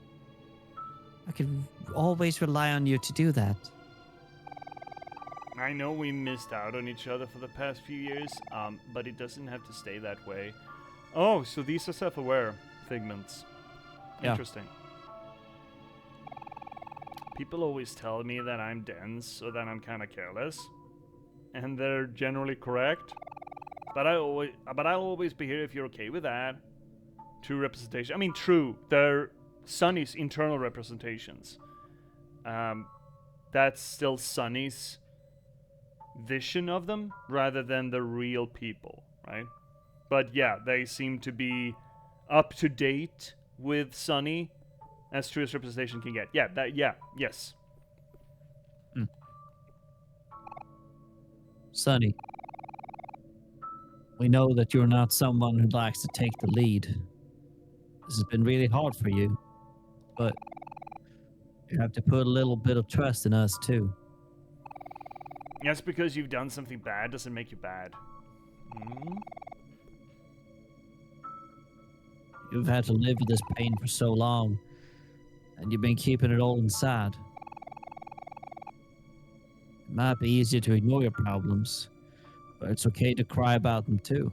Yeah, Sonny, make sure to do that before you become an adult, because after that point, nobody gives a shit anymore. So just take your fucking moment. There's more good times to come. Life gets better. And you can be the one that makes that happen. Right, well, no? Oh, they're another real... Oh, shit, I didn't even see the switch. Yeah. Holy fuck, I was like, looking away one moment and then, oh heck. Whatever happens next is going to be your call. But we're here for you because you want us to be. And we really hope that this isn't goodbye. I mean, is there... this seems to suggest that we have a choice, tell them or not. Is there a version of our playthrough here where we wouldn't tell them? Of course we'll tell them, right? I'm down for big tells. You cannot have a real friendship without telling them, and if we actually want to preserve the friendship, we need to tell them. Otherwise, it's all fake. To me. Finnick? Yeah, no, I'll probably tell them too at this point, yeah. No matter how far you push your feelings down, they'll always come back somehow. What you do with those feelings, that will be your truth. Oof, I hate that term, but that's my sensitivities tingling. I understand that. Your truth. Hey, Sonny. Break a leg for me, all right? She's awfully supportive when she's internal. I don't think she's gonna be as supportive when she's external, but alright. Yeah. And you can do this, Sonny. I promise to stick with you until the very end. You can't make that promise, buddy, because you're not him. Yeah, I think we'll always be best friends. That's okay with you too, right? Wherever you end up choosing. I gotta speak my truth. Yeah, sorry, Johan. It's the whole subjectivism thing that I'm kind of railing against. It sort of leaps over a bigger philosophical question that we have touched upon, but it also leaps over my absolute frustration with postmodernism and just the death of epistemology that we're seeing in the world today. That I think is just the death knell of society. I fucking loathe it. And that's not to say that the whole my truth is a big part of it, but it is one symptom of it. That's not to say that it is completely invalid, because we do have subjective experiences of life, right? But the idea that your subjectivity trumps some sort of objective truth, that's at least it's a slippery slope, at the very least.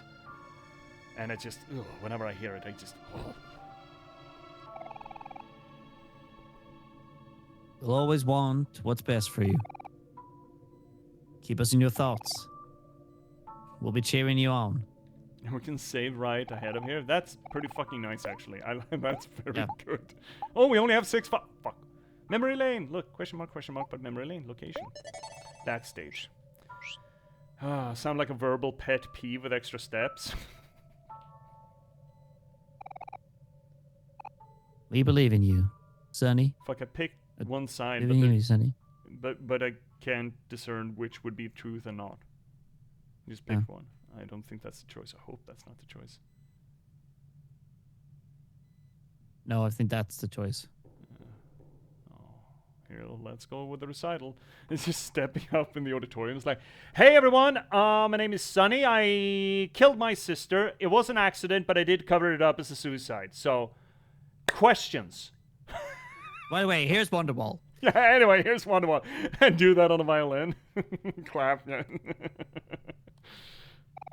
An empty music stand. Do you want to place down the sheet music? Yes. Welcome to my TED Talk. Place the sheet music on the music stand. I would love this would be the cut. Stage is ready for you. You want to play your violin? Yes. Minigame. QT minigame. All empty chairs, eh? We can be back to Sweetheart on her stage. QT rhythm game would be even worse. I wonder if we're awake now, or if this is still our unconscious process of it. Our conscious process of it. It could be that it's transposing this onto his understanding, because we know he daydreams too. Yeah, I guess. But I think he's in a hospital bed right now. Yeah, I think so too. Whether or not he's conscious, though, I think there's a read to say that he is, and this is his transposition of how he understands it. I mean, we know he daydreams and just replaces reality.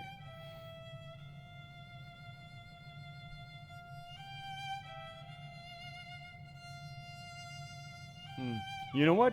This would go really well with a piano score. Too soon.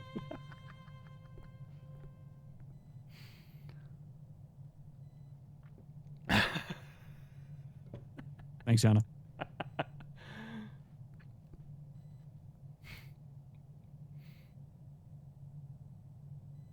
Crying, breaking down. That's okay. That is as it should be. letting it out. Good for you.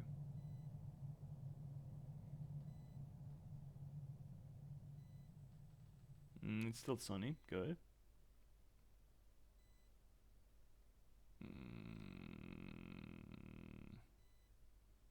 Fucking white space. Fucking white space. I thought we killed this place. Ah, shit. OMORI? What are you doing here, you little shithead?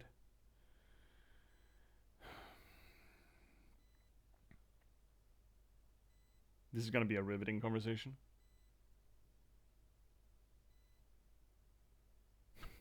See. Oh. Dueling?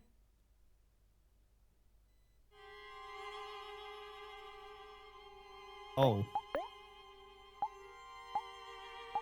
Oh, calm Wait. down. Encore, Allegro, and Cherish.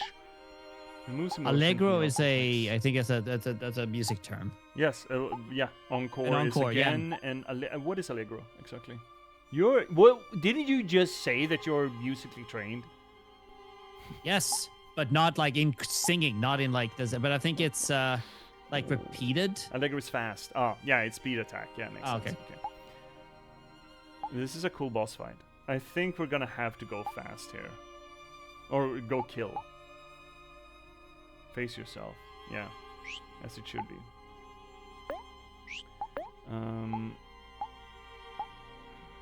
Use will not fall for 3. Your use will not fall for 3 turns. Weird. Heal your wounds and come back stronger. Cherish. Removes emotions and heals some hearts. Come back stronger. Cherish yourself. Okay. Well, just start hacky stabby, I suppose. I guess.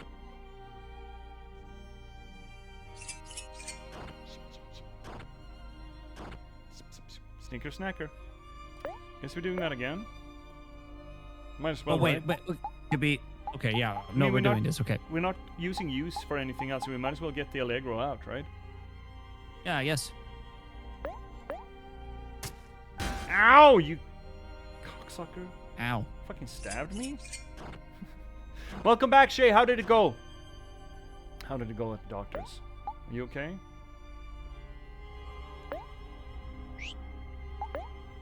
Calm down. Or just cherish. Maybe cherish. You remember Kel's words? Friends are supposed to be there for each other. Okay. Oh, we can't cherish again. Oh, fuck, we did it too soon. Shit. Fuck. Oh, well, he's about to die. Ow, ow, ow, ow, ow, ow, ow, ow. Sneaker snacker. You're breathing better now, so good. Oh, we're glad to hear, Shay. So fucking glad to hear. Oh no, not Negaverse. OMORI did not succumb. You little piece of shit. Oh, now he's red tinted. Oh no, he's red shifting. Yeah.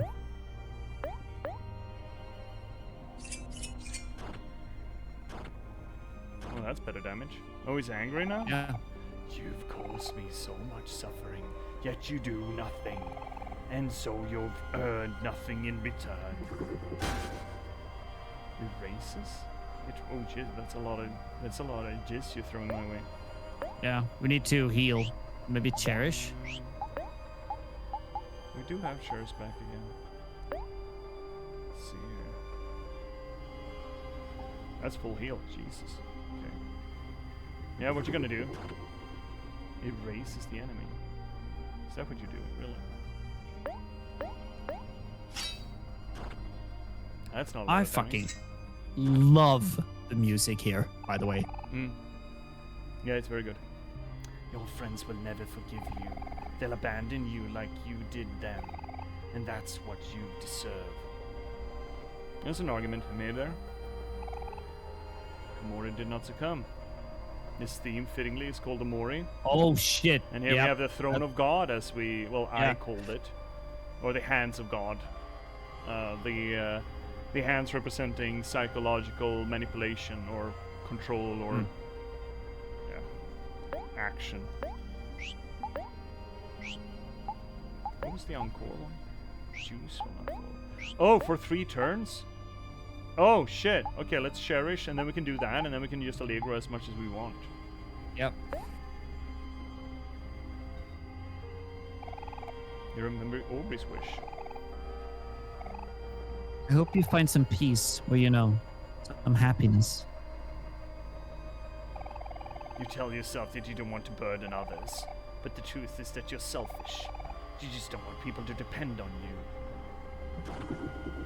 Oh, touchies! Defense fell? Oh, that's probably bad. That. This theme is called OMORI. Yeah, I imagine.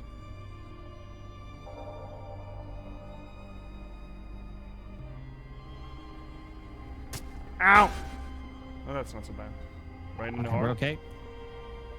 When do you think about others? How long are you going to let people take care of you? You say that you care, but you're a liar. You've never done anything for anyone else. You're useless. Less than useless. You're sick. Snicker snacker. Yeah, it's fine. Ooh, good dammy. Alright, he's getting angry. People like you don't deserve to live. We need to heal now. I kind of want to get in another Allegro while we have the Encore gun going. He's gonna kill him. We're fine. We're fine. Everything is fine. Okay. Look at that. Look at Nice. that dammy. People like you don't deserve to live. Still not succumbing, eh? Mora did not succumb. Piece of shit. Oh, look. Great. Oh, great. Fantastic. That's what I always wanted. There we go. Then hope for a encore, and then we can snicker snacker some more. Your friends are wrong about you. The person they love isn't you at all. You let them believe in a lie to perfect yourself. Oh, sure. Stats fell. Fuck. Encore. Please don't kill me.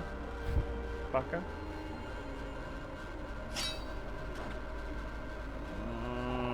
Fuck. You're nothing but a liar. When they see the truth, they'll hate you as much as you hate yourself. I mean, obviously this is like his own, the super self, sort of self-negging, right? The self-harm of that.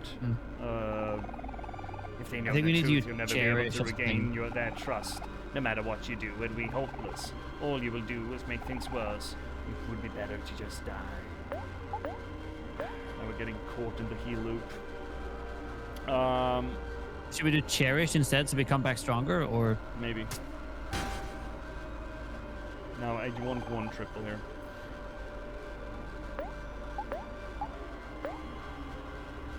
This part of Sunny Omori is still haunted by her, even while fighting for his right to exist in her head. Yeah, it's, I mean, oh shit. And after this we're gonna have to, oh shit, he gets a turn before we do. We might die here. Oh well. It would be better if you just die. This would be silly if we died here, but we probably will. No, we get to go first. Nice. okay?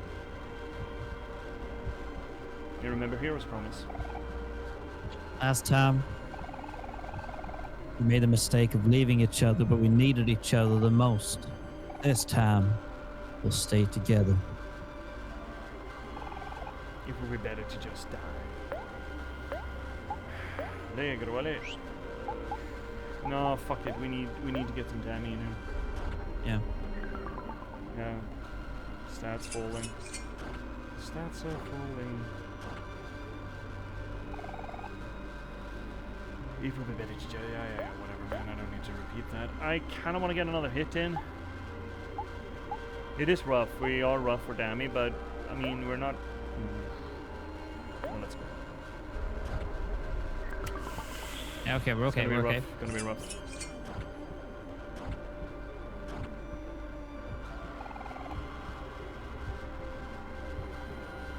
Come on, my guy. Maybe we should cherish one for every friend. We almost have. I guess Basil is left. And not succumb. And maybe Sherry's the whole point here.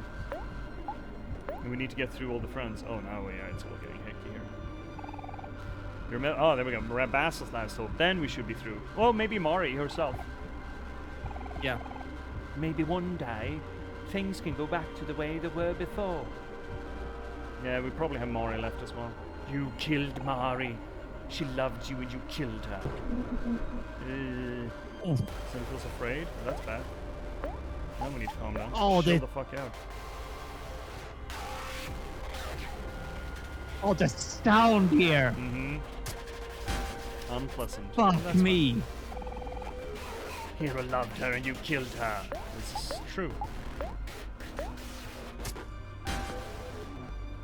Keep fucking up the Fine. saddies. Did you miss it? The text just said Omori will not succumb instead of Omori did not succumb. Oh no, I missed that. Ah. Aubrey loved her and you killed her. This is also true.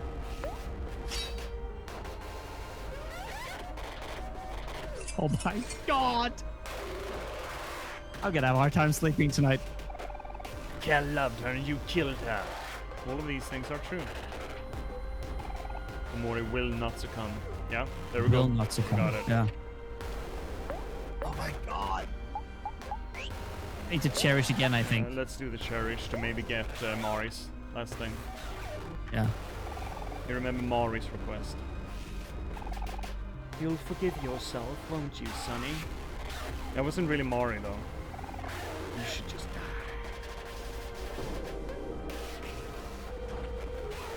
Oh, that hurt. Feels afraid. Defense spell. God, fuck. Oh. I think that's the only thing we can do, so.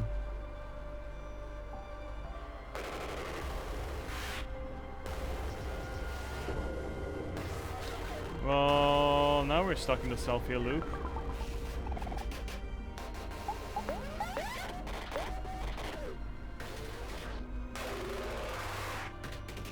Hate being stuck in the self-heal loop. God.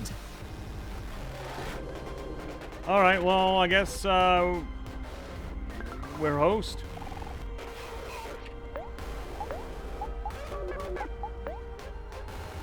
Is this a meant to lose thing? It doesn't feel like it. But if he keeps doing No, that, it's we're okay. dead. Yeah. We're dead on board here.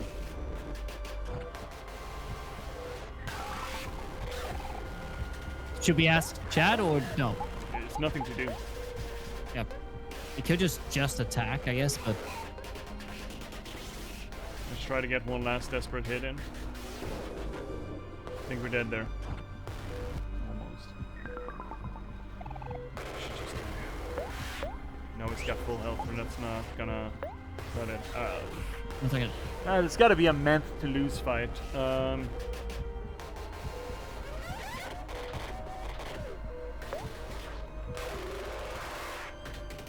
If it's not, we're gonna ask for help. Yep.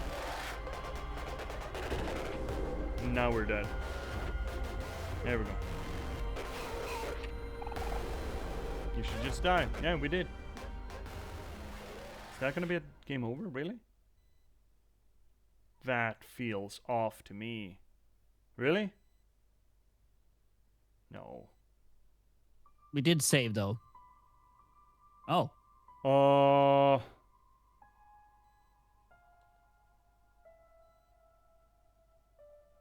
What the fuck was I supposed to do?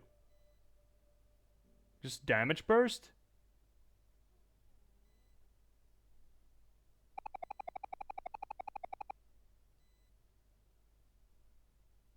Yes. Not even a bad end. Yeah, that, Oh. Okay. Interesting. You step right back into the fight. Okay. We got our color back. Huh? We got the violin. Violin battle. Epic violin battles of history. Yeah. Always keep going. Yeah, I like that. To be fair. Ooh. Yeah, I was hoping for this kind of thing, Eggy. Yeah. That we'd have some sort of subversion of the game mechanics. Otherwise, that Good. would have been a pretty shitty last fight. But this is rocking. I like this. Play. Yep, that's good. Yep. I'm for this.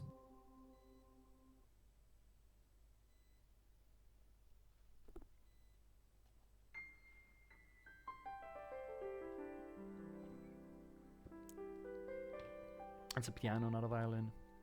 Yeah. See, I notice music things too.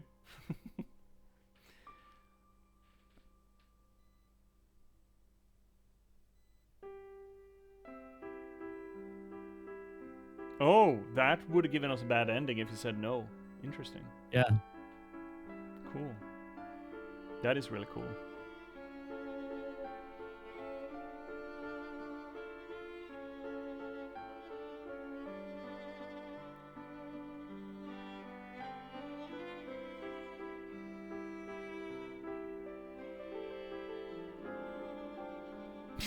She found a stray.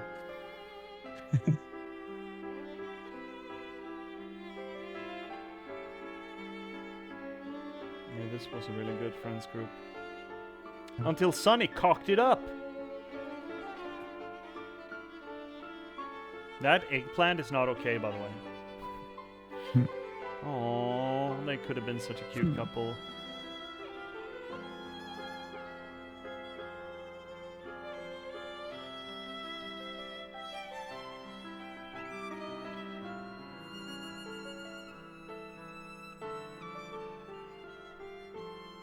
It's a very anime picture. Holy shit, that was...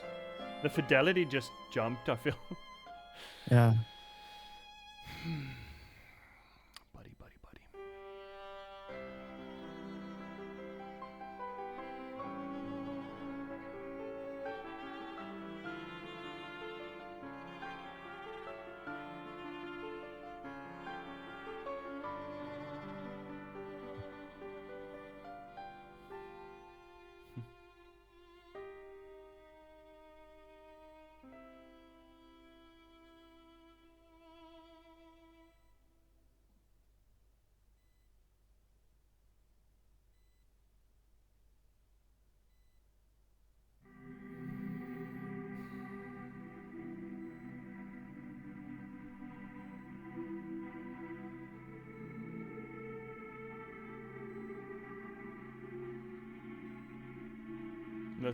Letting go of the symbol of self-harm.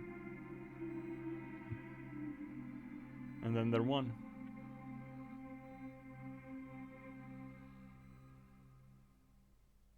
The god of the Mind Palace has been absorbed. Hmm?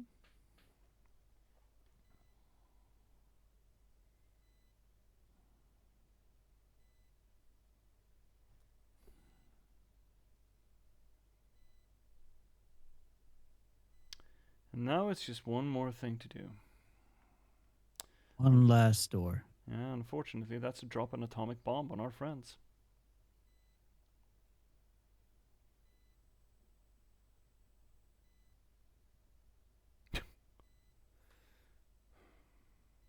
Like the performer he is. In the bad ending for pressing no, Omori would have kept holding the knife, and then Omori would have been absorbed Sunny instead of Sunny. Yeah. The self-harm perpetuates, continues. It is validated. He did lose his eye then. I wonder how that happened. What they actually did in there.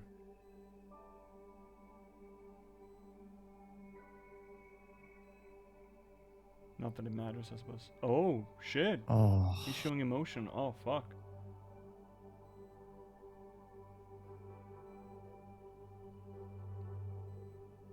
And that's one of them good fucking cries.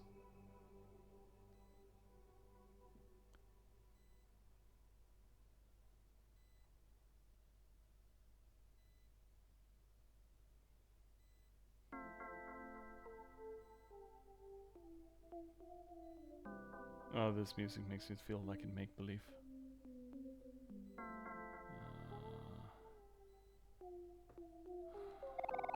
Flowers from Charlene's family. Who the fuck? Dear Sonny, thank you for your help during the summer. Warmest wishes for a speedy recovery. Flowers from Kel and Hero's family and Aubrey. Sending a little get well sunshine your way. We'll miss you, Sonny. Flowers from Shopkeep. Yo, Sonny! Just sending healthy vibes your way. You're always welcome to hobbies. See you, Reggie. In this hospital room, the more side quests you did throughout your playthrough, yeah, I figured as much, the more plants will be in the room with a message. How did we I do? see. Did we do alright? Get well gift from Kim Advance's mom. Get well soon, Sonny. Please get to know Kim Advance better. Oh, shit. There are enough side quests to form a full circle of plants. Oh, Mm. I can use a good role model like you. Flowers from Jesse and Jesse's dad. I wish I had Jesse's dad. Hope you're taking care of yourself, Sonny. Jesse's been talking to me a lot lately. You must have picked out a great birthday gift. Oh, right, them too. Flowers from Sean and Karen. So it's a whole thing about not just making it side missions, but it's actually turning out at the end, if we choose to forgive ourselves, as a proof statement that we do touch other people's lives if we make an effort to. We do mean things to the people around us, even if it seems that they are inconsequential, that they are random, that they're essentially NPCs. And this is like a belated little thing that if you actually make an effort to be meaningful to your environment, that does come back as appreciation, which is nice. It's not necessarily true, but it is nice. Flowers I like it. Yeah. From Sean and Karen. Wish you well, Sonny. We're all finished moving into our new home, so please come visit sometime. Flowers from Bebe's family. Sonny, thanks for buying me that floor lamp. I never did see my son Billy again. Oh shit. Hope he's doing alright. Some get-well gifts from Daphne and Bowen. Moms? Not here. Partake in this bread and regain... Oh, right, those fucking things. Then play with us again. No. Get-well gift from Vance, Kim, Charles Angel, and the Maverick. Get-well soon, yeah. Sonny. We'll be waiting for a rematch. Okay.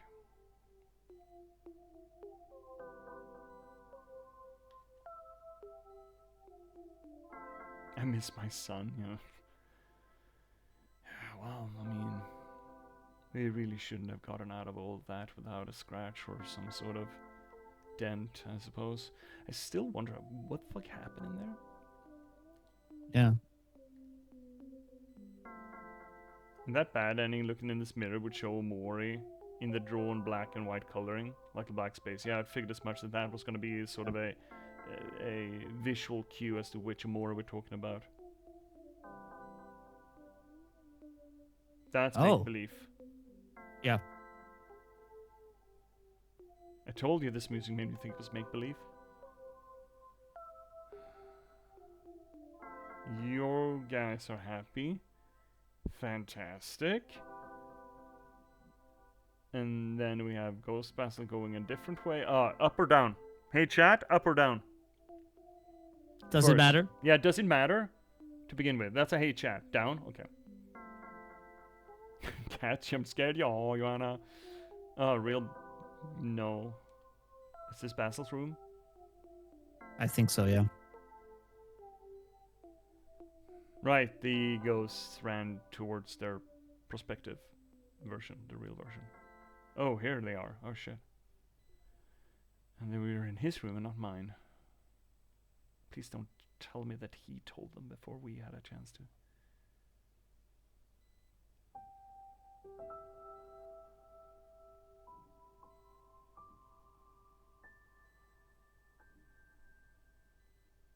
I have to tell you something.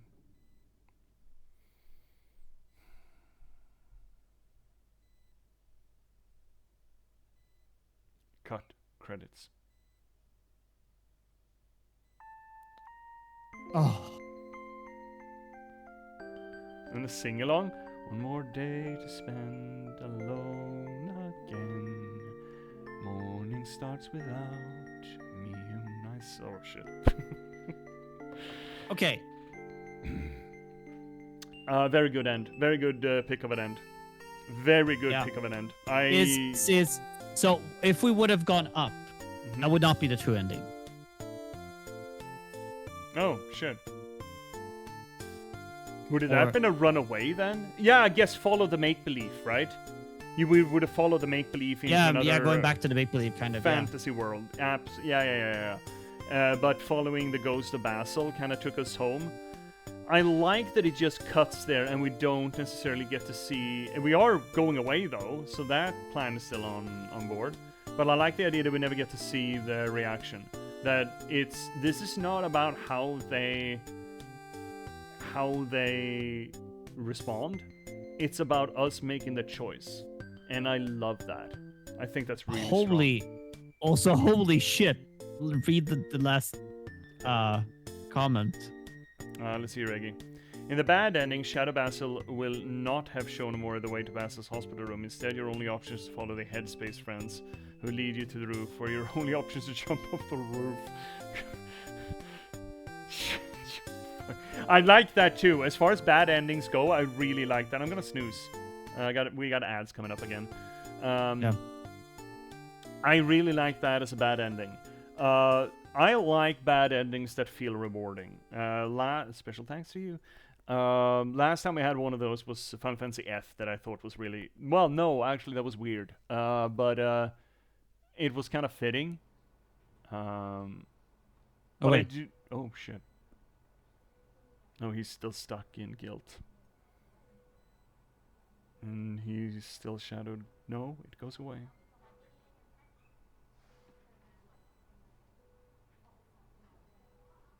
And thus his goes away as well. That's beautiful. I suppose. Thanks for playing. I don't... That's harsh. Oh, this picture. I wasn't there previously, but that gets me. That's Lily of the Valley next to it.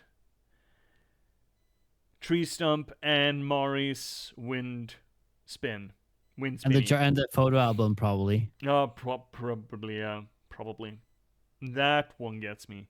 Yeah, it's strong. It's very fucking strong. But I feel like... I mean, again, we compare this... Well, I compare this to the Freebird games. When we played To the Moon, my reaction was, okay... my reaction was, oh my god, this is stupid or this is interesting, all the way up to like the last 30 minutes. And then I was emotionally broken. You couldn't have that emotionally breakage without all the amp up. But I feel like there's a long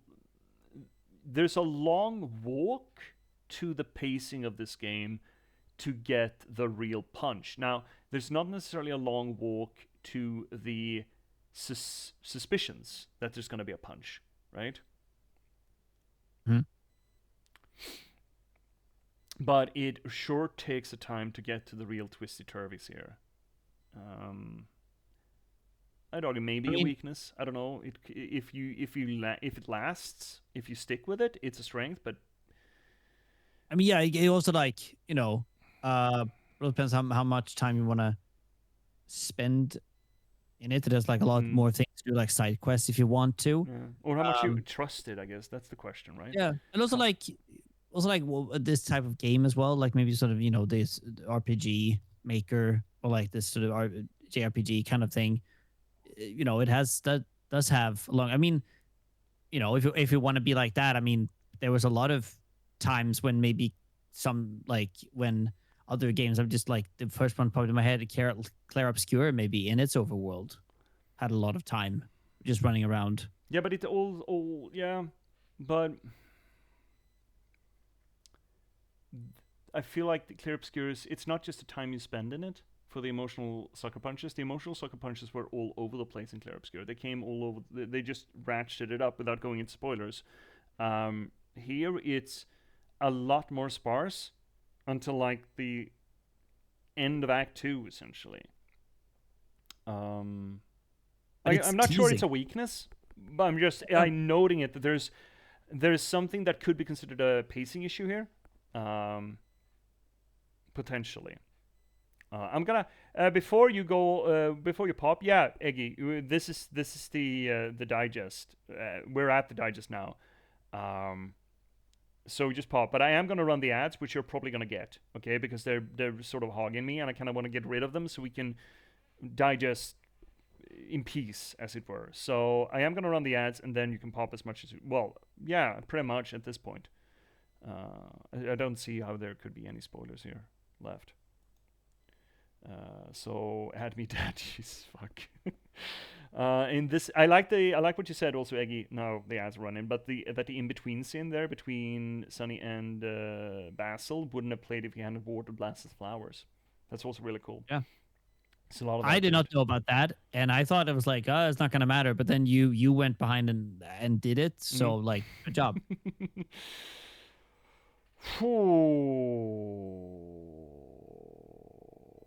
See, J.P.S, you do have daddy energy. Fuck! I'm never gonna beat the dad allegations at this pace. Nope. Yeah, it's strong. It's very good. I like what we heard here from Eggy, the different endings, how they play out. I really do like the quote-unquote bad ending. Like, really like it. Sure, this is more catharsis to it, but there is a horrid... I mean, it's a horror romantic way to end it.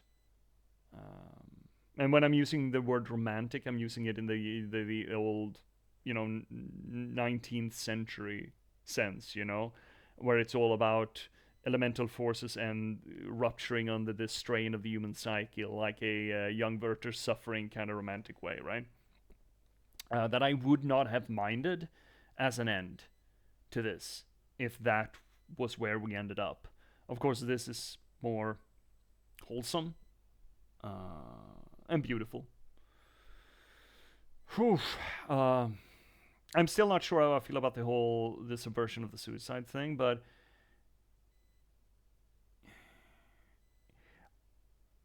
I think it's a little bit... I hazard to say it kinda stumbles a little bit on thematic messaging, since it's not first, but during the course of most of the second act, or at least half of the second act and the start of Act 3, depending on where we draw the line on that, the themes become about how do you move on after someone does that. And we talked about that when it came up, a few weeks ago.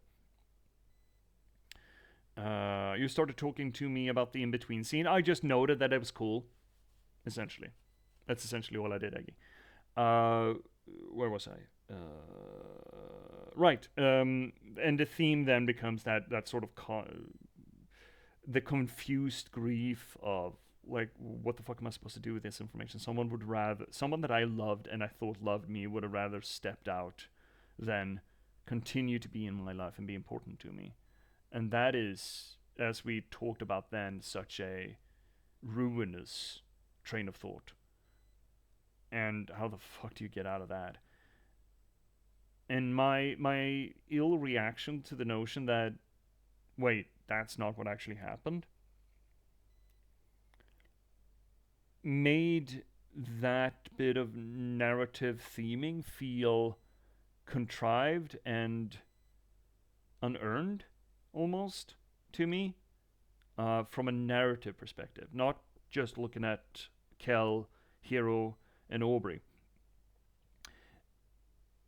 So I still feel the loss of that theme, and I'm not very happy about the subversion of that theme, and from a narrative standpoint, the destruction of that theme as a theme at all, or a deconstruction of that theme, I guess it becomes, because it is used in the theme that is actually on display, guilt, not just grief. And for the theme that is actually on display, I think that subversion and that destruction actually reinforces the theme. So I'm torn on it. I miss the theme that was destroyed, but I do recognize that the destruction of that theme does benefit this guilt part. That it's not just that we caused the death of our sister. It is not just that we hid it. It is that we inflicted that extra agony on the people that we love by making them believe that she did that herself. And we just added so much anguish on top of what was already there or already promised. And that just compounds the guilt into something that was more than an accident and just actually became monstrous. So I do respect it for that, and it's an interesting use of subversion of one theme to reinforce another. And me, as a big fan of thematic storytelling, do appreciate the art of that. I think that's cool. That's neat.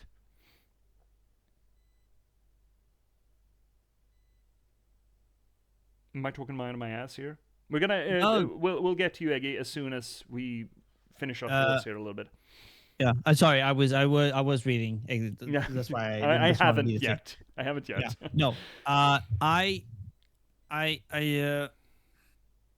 agree with the sort of that. Yeah, it's like it goes on a different sort of way of the theme. Mm. But again, like as like what might be the theme is that at least in this true ending, it's that you're because of the decision that you made back then, you put yourself in this sort of agony and other people Mm.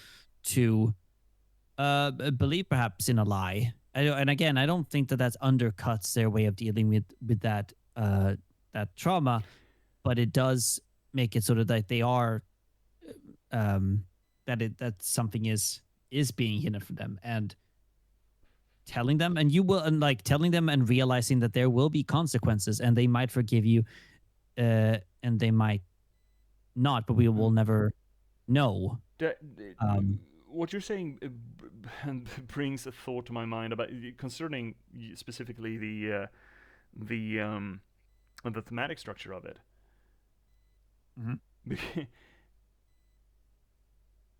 It's I'm realizing now that the act of pretending it was a suicide, creating the myth of a suicide, and that leading us down a path of such guilt that we are not just edging towards suicide, but actually heading towards suicide, actually doesn't destroy the theme, the original suicide theme. It just delays it, technically, I suppose, with a bad ending. Yeah. So it uses that, the lie and the invention of someone else's self-harm becomes our own self-harm. Yeah. Which is also interesting. The thematic storytelling here is a intricate web and quilt work that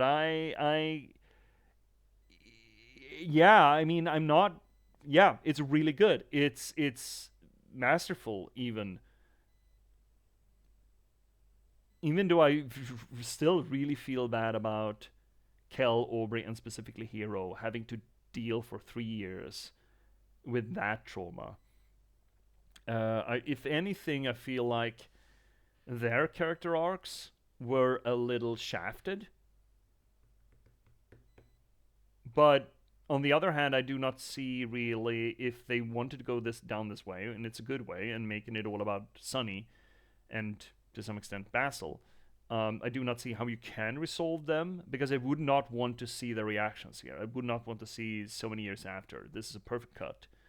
But it does sort of shunt them away. That, again, the start of the game was all about Kel, Aubrey, and Hero, right? We talked about their make-believe segments were being reflections of Kel, Aubrey, and Hero progressively, and how they deal with trauma.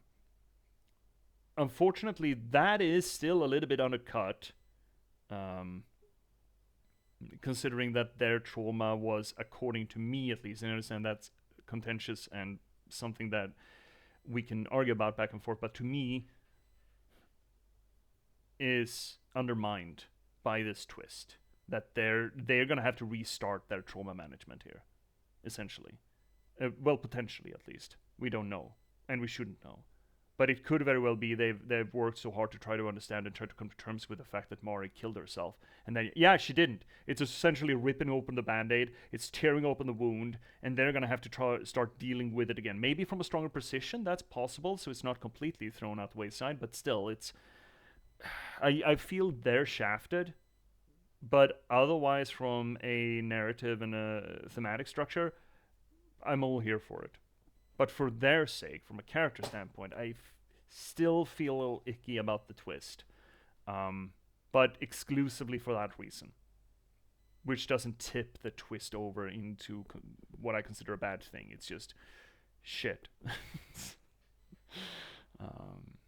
Maybe we should. Eggy, we need to catch up with you. All right. So, catching up with Eggy here in chat. So, to blabber a bit about the game has about 7 endings, depending on what you consider an ending. The game has 2 routes. The one you took, where you exit the house to go with Kel, and a route where you ignore him and stay inside for a whole game called Hikomorian route. Oh, the real shut-in. The Hikomori route is all about headspace and black space specifically. When you explore black space, there's a whole lot more in Hikomori route, and find out a lot more details about what happened around Mari's death that you don't get in the true route. That's fascinating. That is so cool. Of the endings, one is a quote-unquote true ending that you got. One is neutral, and all the rest are bad endings where people die in real life. As, you know, we did expect... I expected people to die in real life here. Because of what the fuck value of randomizing some events, it may be worth doing a Hikomori route to do all the extra bosses unique to the Hikomori route and get more random events. Just play it as an actual JRPG? That is fascinating.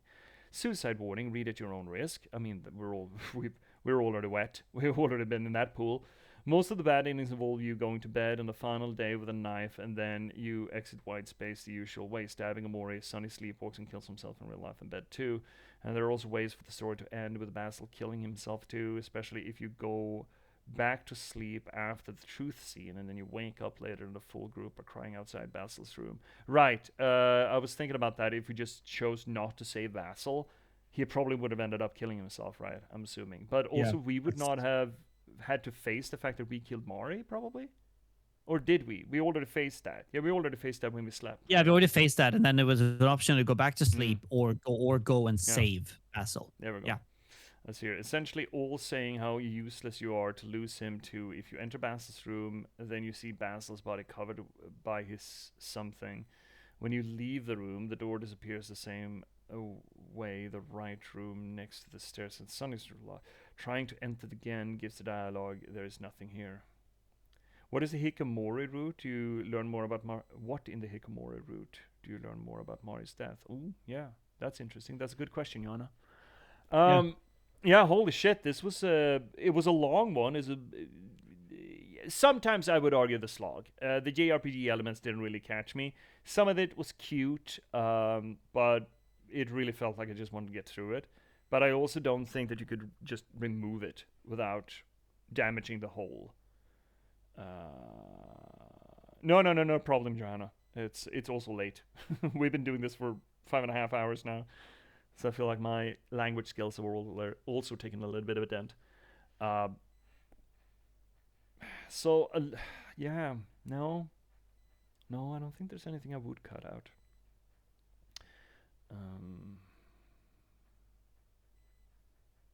This also would be interesting to. I mean, we're not gonna, and I'm not gonna, not in any, not in any near future. Replay this, but I absolutely see the value not only of checking out the other endings, but also checking for further symbolism at play here. Because we caught on fairly soon that there was a bunch, and not the least so that cut down tree that we found. Well, we in hindsight figure out at least that the stump under which we had our starting area, our treehouse, was definitely a symbol of the cut down Mari tree. Yeah. Also, I noticed that I noticed that earlier, but I didn't want to say anything.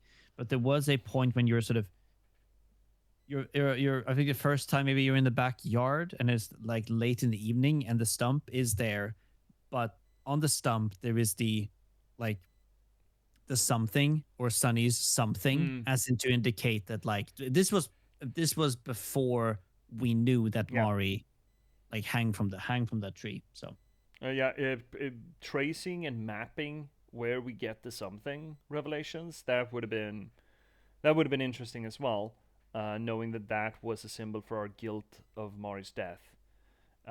But you can't really glean that, I think. There's just no material to really get to that until we actually get to the point. So it's one of those, Shamayamalan kind of twist information bits that can fundamentally change the reading of the material once you have gone through it and have a quote-unquote complete catalog of all the symbolism at play, which is fine. You could also argue that it is impossible to do a true read or analysis of a thing unless you have thus gone through it several times. But we already talked about that when we played, for example, Undertale, that it's not feasible for this place to do that, especially with things like Undertale. Then again, I am talking about playing near Automata, and then we're host for real. and Declare Obscure as well. You want to play that as well again? Yeah, to be fair, yes. So there are exceptions where I just really wanna. But we can't make a habit out of it, especially considering some of the games that we play. Let's see here, Eggy. When you enter deeper into the black space, you get to find out all the things that the parents did around and after her death. Ooh, like about how strict their dad was and how the mom was basically ignoring Sunny to hide behind a mask of happiness. There's also plenty of fucked up images of a more representation of therapy, looking at him judging you, and you decide this is not for you. And plenty of fucked up images of Mari hunting and fighting you. Ooh, that playthrough would be fascinating. Hikomori route ending, reading if you don't plan on playing it. You eventually find Headspace Basil in Black Space, guarded by Shadow Basil. The Shadow Basil boss fight is the final boss of the Hikomori route, and when you beat him, Shadow Basil mentions something like how you're too far gone. Omori and Headspace friends then go to bed in Headspace. After this, the mirror in your home only shows Omori now. Your mom then arrives to move you to a new house. As the car leaves, you hear an ambulance, implying Basil ending things his own way, even in Hikomori route. So you just keep shutting yourself up. You keep rinsing and repeating like the Woodsman Shadow said or alluded to. And that's just how we live our life now. Man, that's a bleak one. I like that. That's horrifying. Oof. Oh, and the something follows you physically into the car. Of course it should. As it should. As it should. Damn.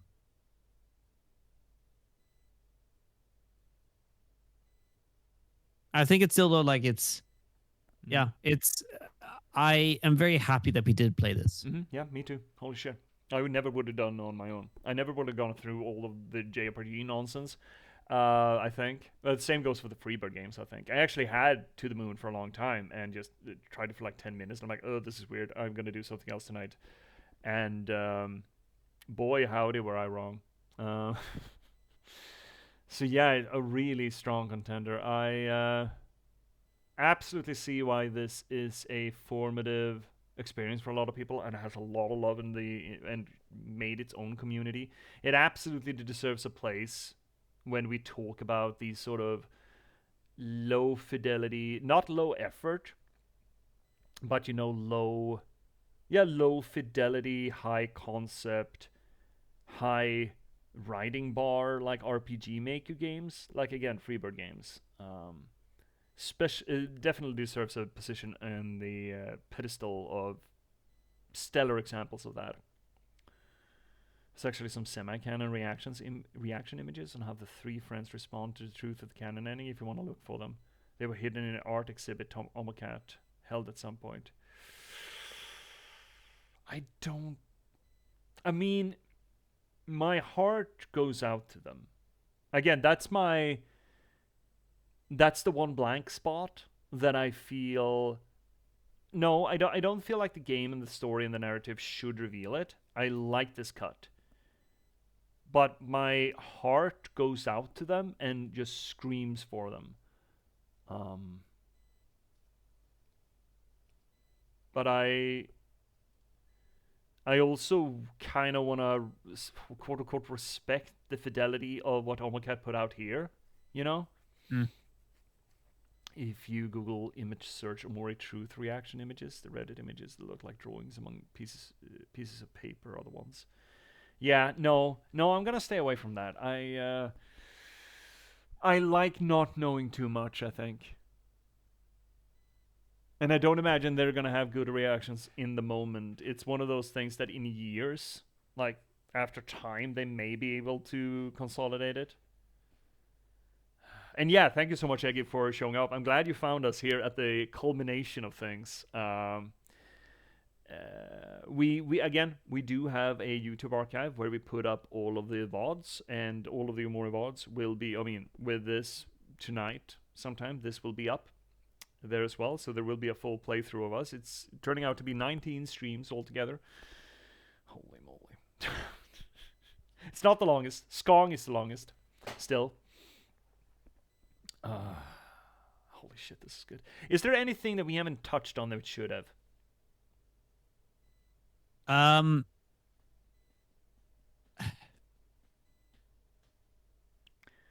Maybe something bigger?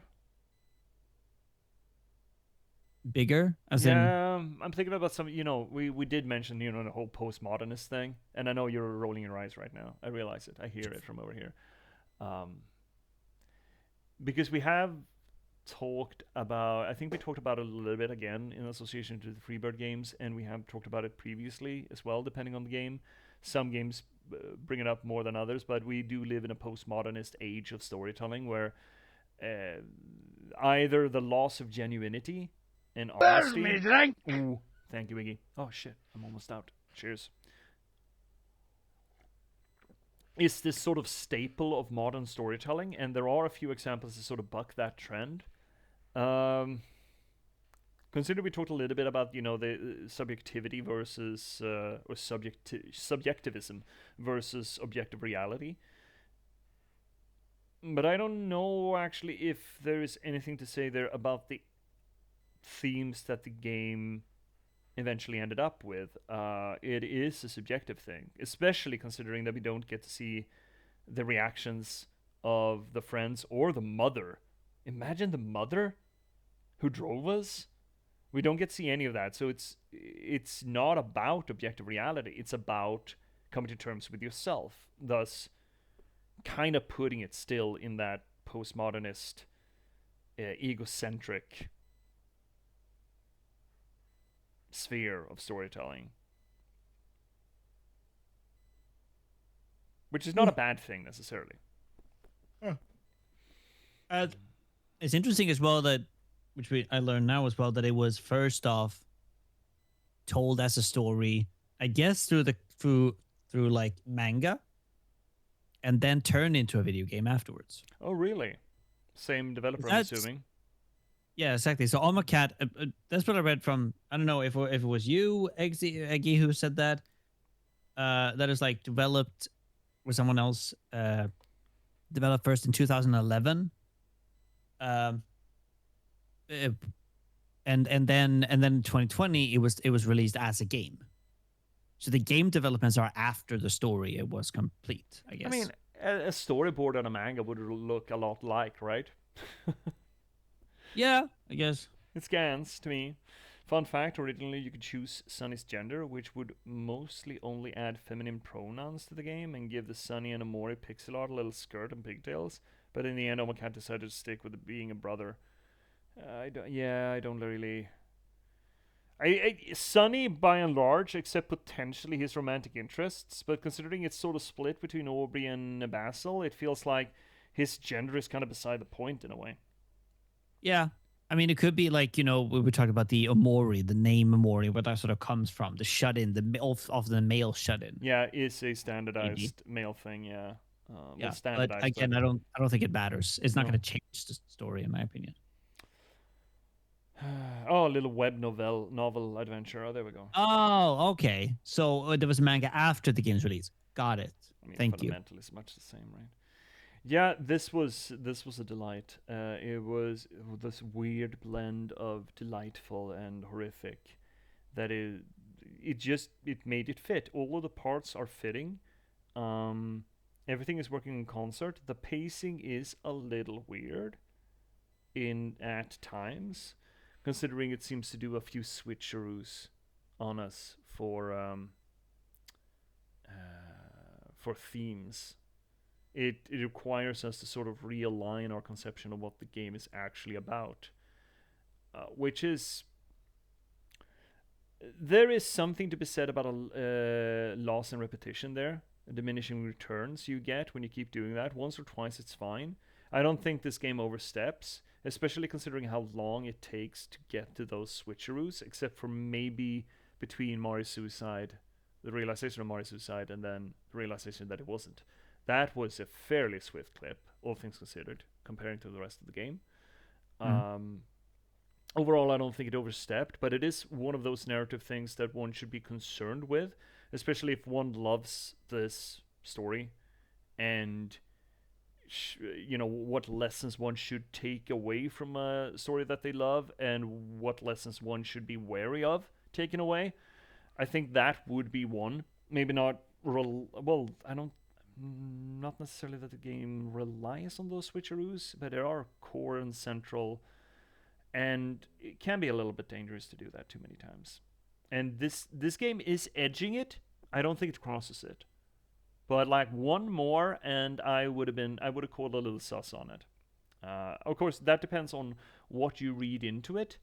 Of course, the game, I feel, plans ahead when you should be able to come to certain conclusions. That is also hard because when you go into a piece of storytelling, you know things that the reader doesn't, and it can be difficult to pace that out consciously and also keep it out when you don't want it to be there, which makes the whole making a read and analysis of a thing a fraught prospect as to whether or not you're actually following the intended pacing. That is not impossible to make sure from a writing perspective, but it's difficult. It's another thin line to straddle. I think OMOCAT here did well enough, but that is also one of those potential pitfalls that one should consider, especially when it's one of these products that relies on not twists, but relies on the audience progressively coming to realizations, because those realizations, you need to understand, can hit and can feel, and thus kind of need to be treated like they were shamayamalam twists to them. Like that, oh, holy shit, is that what happened? Those moments, even though nothing has been said against them previously, kind of function the same. So again, a little bit wariness of diminishing returns on that. Again, I don't think this game crosses the line, but if we're going to talk about the narrative structure of a thing, I feel like it's incumbent upon us to maybe highlight not weaknesses of the game, but danger zones that the game passed through. If for no other reason, if anyone watches this wants to, is so enamored with OMORI that they want to do their own version of it, that they are aware of it. I think that's also a benefit of literary science and literary analysis, to highlight those places, those hazardous places in storytelling. Not to say that you shouldn't go in there, just that if you do, you should know what the fuck you're doing, or be lucky, or I don't know, something. Let's see, Reggie. The bosses you missed that in OMORI only are the following: a boss fight against every sweetheart clone the witch has made, with the perfect copy being the hardest boss in the game. A boss against the depressed space boyfriend, now called space ex-husband. That's funny. And only boss in the game that can reach level 3 sadness. Key to beating him is to force him to be happy with skills, which shows he's ripped his own heart out. Jesus fuck. Also, the Switch exclusive upgrade had a new boss rush against all the bosses, where you team up with Basil as a team of 2 versus all bosses. The final boss of the boss rush is Headspace Kel, Aubrey, and Hero, followed by Mari switching between her something form and her headspace form. That's cool, but it seems also to be gimmicks, right? That sounds like a boss tower kind of thing. Yeah, and it's just for shits and giggles rather than actually being something of narrative value. But it's fine, right? That's fine too. Yeah, holy shit. So, Fiddick, is there anything that you want to touch upon before we tie this off? I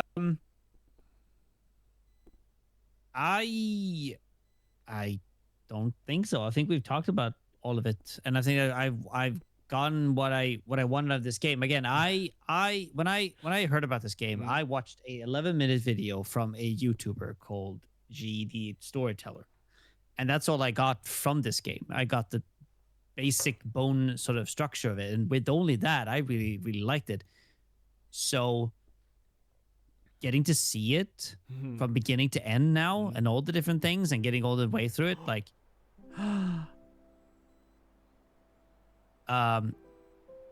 is great. it's a lot of fun, and it was fun to have you on this journey too. Was there anything in that video that you felt spoiled you on the experience? I mean, I knew the end. I knew okay. I knew the twists. Okay. I knew the twists, like sort of the bare bone of the whole thing. Even though with that, I felt that I still like I wanted to see how did it get there? Yeah. How did it get to that point? And there were several points in the story that I was just like, oh, wow, okay, I did not expect it to go this way, Yeah. or like, or that way, or this thing, or this fun thing, or like, I know that again, bare bones structure of it, but You were- not the. You were good at holding back in that case. Very good at holding back. I mean, I know that because I wanted to, like, I wanted not to spoil anything, and that's very important to me because I wanted you to have the experience. Same thing when we play the Freebird game. the Freebird games.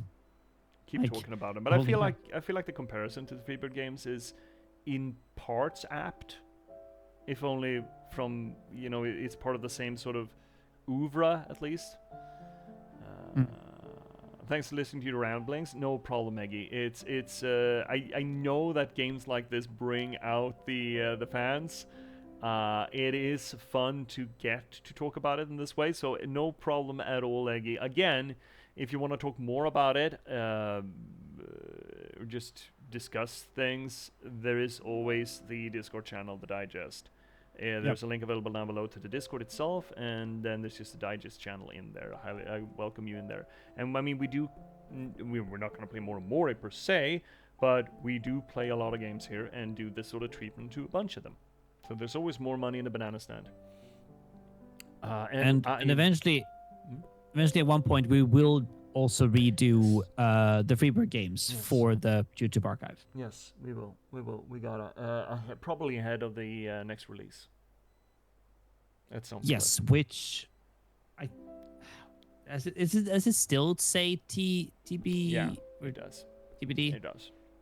It probably does. Yeah. So it'll come when it'll come. But we'll get to it. It's difficult to hold spoilers when you just want to talk about it. Yeah, NBC, it sure shit is. It is a little bit of self-control that is healthy probably to try to train, but it is difficult. The amount of shit I want to talk about Clear Obscure whenever we mention it is profound. There's a lot of it. I also like want to talk about that game, and people like, yeah, I should play that in the future. They just go, you should. And I can't say anything else. No, you should. I can't say anything else. Like, let's move on. Yeah. No. Yeah, it's fucking rough, and I want to go on and on and on about it, even now as I talk about it. Rating it. Wait. What? Actually, the last hour of an Epic to the Moon RPG, it does say release date 2027, but doesn't say when. Okay. Well, we'll see. I don't trust release dates until they're here. But yeah, okay. Ken Gao has not given me reason to doubt. I'm just... All right. So maybe next year. Sometime next year. So how would you rate OMORI out of 10? We don't really rate the games that we play. We could. It's hard. Because what exactly are we rating here? Gameplay-wise, it's supremely mid. But that's not the point, right? That's not the thing. If we're gonna go by just boring analysis, like I wish the emotion system was a little bit more fleshed out, but maybe it is. Maybe we just didn't get to it. The old school JRPG system is not that interesting. We had the call back and forth, which was alright, I suppose. But story-wise, pace. I think the pacing. It works exclusively because it's a game. The sort of long JRPG elements to it. I think that may be the weak spot for it. How hard it leans into the whimsy and lol random bits for extended periods of time. But you also need that time with your friends for everything else to have meaning and weight to it. So it's actively building that weight. So it's hard to say that you should just shorten it, and in that case, what should you shorten? It's could this have been better? Like, what are we rating it on? Are we rating it on all the things they did well, on the misses, or just is it the perfect thing that it's trying to be? Finnick, do you have a number that you don't like to throw out there?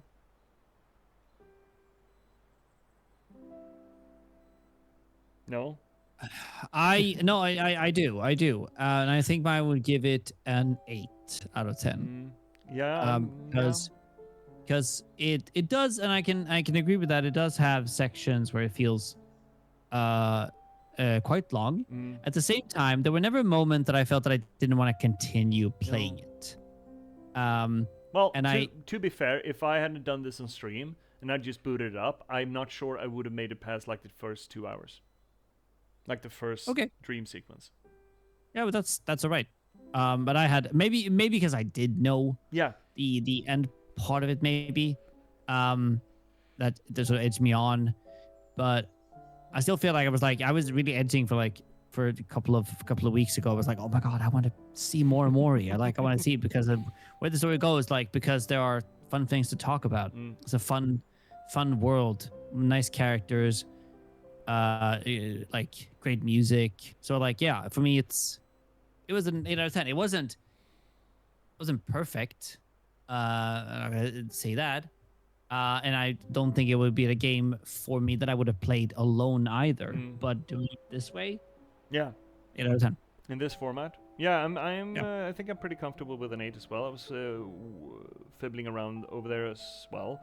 It's certainly I could not argue this would be a 10 because I don't even know. I mean, I would argue that Clair Obscura is almost a 10 if you're gonna compare notes, but that's probably not completely true either. Even what is a 10?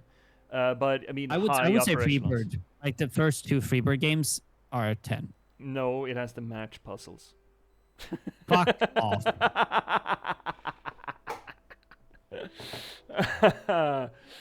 You're gonna let that basically 1 or 2% of that game put it down one Dude, remember what I said about To the Moon? I had that for the longest time before you quote unquote made me play it.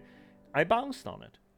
I didn't finish it, and I hate to be that guy, but compare that to the publishing industry. When you petition agents or publishers to take on your work, they demand only like 5 or 10 pages usually, and if you don't hook them on those 5 or 10 pages, then you don't get a publishing deal, no matter how good the rest of your book is, or how good an ending, or how much weight it builds. And that is a shitty way of doing things. I get that, but to some extent, if you're also creating art in a context, and take this with a grain of salt, because I do not want to die on this hill. But the reality, the fact of the matter is that we have such a thing as a salience overabundance in this environment. And there needs to be something that grabs you. And with both this, though I don't have an actual control group to say that, but I think this would have dropped me, or I would have dropped it in the beginning without understanding how good it would get. And I did To the Moon. And I'm so happy that I went back to the moon on your suggestion on the channel. But, I mean, I dropped it. And that is a weakness of the material. It's gotta be seen as a weakness of the material if it cannot hold on to a viewer or an audience member or, a reader to the extent that they get engrossed enough to not want to release it. That is, unfortunately, the world we're in. I was going to say, would you say the same thing for Clair Obscure? Yeah. I don't have a good control group on that, though. But I remember that it didn't take me terribly long until I started asking, wait, is this game good? But I'm wondering, how long was that? I wondered, how long? I think my first statement of that was the first mime fight. And by the time we get out of the, not even the tutorial, but get into the title screen, or the whole ship segment, without saying more, then I was fucking hooked.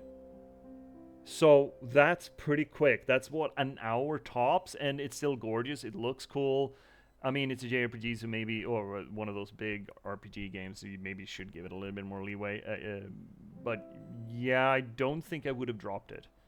At least, I mean, I was also really bad at finishing games, but there's a big difference between playing a bit and getting to the point where where I generally would drop a thing before finishing it, or just dropping it before it actually gets done with Act 1, right? That's a big diff. And different mechanics to it. But I do think that there is a failing in something like To the Moon and this, that I dropped it. That sounds like victim blaming almost. I mean, but I guess it is a part of like the different sort of like it's a subjective feeling. Like some people get hooked more it is like easier, and some people get sick with the game. Maybe, yeah, but there's longer. a bunch of factors to that, to the point where you can't really analyze the individual part of it, because again, is it me being jaded with the amount of material that I consume? Potentially. Can it be that I just wasn't feeling it that night and I never picked it up again because there were always other things? Regardless, if you don't grab and hold as a piece of media to at least some extent, and that's not to say that you should give everything at the front end, right? But I do think that you do need to hook something in some way earlier than either Omori or To the Moon did. And I do think that it's a weakness. That's not to say that it's a weakness that sort of invalidates the entire product, but it's a weakness to it, if not even the weakness to them. And if that's your only weakness, you are still pretty fucking good. Let me see here. Catching up with Eggy. Best theme from the Hikamura route you might want to listen to is called Tee Time. Oh, I fucking hate that. Perfect Hearts boss theme. Yeah, I agree. Headspace should have been a bit less outside of the Hikamura route. The Hikamura route sounds fascinating as a concept, but let's see here, Eggy. In fact, Sweetheart's Castle was originally an optional area in the very early build that was never released. OMOCAT talked about how she liked Sweetheart's theme so much that she made Sweetheart's Castle required instead of going straight to the deep well. Holy shit. I think, let's see here, Cryptex. I think they are slower games that are a bit slower burning. Yeah, and I don't mind the idea of a slow burn. To the fair, To the Moon is not a slow game. Well, short game. Slow, short, not quite the same thing. Fast and short is not quite the same thing, rather. This one is slow, though. And I do not mind a slow burn. The problem isn't that you need to get to the burn immediately. The thing is that if you're gonna have a slow burn, you need to convince your audience early on that it will be a slow burn worth waiting for. That's the challenge. That's not to say necessarily that you need to blow every fuse right from the get-go, but you do need to sufficiently convince them that it's worthwhile. That's hard. It's really fucking hard. It's like the one of the biggest hurdles of creating media in this media-saturated age, but I don't like it either. I hate it. I loathe it. And there are pieces of art that I think, well, yeah, I do think that there are pieces of art that shouldn't need that don't need that. But if you don't have that, you will miss out on audience members that would have a profoundly meaningful interaction with your art. And that is a packaging or a salesman or just a crafts question. That needs to be addressed in this day and age, unfortunately. It's the nature of the beast. I hate it when Hank Green talks about salience being the most important thing to information. I fucking loathe that, but that's not the same. Just because I loathe it does not mean that it's not to some extent true. And if there's one fault that I should find with Omori, and again, To the Moon, it's that. Every time they see a cryptic, every time they want to close the game, just take it away until I play 3 hours. I mean, that would be the beauty if it's all by hearsay and all by grassroots movement where you just talk about things like, yeah, no, you just fucking stick to it. Just stick with it. Just stick with it. So long as it's not an overwhelming amount of time. Like, I could make that argument with the Jim Dresden file. Well, the Jim Butcher Dresden Files novels. I could say that, hey, if you stick with it for 5 books, it gets really good. And that's true. But if you're not stuck by the first book, there's nothing I can do or say to make you stick with it for the full 5 books until you're just absolutely engrossed in it. So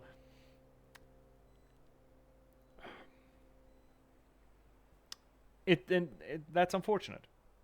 Right? I love these games and I'm glad they exist, but they are not for me. Yeah, and that's another thing, but that's what we're here for, you know, us live streamers. So you get to enjoy it vicariously through someone else.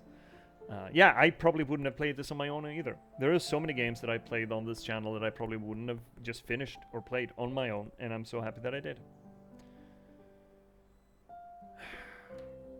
And again, as far as criticism goes, right, this is a pretty mild criticism, all things considered.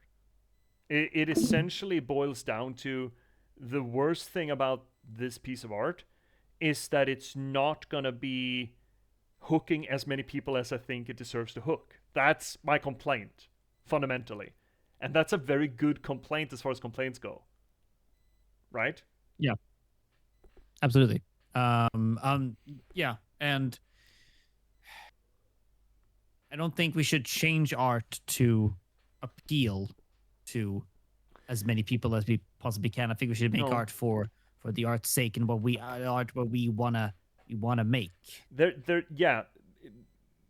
Generally speaking, yes. I don't agree with that as an absolutism, but I agree with it in the grand scheme of things, but not as an absolutism. And there is definitely a balance that you could straddle by making the kind of art that you want to make with all the punches just absolutely fucking flying and not a single one pulled for sensibility reasons or demographic reasons, and still craft that in a way that is gonna reach as many of the people that will have a positive interaction with your art as possible. I do think that's part of the craft of it, regardless of what kind of art we're talking about here. And that's not necessarily the marketing bit or the publishing bit. It's just, I guess it essentially boils down to the structuralist idea of where does art exist? Does it exist between the art and the artist, or does it exist between the art and the audience? And we're getting into Roland Barthes' Death of the Author here a little bit, but if the point of art is to engage with an audience, which I to large degree do think that it is a communication tool. It is communicating with other people using lies to tell fundamental truths of the human condition or just the inhuman condition, just life. But if you just use those lies to tell those fundamentally important truths in a vacuum, and they are completely inaccessible to other people, then not only are you failing at making that connection with an audience to create that interaction of art, you're kind of creating potential. Let's assume that it's beautiful. You're creating something beautiful, and then you're actively kind of hiding it, and that's a greater crime almost, I think, than almost not creating it. Like making something beautiful and then not permitting or making the effort to let people engage with it. I mean, again, there's grade curves to this, but I mean, that's also like, I guess what we could talk about with and there's an argument that has been made with games specifically, like how they're hidden behind a by mechanics. Difficulty curve. Yeah, right. And mechanics. It is that, and together with books, with literacy, might be one of the greatest gate-kept pieces of media or pieces of art that we've made. I'm not sure which is worse, really, considering, yeah, sure, you have the mechanical gatekeeping in games, but On the other hand, more people play games and are game literate today than read books. So, you know, but it's definitely something to be conscious of. That's not necessarily the same thing as saying that we should always cleave to it. But it because is I know part of it. we had a conversation about this when we talked about Clair Obscure as well. Like, how can you make this into another medium? Because then everyone would have access to the story, that story that how. But again, it's so intricate Yeah. and connected to the way that medium is doing it. But again, in a way, you can make the argument that it is gatekeeping this Yeah. thing. And that's where we get into the whole it's a grade curve. Like how much gatekeeping is warranted and how much is not. And that's not an easy question to answer. Because again, the written word has a raison d'etre on its own, I think. And the quality and the complexity of that written word has value in and of itself. But creating the written word with artfulness and complexity will, to an increasing degree, unfortunately, gatekeep people from it. Making that written word more accessible through less complex language is destroying the art. So I cannot say that, yeah, just making it as accessible as possible is always going to be beneficial. No, definitely not. At the same way, just ripping away the interactivity to some of the games that we love for its artistic expression would not be to the benefit of that art. I guess, but then on the other hand, you have, for example, people making interesting stories in games and then making the mechanics as inaccessible as possible just to gatekeep so that as few people as possible can engage with it. Like, for example, having not permitting easy modes to Dark Souls and that kind of nonsense conversation, right? So there are extremes to this debate. I think it's a valid debate. I think there's a valid space in the debate, at least. But there are extremes to it that are just so fucking dumb that I just don't want to hear it. So it's a hard one, but it is one that I think you should consider and you need to consider if you're an artist, if you're serious about actually creating that intersection between art and audience that I think that an artist would want. But then again, I mean, as you know, self-published author, there's always the conversation of, oh, well, why do you not just try to get your work out in as many ways as possible? That is to say, use AI to market it because every reader is a good reader. And then we get into morals of how you go about creating those intersections as well. Again, this is not an easy conversation. There are a lot of facets to it. But I just saying that we started this conversation in the context of, oh, OMORI and To the Moon, for example, have a problem where it doesn't sufficiently work to hook an audience early on, but lets that slow burn be its own thing.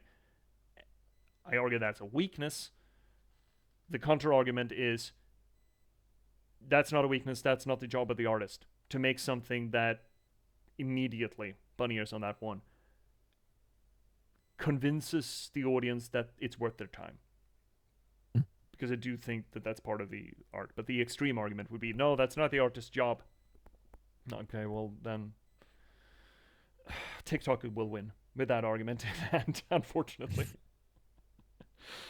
Okay, we need to tie this off. Finnick, do you want to run? Yep.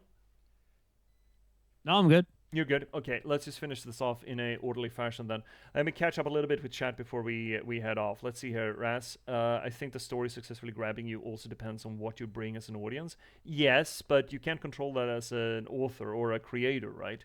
If you come with the wrong expectations, you might struggle with good stories too. Absolutely, that is true, but that is really hard to control from the author's side, right? Or the creator's side, I should say.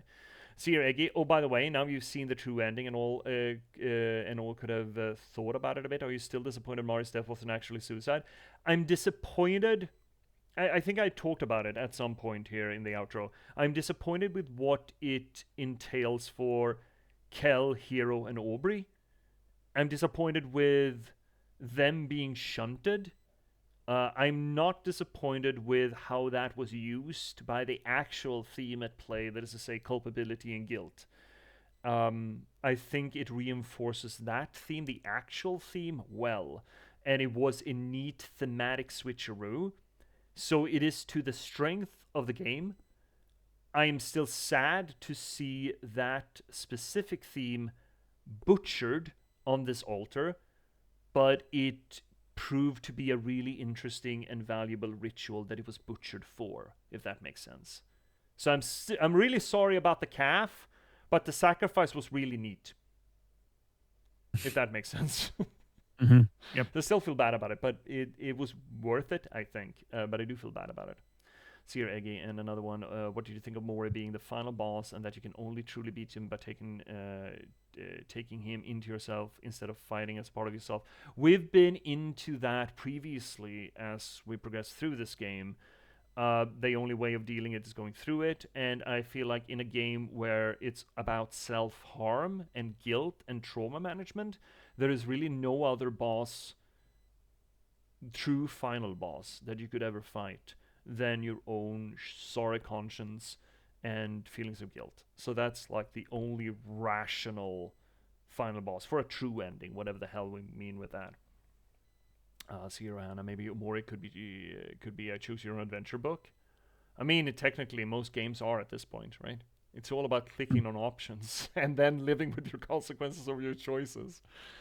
Let's see, Cryptics. Clair Obscure is quite a genre entrance. I've seen people that never play the kind of games that finished it or are currently playing it, and that's fucking fascinating. And I bet you, dollars to donuts, that when game design becomes its own academic field, then Clair Obscure, or paper on that, on genre savviness and accepting a new genre for and what elements to Clair Obscure got them into it, would be a great paper. Unfortunately, I don't think we're doing a lot of games developer academia or scholarship at the moment. It's more craft. I mean, I'll bring it up when I go to a game studies conference in November. Please do. I do think that is a valid way of researching. Like, okay, so what were the elements in play that Sandfold put in there that actually kind of tricked people into a JRPG? Because that is an interesting conversation. Actually, I might look that up. Actually, yeah, right. It is a good paper, isn't it? Yeah. Yeah. Let's see, Reggie. Art can be great, even at 80% of people that look at it don't get it. Oh, definitely. I'm not saying that it should hit everyone that engages with it. I don't think. I mean, I love the House of Leaves, for example, as a book.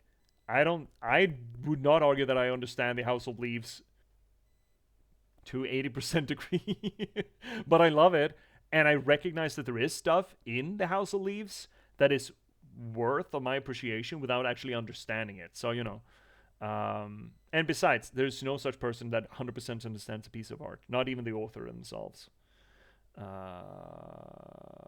Unless it's modern art, yeah. Yeah, some modern, not all, hashtag not all modern art, but yeah, Cryptics, I hear what you're saying, and I have big problem. We just did a poetry read the other night, I think this week, and I was on a spiel about, yeah, I don't like modern poetry or modern formatted poetry, and then we read Noah's Nameless Wives Takes Inventory, which is definitely a modernist piece, and it's so good, and it generally just doesn't jive with me, but that one is good, so there's always exceptions. See here, Johanna, I'm obsessed with the Can't Help Myself piece, one of my favorite pieces of modern art ever. Well, there we go.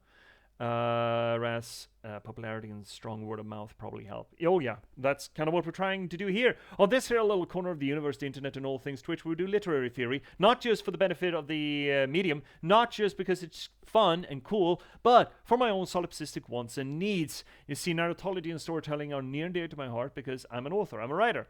I've been a novelist for the past over a decade at this point. I've written 10 novels in that time, and I started streaming to try to promote that work to you.